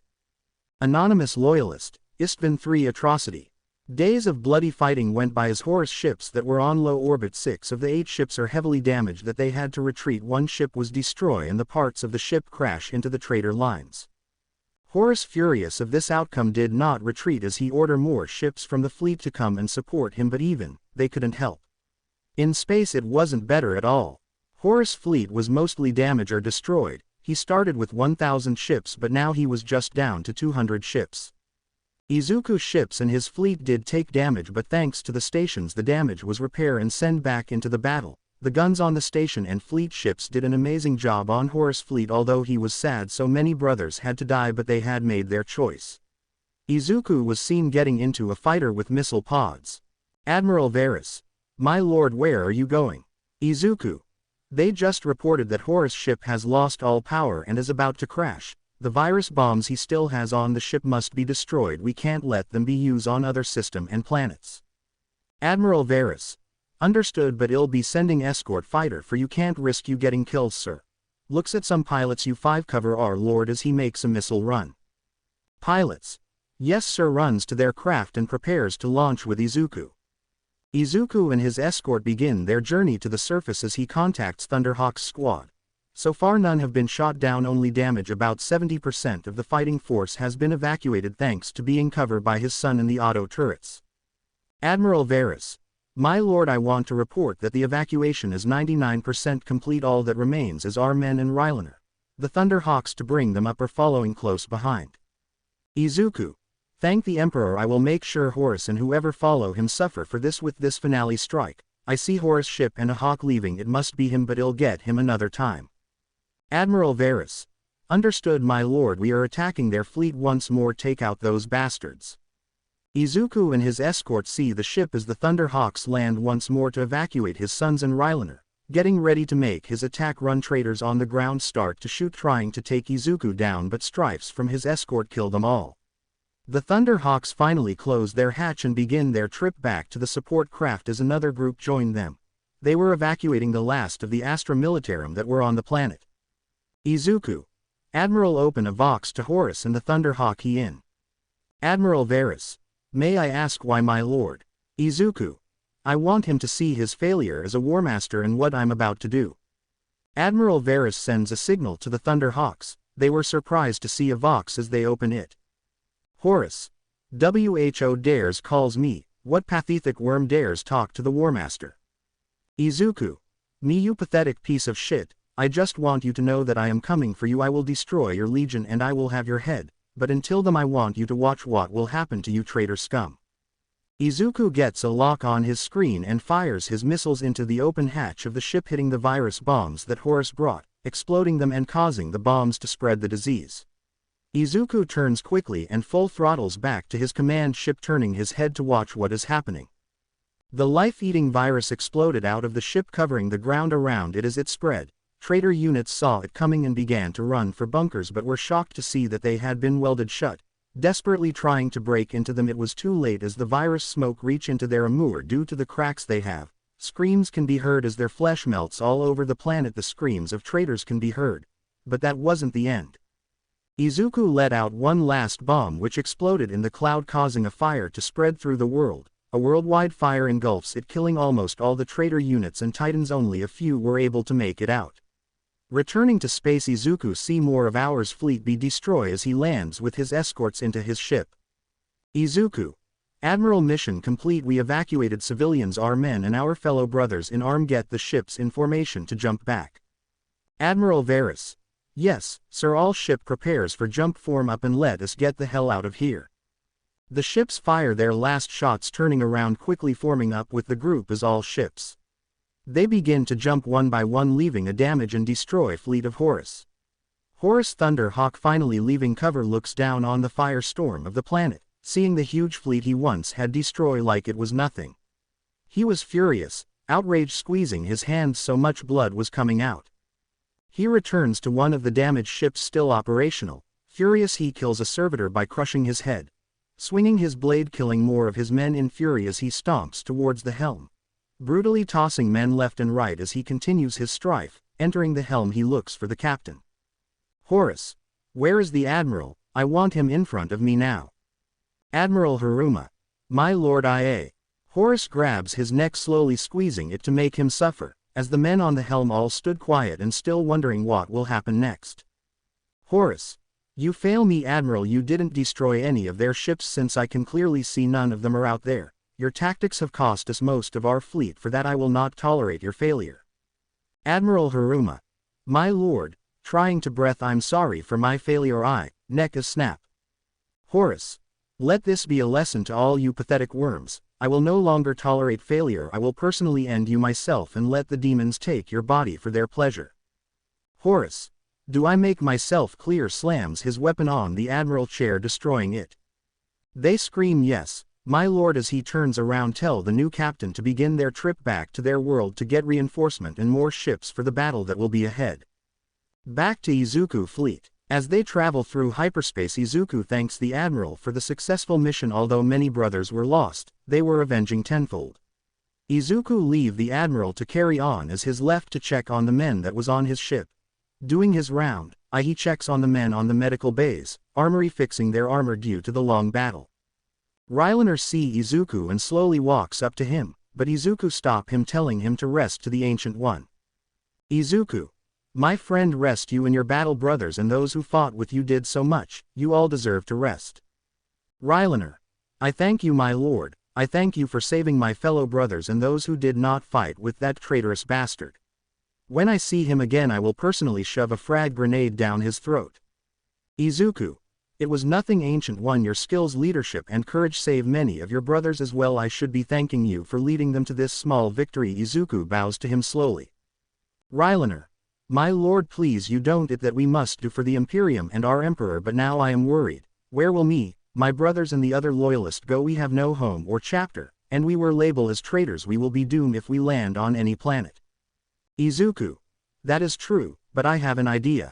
I offer you, your brothers and the other survivals, I would like for you to join my legion, be members of Deathwatch and bring justice for our fallen brothers in arms. Izuku. If you and others don't accept, I will personally let you build a sub-chapter and give you a planet that will provide you with all you need as my word as a Primarch. Rylaner though for a moment and looked to the right at the rest of his men that survive and stood loyal. They all gave their head shakes to yes to join. He looks left at some members of the Death Guard and World Eaters, giving him the answer as well. Rylaner. I, Rylaner the Unyielding, give my service to you, Primarch Izuku of Deathwatch. You will have my skill and leadership till my dying breath. Giving his hand out for a handshake. Izuku smiles, accepting the handshake as the men cheer. What Izuku didn't know was that his talk was play on the other ships of his fleet, and all the serving loyalists all cheer for their new legion and home. Izuku. Rylaner the Unyielding, you will lead the survivors as the new 2nd Deathwatch Regiment. I will provide everything you need for you and grant you a fleet so we may stop Horus and this incursion on the Imperium. Rylaner. For the Imperium, for the Emperor, for the Deathwatch. As the men continue to say it over and over, the whole ship cheers. Izuku looks at everyone and smiles, seeing them being motivated to fight. Izuku walks out of the room and heads back to the helm of the ship to contact his father to see what the next move will be. Izuku data log 005 M31 Istvan 3, a battlefield I will never forget. all the bloodshed that Horus has spread, all because he resents father. Sacrificing so many battle brothers for his own gain, but in the end, it backfires on him due to us being more prepared than he is. The Alpha Legion and Night Lord spies really help us in this time of need, and I personally thank Conrad, Alpharius and Omegan for their men taking this huge risk. Father had to when this mission began, and praise both of them and their legions. Seeing the smile of my men, the crews of the ship, it reminds me of what Dad said. Flashback. Young Izuku. Dad, were you afraid when fighting villains? Did you ever think of running away? Toshinori. Well, my boy lifts him up and put him on his lap. There were times I did, especially the tough ones, but I remember what your grandma had told me. Young Izuku. What did grandma say, Dad? Toshinori. She said, Nana Shirima. When you have to save someone, they're usually in a scary situation. A true hero not only saves their lives, but also their spirits. That's what I believe, so no matter how scary things get, give them a smile as if to say I'm A-okay. The people who can smile are always the strongest. Toshinori. And those words I follow to this day to show people I won't be afraid, and why I always say never fear, for I am here. Smiles at Izuku. Flashback end. Izuku. And to this day, even after almost 200 years has passed, I keep those words with me and will follow them, which is why they are part of my Legion creed. So I will keep my smile on even in these dark times to show not just my men but others that they will have nothing to fear. Why? Because as my father say, never fear, for I am here. End vlog. War is the crucible in which we burn. In the fires of battle is the past consumed and the future born on tongues of flame. No greater fire has there been in our times than the 3 bloody hours of the drop site massacre. Attributed to Malkador the Sigillite, regent of Terra. 006. M31. Izuku Pav. A few days has passed since the events of Istvan III. Once we arrived back on my home world Kibo, meaning Hope, medical shuttles and transport shuttles came and took the newly formed 2nd Deathwatch Regiment to get their new armor and gear. Rylaner was taken to a healing tube to repair the damage that he receives during the Unification's war. As he was being healed and brought back to his former glory, Izuku and his tech priest were working on his new armor. With Izuku help he forges the pieces for Rylaner, and with the way they design the new dreadnought armors it won't put strain on users and won't mentally destroy them. As another 2 days goes by, Rylaner finally finishes healing and he's shocked to say that he was back to his old self. As they lead him into the armory, he sees a sight to be seen. Izuku. Ah, Rylaner, good to see you fully recover. I present to you the new improved dreadnought armor. Void shield generator was built into it to give you ultimate protection. Dual-wielding twin Gatling guns with different ammo you can use. Izuku. Also, in order not to strain yourself, the armor opens up. You can just step inside and leave it any time you want. Rylaner. My lord, I cannot accept this, it's too much. Izuku. It's alright Rylaner, you are to help me lead the 2nd Regiment and they need their leader standing there strong and never falling. With this you won't fall, and the men will continue to keep fighting. Rylaner. I will not fail, Lord Izuku. I will lead your men to honor and glory. I shook hands with him before I excuse myself to head to the main room of HQ so I can formulate a plan for the war. End vlog. Another month has passed, and we all the Reaming Sons meet on Terra to discuss the plans to attack Horus in the Istvan system. The Emperor assigned Rogal to begin the preparations, as Izuku's spy ships have been in the area collecting data and hearing transmissions from Horus to his allies. One ship picks up a surprising vox from Horus to Primarch's Logger of the World Bearers and Perturabo of the Iron Warriors. As the vox was being recorded, the ship sent out a transmission to Izuku's personal vox channel. Throne Room. In the throne room, as the discussion and planning was finished, as the chapter master for 2 legions left to begin their preparations, Rogal, Vulcan, Corvus, Magnus and leader of the Iron Hands Legion Ferrus Manus were the only ones left in the throne room with Father. While on the vox, Conrad and Alpharius and Omegan are on listening in. Izuku. This will be a very bloody and deadly attack. We will lose a lot of sons from the initial attack itself and so much equipment and supplies. I will provide my space stations for this battle due to the fact their fleet will attack ours. My ships are already making their way and will stealthily go into position to attack them head on. Rogal. Very well Izuku. And I will admit your stations are impressive and beautiful crafted. Turns around real quick, does a quick sniffle and turns back around serious again. I thank you for the one you provided me and my sons. Corvus.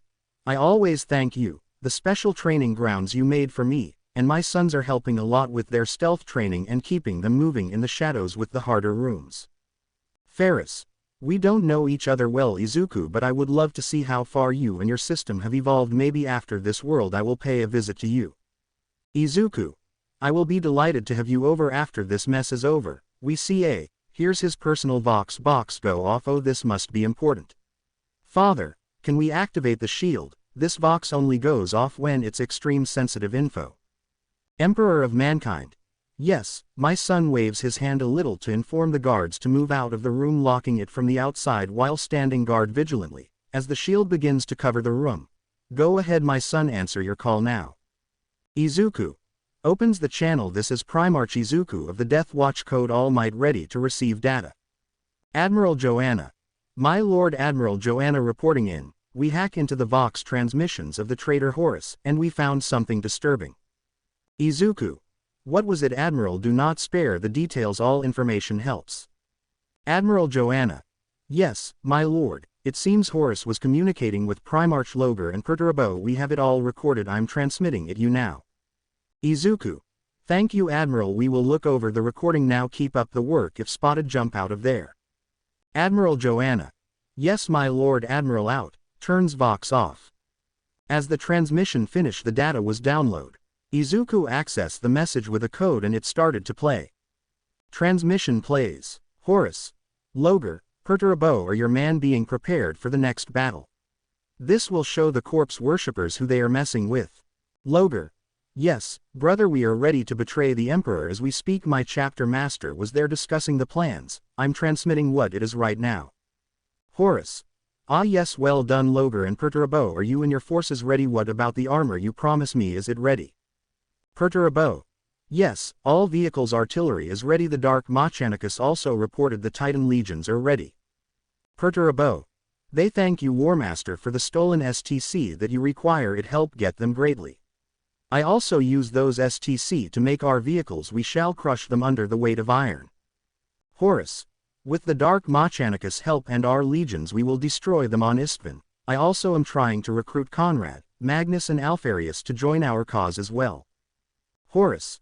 Magnus declined, stating that his legion was not ready, but then again, they are still recovering from my attack I sent to those freaks. Vox was pause. Izuku close his fist tightly, watching a little blood come out of it with how hard he is holding them. The others in the room and on the Vox were shocked that Horus was the one that caused the failure attack on Magnus' home. Magnus was the most shocked, but anger grew in him as he struck the floor with this weapon. Magnus. I will strike him down. I will choke the life out of him for what he did to my home world. I am thankful for Brother Lehman and Izuku space station came and helped a lot. I thank you for that, brother. Izuku. You are welcome. Magnus the First have left some stations there to help with the reconstruction and protections of your sector. Now let's get back to the Vox. Izuku turns it back on. Horus. Now with their plans we can easily take them out. We can plan to attack them where it hurts. We will strike when the second wave comes in. A flare will be shot by my men to begin the attack. Logar. Very well, we show them the power of the Chaos Gods. They will fuel us in the battle with their powers. Horus. Very good, I will try to get in contact with Alfarius and Conrad to get them to join us. Their legions would help us defeat the corp worshippers and increase our forces due to losses on Istvan III by that failure of a son Izuku. Horus. I will make sure not a single man in his legion exists after this battle, and the sector he in control is the first to burn under my rule. But for now, brothers, gather your men, prepare for battle in a month's time, for our time has come to rule the galaxy. Vox transmission end. Izuku. So, this traitor scum thinks he can control my sector, destroy it all to hurt me. It won't, and I'll make sure to hunt his legion down to the last man, and with Logar and Perturabo joining him, I think I can improve our battle plans a bit, brother. Rogal. Then please go ahead and explain what you want to improve on Izuku. Izuku. Conrad, Alfarius, I would like to ask you to join Horus' side so he may believe that you join him, but when that signal goes off you will turn on them and help us defeat them. Conrad. Are you sure, Izuku? We don't want others to think we join them willing, although we could both use our worst men that only care about slaughter and not caring for the Imperium. Alfarius. That could work, I can tell you're having problem with some men as well, but since all of us are here they will know not to really attack me or Conrad, huh? Izuku. That's correct, so you can use those forces to attack ours so we can get rid of them from influencing our men, and it will catch Horus off guard as well. Looking over the plans once more, Izuku see a way they can catch their whole army off guard and starts to do his explanations. As he is showing the map, he explains that the Iron Hands with the help of his heavy Terminator squads will help push the middle. Magnus would also send his Psychers to help push the middle with Izuku as well. This made both of them much relax as to see not many of their sons will be killed off. Salamanders will attack left flank with part of special melta units of my legion so we can melt through the enemy and watch them slowly melt for joining Horus. Vulcan. As you know, I value life so much and me and my men are willing to die for others, but I totally agree we will burn them and watch them suffer slowly for their actions. Izuku nods his head to Vulcan's statement and explains that Corvus will strike the right flanks with some sons of Izuku Legion as well being part of it carrying shields to cover Corvus men. Seeing how the World Eaters are on that flank, Izuku also plans to send his new train hands-on fighting units too, with instead of a chain sword of power sword he chose a weapon from his time. A power katana. This will make the World Eaters think they have the advantage when in reality Izuku men will probably have it. Corvus was interested in this weapon as Izuku gave him one but saw the benefits of it in training with it, how it was masterly crafted, how it was made for defense and offense with how fluid it is in motion. Izuku gifted him one as a thank you for training him all of those years. Izuku. Now with all of that out of the way, the main problem is when the second wave comes it will be the Iron Warriors and World Bearers. The betrayers will be right near us and can slaughter us all. Izuku. But behind them is where we are also supposed to drop troops as well. Alfarius. Conrad, maybe you can convince Horus to let you drop there so when that flare goes off, we can attack them in two directions. Alfarius. Very well, the ones that give you trouble can join them in the frontal battle while my other sons join me in the third line. Conrad. Same with mine, but just know some of the Iron Warriors aren't Iron Warriors. My sons had gotten information from them and took their places without anyone knowing, so we can strike them first before falling back to the third line. Conrad. Also, we found out that Lion gave them specialized artillery pieces that they were going to use against the traitors until he turns them over to Perturbo. Luckily some of my men went and put. Izuku. Very good, the units I'll send to help everyone has the void shields we use at Istvan 3, meaning when the ambush happens, they will go up protecting us from everything, even their Titan for a while. Rogal. This is excellent planning and improvement on the plan. Izuku, the lesson I knock into your head work really well. Strong defense with an excellent opportunity for attack.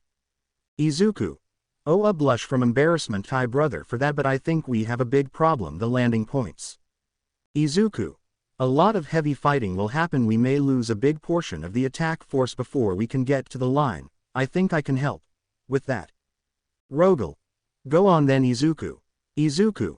I will lead a fleet to engage their fleet. With how mass our fleet is, it will take time for the force to get here while I engage with my ships and space stations I plan to bring. I'll send my stealth bombers to go and hit the landing zone over and over, clearing the area from forces and armor, make it easier for our men. As everyone look over what Izuku proposed, they all saw it was flawless and a good way to change the way the battle outcome can be. Rogal looked at his father for final approval and he shook his head yes to it. Rogal. Very well, Izuku, this new improved plan will commence. We have a month's time till we attack. Thanks to Izuku we are preparing multiple defense positions to slow Horus down as well, since we believe he will aim for Terra itself. Rogal. Izuku has sent us 50 stations that are currently on their way here. They will be placed in stealth and located in the path we believe Horus will take with this fleet. Rogal. One last thing though. Izuku stepped forward towards father. Izuku steps to his father throne and bend his knee to give him respect. As his father takes a sword, everyone was thinking he was going to strike him, but they stop and saw what he was doing. Emperor of mankind. Rise, my son, you are now Warmaster. Lead our men, our son and the Imperium to victory, and protect our future as you will to yours when you return to your time. Izuku. It will be an honor, father, but it will not just me, it will be all of us to lead our men into battle and safety after and win this war against this heresy. Lifts the halberd in the air as it turns on. Now brothers, gather your sons, be ready in a month for battle. A month later, as the legions are preparing for the attack, Izuku and his legions are finishing their last preparations for the beginning of the battle. The loading of ammo men, supplies are about to be completed and reports from Conrad and Alfarius and Omegan came in showing off locations of Horus units and theirs. As his brother contact Izuku saying their men and ships are ready and they are beginning their trip to the meet-up points, Izuku responds his ships will meet him there. Izuku. Deathwatch, today is the day we fight those traitor scum. We show them the power of our legion. We show them the power of the Imperium. We show them the power of the Emperor. Show no quarrel, no mercy. Izuku. Today is the day they face the punishment by the Imperium for their atrocities against everyone. The people that died defending their homes, the systems that suffer cause of this heresy no more. It's time to end this with this battle. The men cheer for the Primarch words and the inspirational aura that his gives. They all start running to their stations and post to get ready for the battle. What Izuku didn't know was his Vox box was still on in the entire fleet and his brother's fleet heard it, and they cheer and get inspired for battle. 2 hours later, as Izuku fleet waits he see on scanners the Imperium fleet is starting to arrive. Coming out of the warp they see Izuku massive fleet of 5,000 ships of advanced cruiser, battle cruiser, carriers ships, supplies and support ships, but the massive Emperor-style battleship that is Izuku flagship. They also saw the 100 space stations that are ready for battle. Izuku was amazed by the massive Imperium fleet of regular Astra Militarum, his brother's legions all ready for the attack. Izuku calls on all ships to begin the operation. As alarms on all ships turn on as men start moving to the pods to load into for attack, as Militarum begin loading up on their Valkyries for the drops to the service as well. Izuku. Admiral Varus, let us begin, shall we? Begin the jump to Istvan V. Admiral Varus. At once, my lord. Ships part of Phase 1 begin the jump, the rest follow with the rest of the fleet. As 100 ships and 50 space stations line up for the jump, the rest of the fleet begins to prepare for their Vox jump to Istvan. Izuku and his ship's forces are ready and now Phase 1 begins the attack of the traitor fleet. 1 hour later, as the traitor fleet stays above Istvan V, their commander is wondering if they should leave to get more supplies or wait till Horus tells them to, but as they wait a proximity alarm goes off and everyone is scrambling trying to figure out what is going on. As they look into the vast open areas of space, they see what caused it. Just then Izuku and his small fleet come out of hyperspace and begin to enter a battle formation while the space stations start to set up their defensive positions to cover the main fleet. As Horus fleet commander laughs, saying this is what the great corpse worshippers send us to fight our mighty fleet, order all ships to attack, not informing Horus on what is happening. 1 hour later, thousands of ships' parts are floating in deep space as the once confident command of Horus' great fleet body was floating outside. Izuku's ships and space station destroyed the fleet that was stationed there without remorse or mercy. It was all thanks to ships that he had left here to watch over them uncloaking during the battle. Izuku.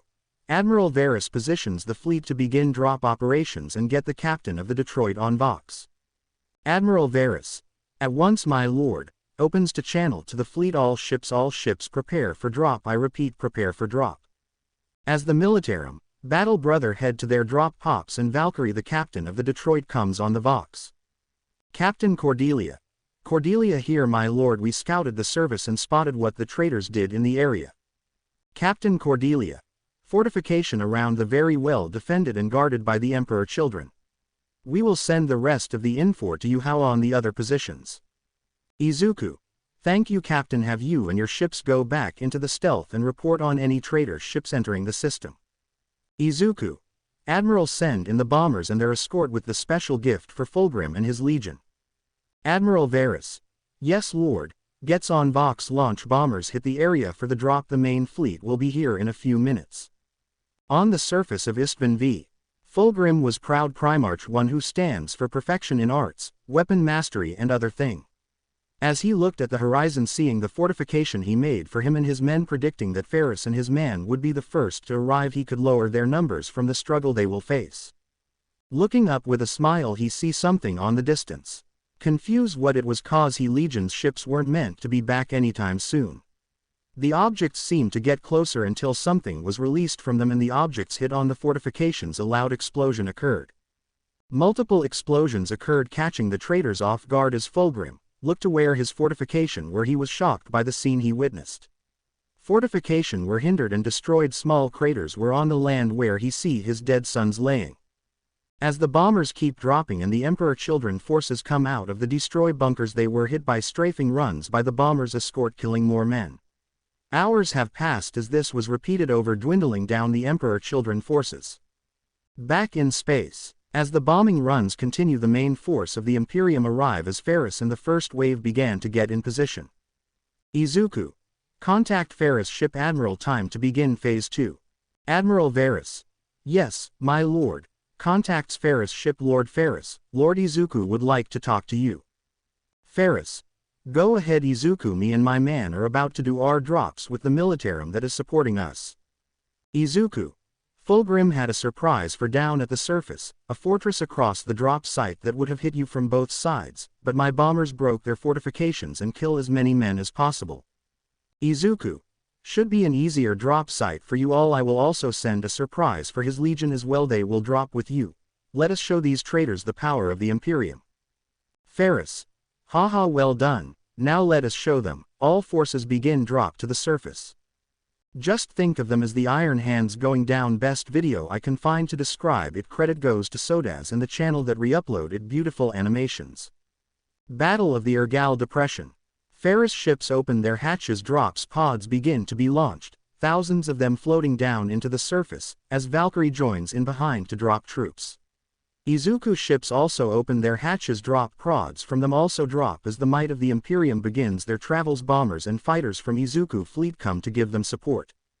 Bombers make it to the surface area first and bomb the Emperor's Children positions again to give the pods and Valkyries cover as they finally reach the surface.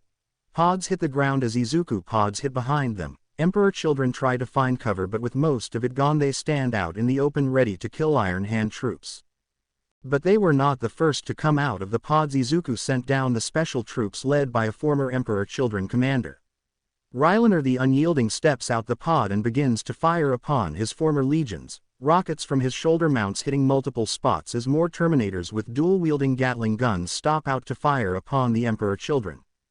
Rylaner. Face the Emperor Wrath traitors, let none survive brothers.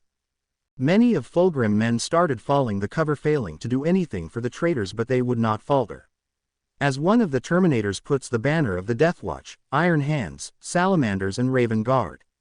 Now the Iron Hands join in the fray after seeing their banner go up. Battle brothers come out their pods and begin to shoot at the traitors. Valkyrie begin to drop off troops at all locations so they can fortify the drop points. On the left side, Salamanders rush out their pods and the defensive position the Astra Militarum had made. As they were holding back the traitorous followers, Vulcan set his man up in defense position as Izuku melts units came out and started to blast traits in rapid succession, melting flesh and bone from the traitors. One the right Corvus and the Raven Guard opened to see their Astra Militarum hold off some of the traitors and even some of the World Eaters due to their new weaponry thanks to Izuku. As some of the World Eaters began to get close, the pods opened with Izuku katana forces, and they began to cover the Militarum, slashing with precision strikes and skill. As the pods of the Raven Guard opened to join the battle and provide support for the men, now it was time to hold before the push. 2 hours later. 2 hours of bloody fighting has passed as many battle brothers have fallen and some injury, they'd still press on to hold the positions. Thousands of brothers have fallen on the loyalist side, and the one that are injury are being treated rapidly due to Izuku's specially trained apothecary units. They were able to rejoin the fight. Sadly, though, the number of Militarum have reached the hundreds of thousands, but they did not give up and kept fighting till their last breath. On the traitors' side, they were horrific numbers of man-powers and traitor Astarte. Millions of their traitor troops have fallen as double the amount of lost Astartes the loyalists suffer. They have. Fulgrim Legion suffered the worst thanks to the firepower of Rylanor and his special troops. As the situation was getting dire on all lines, it was made worse due to a noise over the horizon. The Legio Ataru's warlord Titans started making their way to the landing zone, each step shaking the earth, each blast from their melta weapon breaking the crust of the earth. As they move closer, the loyalists cheer for their arrival. Fulgrim, seeing the situation, decided to finally pull back what forces he has left. As they retreat, they are being shot by Iron Hands and Rylanor forces as well. More drops pods of the first wave begin to arrive, bringing in fresh troops for the push and to take the injured back to the stations. All positions have been secure and ready for the push as Deathwatch troops also land. They move to the front of the lines for all positions with new shields that easily block bolter shots with ease. Corvus, Vulcan and Ferris talk a plan of action to act like they were going to rush, but in reality, they were going to be cautious since knowing what Horus was planning. In the meantime, Thunderhawks, Pods and Stormbirds started landing in the drop zones. As the second wave was coming in to start getting into positions when the first wave was tired out. Ferris took the high ground and began to build a firebase around it, bringing in turrets, building bunkers with servitors supporting them. As world bearers finally arrive with the Night Lords, they begin to take positions on the left and right side of the hill as the traitors believe the Night Lords were ready to help them. In the third line, most of the Alpha Legion and Night Lords begin to prepare for the ambush on traitor units that might retreat, but they were also ready to charge as well. Conrad sent a secret message to his warriors that were on the Loyalist, and they get ready for Horus symbol. The same happened with Alpharius giving the same message, knowing the troops they are sending in are the one they don't want. Iron Warriors also landed with the World Bearers and Death Guard, as well as they positioned themselves behind the first line, letting them push to give them the best advantage, splitting into two battle groups, one pushing more in front so they can pretend to move to the front when they send more injure back and ambush them from both sides. But the Loyalists saw this and planned for this, and Ferris moving up in the middle press a button on his glove to give the signal to the fleet. Horus, seeing how far they push but seeing how bloody his side was getting the loses he was suffering more than the Loyalist, finally begin to put his plan into action. Corvus on the right flank received the message on his battle glove and whistle to begin to put his man in defensive positions. Shield warriors of the Deathwatch begin to make a box around both Raven Guard and them. Bolters ready by putting into special slits, and Izuku units begin to set up as well with their swords at hand and their rocket pods they were able to hide well, pretending to be jump backs. Vulcan on his left got the signal as well and gave a whistle as well to prepare his man, as the same on the right Izuku units that were pushing up with the Salamanders stop and began getting into box formation. Salamander and their bolters line up with the slits of the shields ready to fire as Izuku Melta units began to set up a position to lock in and set their guns for barrages. Horus, seeing how they were positioning himself, didn't think of anything of it, as he saw they kept pushing with the way they are. He then gives the signal to one of his captains and a flare was launched into the air, the symbol to begin the assault on the Loyalist to destroy 3 legions, but multiple explosives went off behind the lines of the Loyalist. Moments ago. As the traitors saw the flare, the first line stops in place and get ready to fire on the Loyalist. Tanks begin to get ready to fire. As they aim and finish, they heard their commander yell fire, but instead of firing, the tanks of the line explode, killing the men next to them. As thousands of tanks begin to explode on the line, Horus, Perturabo, Mortarion, and Logar were shocked by what happened, as thousands of tanks were exploding, kill almost the entire first battle group. The Titans started to aim at Loyalist positions until they were struck with missile that broke through their void shields. In the skies, attack fighters and specials bombers began to attack the Titans, knocking out their void shield as the bombers make the run and hit them, destroying them. Traitors not paying attention didn't see the Titans fall, killing hundreds of them. The first battle line was caught off guard by all this and now feeling the firepower of the Imperium full force.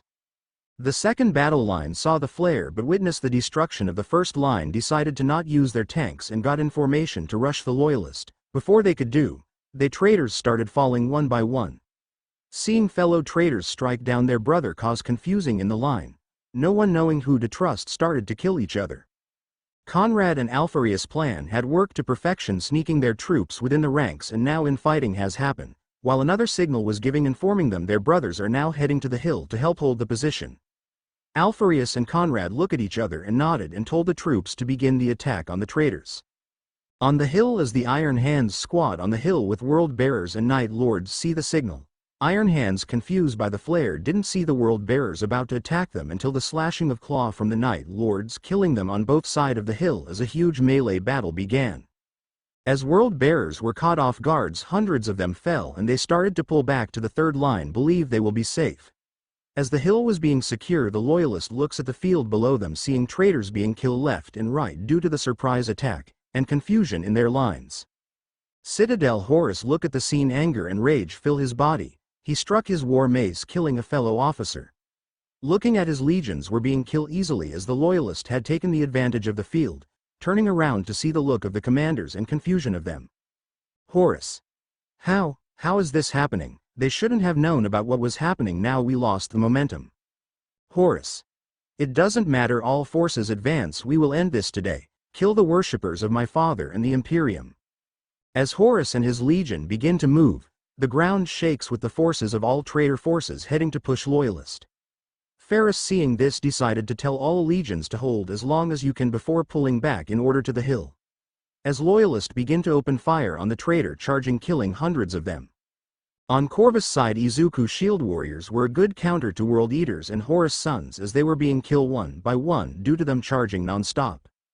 As they began to reload the secret rockets pods Izuku forces brought began to launch, hitting multiple troops, shrapnel from the explosions hitting other as well. For those that were able to get close, they were flip over by the shield troops and was slashed to death by Izuku units. Raven Guard veterans also joined in the slaughter, using lighting claws to pierce the armor of the traitors like it was butter. Then a signal goes off in Corvus' glove. It was Izuku sending him a message to begin to fall back to the hill. Giving his men the command, they pull back in order while killing more traitors. On the left with Vulcan, the same with the shield warriors defending Vulcan's sons as they fire their bolters and meltas at the traitorous forces.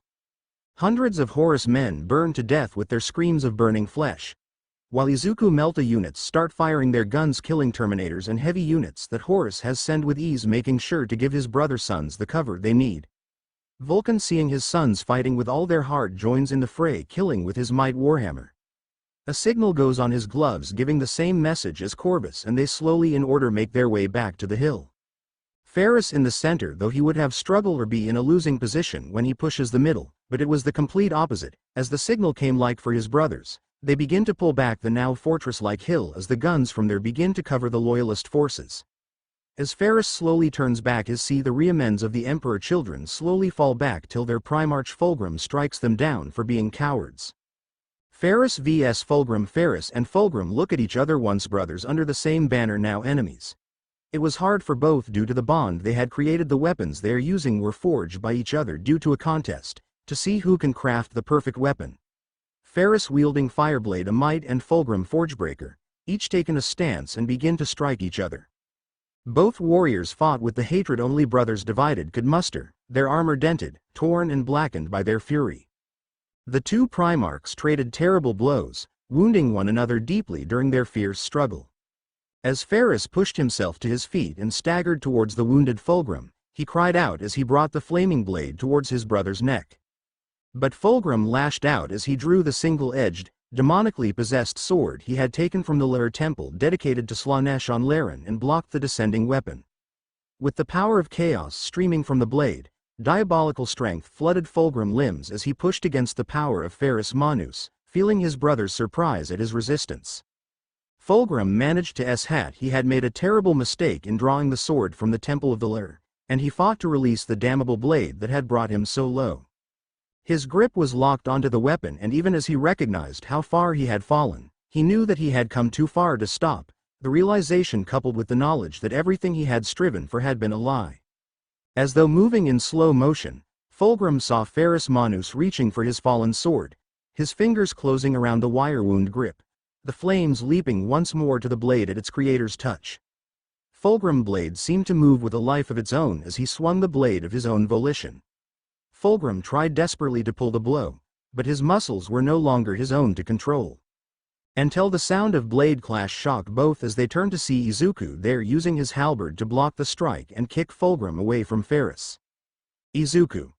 Brother, do not worry, we will get you out of here, back to your legion, and your son slowly picks him up and see Rylanor come up to them. Izuku. Brother Rylanor, I ask you to take Ferris back to the hill, take the Thunderhawk, get him to the apothecary, quickly puts patch on his wounds to stop the bleeding quickly before he passes.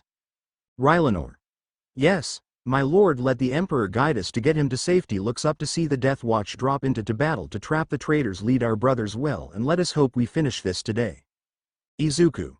We will try, brother, we will try. Look up time for the last part of the plane. The Deathwatch strike Alpharius and Conrad men should be near the hill after they clear the world bearers that was in the rear. Izuku. My sons, attack with the might of the Emperor, no mercy, we must end this war here, if not it may lead to years of conflict. For the Imperium, for the Emperor, charge. Deathwatch troops. For the Emperor charges towards the traitor rear. Logar versus Corvus as the Loyalist legions all gather near the hill and get into the new fortified position to continue the assault. Corvus spotted the Primarch of the World Bearers, the one that started it all, Next to him were First Captain Cor Farron and the First Chaplain Erebus. With one look, Logar gave them the approval to continue the attack on the Raven position on the hill with what was left of the Death Guard and Horus troops on their side. As they charge with what part of their legion was left to fight, Izuku warriors step up, charging into them as the Ravens shoot from afar, providing cover. Logar, the Word-Bearer's Primarch, hammered his way through the ranks of the dying Raven Guard to reach his brother. He felt power seethe within him, aching to rise out. Always before, Logar had bitten back his psychic potential, hiding it and hating it in equal measure. It was unreliable, erratic, unstable and painful. A scream of release tore itself free, not from his mouth, but his mind. It echoed across the battlefield. It echoed into the void. Energy sparked from his armor, and a sixth sense, unrestrained at last, with its purity perhaps colored by chaos, exhaled from his core. Logar felt the heat of his own fury made manifest. He felt his unchained power reaching out, not only to enhance his physical form, but reaching to his sons across the battlefield. And there he stood at the heart of the killing fields, winged and haloed by amorphous contrails of psychic fire, shouting his brother's name into the storm. Corax answered with a shriek of his own, the call of the betrayer, the cry of the betrayed, and the Raven met the heretic in a clash of Crozius and Lighting Claws. During these events, the World-Bearers unleash special units they own, known as Gal Vorbak. They were World-Bearers that willing chose to be possessed by demons. As they let them fully control their bodies, their armor becomes flesh fused with them as they all let out a vicious roar as they charge into the line of the Ravens. Sadly, though, due to the defenses of the hill, the heavy gun and turrets were blasting them apart, and those that did make it near the line, Izuku men jump over the shield wall to engage them, giving the Ravens much needed rest. Though the Gal Vorbak were strong, they were no match for Izuku discipline troop and their way of the sword slicing, cutting through their flesh armor like it was nothing. The Ravens, watching from cover, were amazed by the skillful display of wanted to learn from them, but for now they must focus on the battle. Logar, feeling that his elite troops were being taken down easily, he was about to rush toward them till Corvus stopped him. Corax fighting to kill, while Logar fought to stay alive. During their duel, Corax hurled insults and accusations at his former brother. He wanted to know why Logar and his legion had committed such treachery. Logar shared with his brother the future visions he had seen of their father, a bloodless corpse, enthroned upon a seat of gold and screaming into the void forever. Angered by his brother's lies, Corax lashed out furiously with his Lighting Claws across Logar's face, cutting the meat of his cheeks deeply. As vicious blows were dealt between both of them, Corvus had the advantage due to his skills in speed, finesse and his many years of battle experience leading his legion. Logar did not have this experience due to him being a scholar more than a fighter. Due to this, Logar was nearly impaled in his stomach. As they continued to fight, one upward cut into Logar, making him stager, and Corvus slashes into the stomach area of Logar as he was cut. Dropping his weapon from the pain, he uses both hands to try to choke Corvus, but due to how weak he was, it did not bother him at all as he kept slashing into Logar's body, tearing flesh. Logar in desperation crashed his forehead into Corvus' face, but no movement was made as more slash continued to go into the stomach. Logar keeps hitting him, but to no avail as he finally heard a snap and saw the blades had broken in him, causing him more pain. On his knees he sees his former brother come to him, looking at him with hatred as he turns on his remaining Lighting Claw and begins to do the final strike to Logar until nothing. No slash, no pain, nothing at all. Logar opening his eyes, seeing the Primarch of the Night Lords there, thinking he was about to be saved. Conrad looks at his brother and nods to him as Corvus pulls back his attack, while Conrad uppercuts Logar with his claws, piercing his skull as it being ripped out with the spine attached from their body.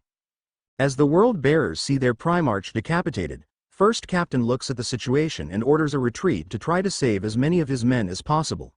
The Death Guard troops see and follow, but were being gunned down by Horus troops for retreating. The left side didn't do well either as the traitor troops there were being pushed back and pinned hard. The Melta's blast from Izuku units were proving too much and they decided to pull back as well, leaving Horus and his men alone on the field. Horus in the middle of the battle saw what was happening to his forces and screamed in anger, "Kill 4 Iron Warriors at once." Seeing the situation though, he saw there was no hope of turning the tide unless the Titan of the Legio Mortis reinforce him. But that sadly didn't come as they were destroyed by the combined firepower Legio Atarus and the new Titan Legion of Izuku, Legio Mustafar, in name of his hometown. Horus seeing his men dwindle down more and more but does not falter as his personal Terminator's squad keep pushing, that is until he feels the ground shake from another force. Traitor forces look behind them getting shot as they do see it was another loyalist force. It was Izuku Deathwatch charging into the battle while gunning down traitors. Izuku leading the charge right into the traitors, swinging his halberd, killing 5 Death Guard's troops that try to block him. Hours has passed since the battle began. Thousands of battle brothers lie dead, injured or exhausted from battle. Millions of guardsmen have perished on both sides. Horus, finally seeing the situation was getting worse due to the involvement of the Alpha Legion and Night Lords, who he though was his allies, finally made him call everyone to retreat. They fought with new vigor in order to get out of the death trap from all sides, with Horus killing more men than ever to escape. Sadly, his Terminators were being gunned down one by one to get him out. 2 days later, Warmaster triumphant, Izuku Pav. The ground at the Ergal Depression was full of hundreds of thousands of Astartes that perish alongside of Imperial army which counted in the millions, sons of the traitors and the Emperor alike. As we gather our dead to give them proper pyre funerals, we tend to the wounded of Militarum as well as our sons for all the hard work they did. Sadly, though, while my men gave chase Horus, and the others managed to escape, but it cost them their honor guards that were defending them. It was not a total victory, which mean the war will continue on, but as my duty as Warmaster I will defend the Imperium till my dying breath. In space I was receiving reports of the battle Admiral Varus that the fleet had engaged Horus' fleet. The 2 days of battle cost both sides so much as thousands of ships were destroyed on our side, but thanks to my ships and our firepower, we were able to hit them harder. In the end, from our original number my tech priest estimated we lost 1/6 of our fleet. It would have been worse if it wasn't for the space stations I brought along. They repair ships that were to mangle up to fight but got them up again to keep up with the attack. As for the traitors' fleet, they were hit very hard. About 4/5 of the fleet were destroyed in the initial attack. The firepower of Izuku's ships and stations tore their hulls like melted butter. The fighters and bombers all did massive damage on their support ships and cruiser that couldn't defend well against them. The last part of their fleet retreated back in the warp after the Thunderhawk picking up Horus was delivered. Ferris, after getting to the hill, Apothecary's care and tended to him wound. Seeing how it was another chaos weapon use on a Primarch, they were able to act quick, being defended by warriors of Iron Hands. Luckily for the Iron Hands, the Apothecaries that were tending to him knew how to handle this and slowly healing him, keeping him stabilized. After the first day he was fully healed, but they let him lead the defense of the hill. Now as the night of the battle ends arrive, it time for me to do my duty as a Warmaster. Izuku. Sons of the Imperium, this battle was a hard-fought one. Many of our fellow brothers have perished in the defense of the Imperium. We must not forget them at all. Walks to the burial grounds, son of the Salamander, Raven Guard, Iron Hands, Deathwatch and the Astra Militarum. With your sacrifice we would have not won this battle today. Izuku. Without your bravery we would have not saved many others that fought in your place. Tenfold turns flamer on. Your fathers are proud, your system where you come from are proud, and you will never be forgotten. Points flamer down. Izuku. I, Warmaster Izuku, send you off to fight with the Emperor by his side in the eternal battle against chaos. The heretics and the Xenos. Pulls the trigger as hot fire comes out and land in the pit, burning everything. As Izuku continues down the burials, he gives thanks to each one carrying their chapter banners. So now would get. Izuku. Your names will never be forgotten as we turn this planet into a death world with burial. With you have your name on granite wall with your names, so when no one can forget. Izuku keeps burning the body, leaving their chapter banner on the front, so men and who may come to visit will know which part of go visit their fallen brother. As each one burn, Izuku emotions were kept in check to be strong for his men. As Izuku finished with the last pit, he turns around to see the ground in fire, smoke in the air and a warm fire. Izuku. My sons, brothers, although we have won the battle, the war is not over. Many more lives will be lost until Horus is finally defeated and killed. Izuku. Protect your homeworlds from their advance, hold them to the last breath, for we are the Imperium. We do not falter or run away from them. Everyone. Yea, for the Emperor, for the Imperium. Izuku. Now rest up, drop ships are coming into the get you all so we can go together. Be ready by 0004. Everyone. Sir, yes sir. Izuku walks away to continue his rounds as Warmaster, checking on the injured as they await transport to one of the space stations. As he checks on his own legions, Midoriya see they were battle hardened and ready to fight again if necessary. Izuku mind. It seems the final showdown will happen in the future. I just hope that Horus will be ready to face defeat on my hands, as I swore as Warmaster that I'll do everything in my power to protect our Imperium. But in the end, you tractorist scum, I will. Now time to begin our defense, since we don't know where Horus will strike, but when he does, he will experience pain tenfold for what he did for the Imperium and the Emperor. As Izuku walks into the command room, he is met with his brothers, their commanders, his commanders and Militarum commanders, while on Vox was his father and his other brothers. As they report what happened, they understood the dire of the situation of Horus escaping, as they now plan for the war of attrition for until Horus is gone. This heresy continues. On the other, deep within the warp, Horus was furious to lose almost all of his legion, as the others as well. Logor men were furious and wants retribution for the death of their Primarch and want to punish the Deathwatch at all costs. Mortarion and Perturabo want to end Izuku for destroying their equipments and sabotaging their vehicles, and Conrad for what he did to his man. Knowing that half of his men were killed off before the battle began made him furious that he crushes the head of the servitor. Now with Horus deep in the warp, he asks the Chaos Gods for more help, more power to lead the heresy, demons princes to lead their armies against the Imperium to separate their forces. Horus is now pulling all the cards out, for in the end the main target will be Terra. How long it will take to get there he does not know, but he will not stop till the heads of the Emperor and Izuku are on a pike. To be continued. I hope you guys enjoyed this video and make sure to like and subscribe to the channel. Now we will see you in the next video.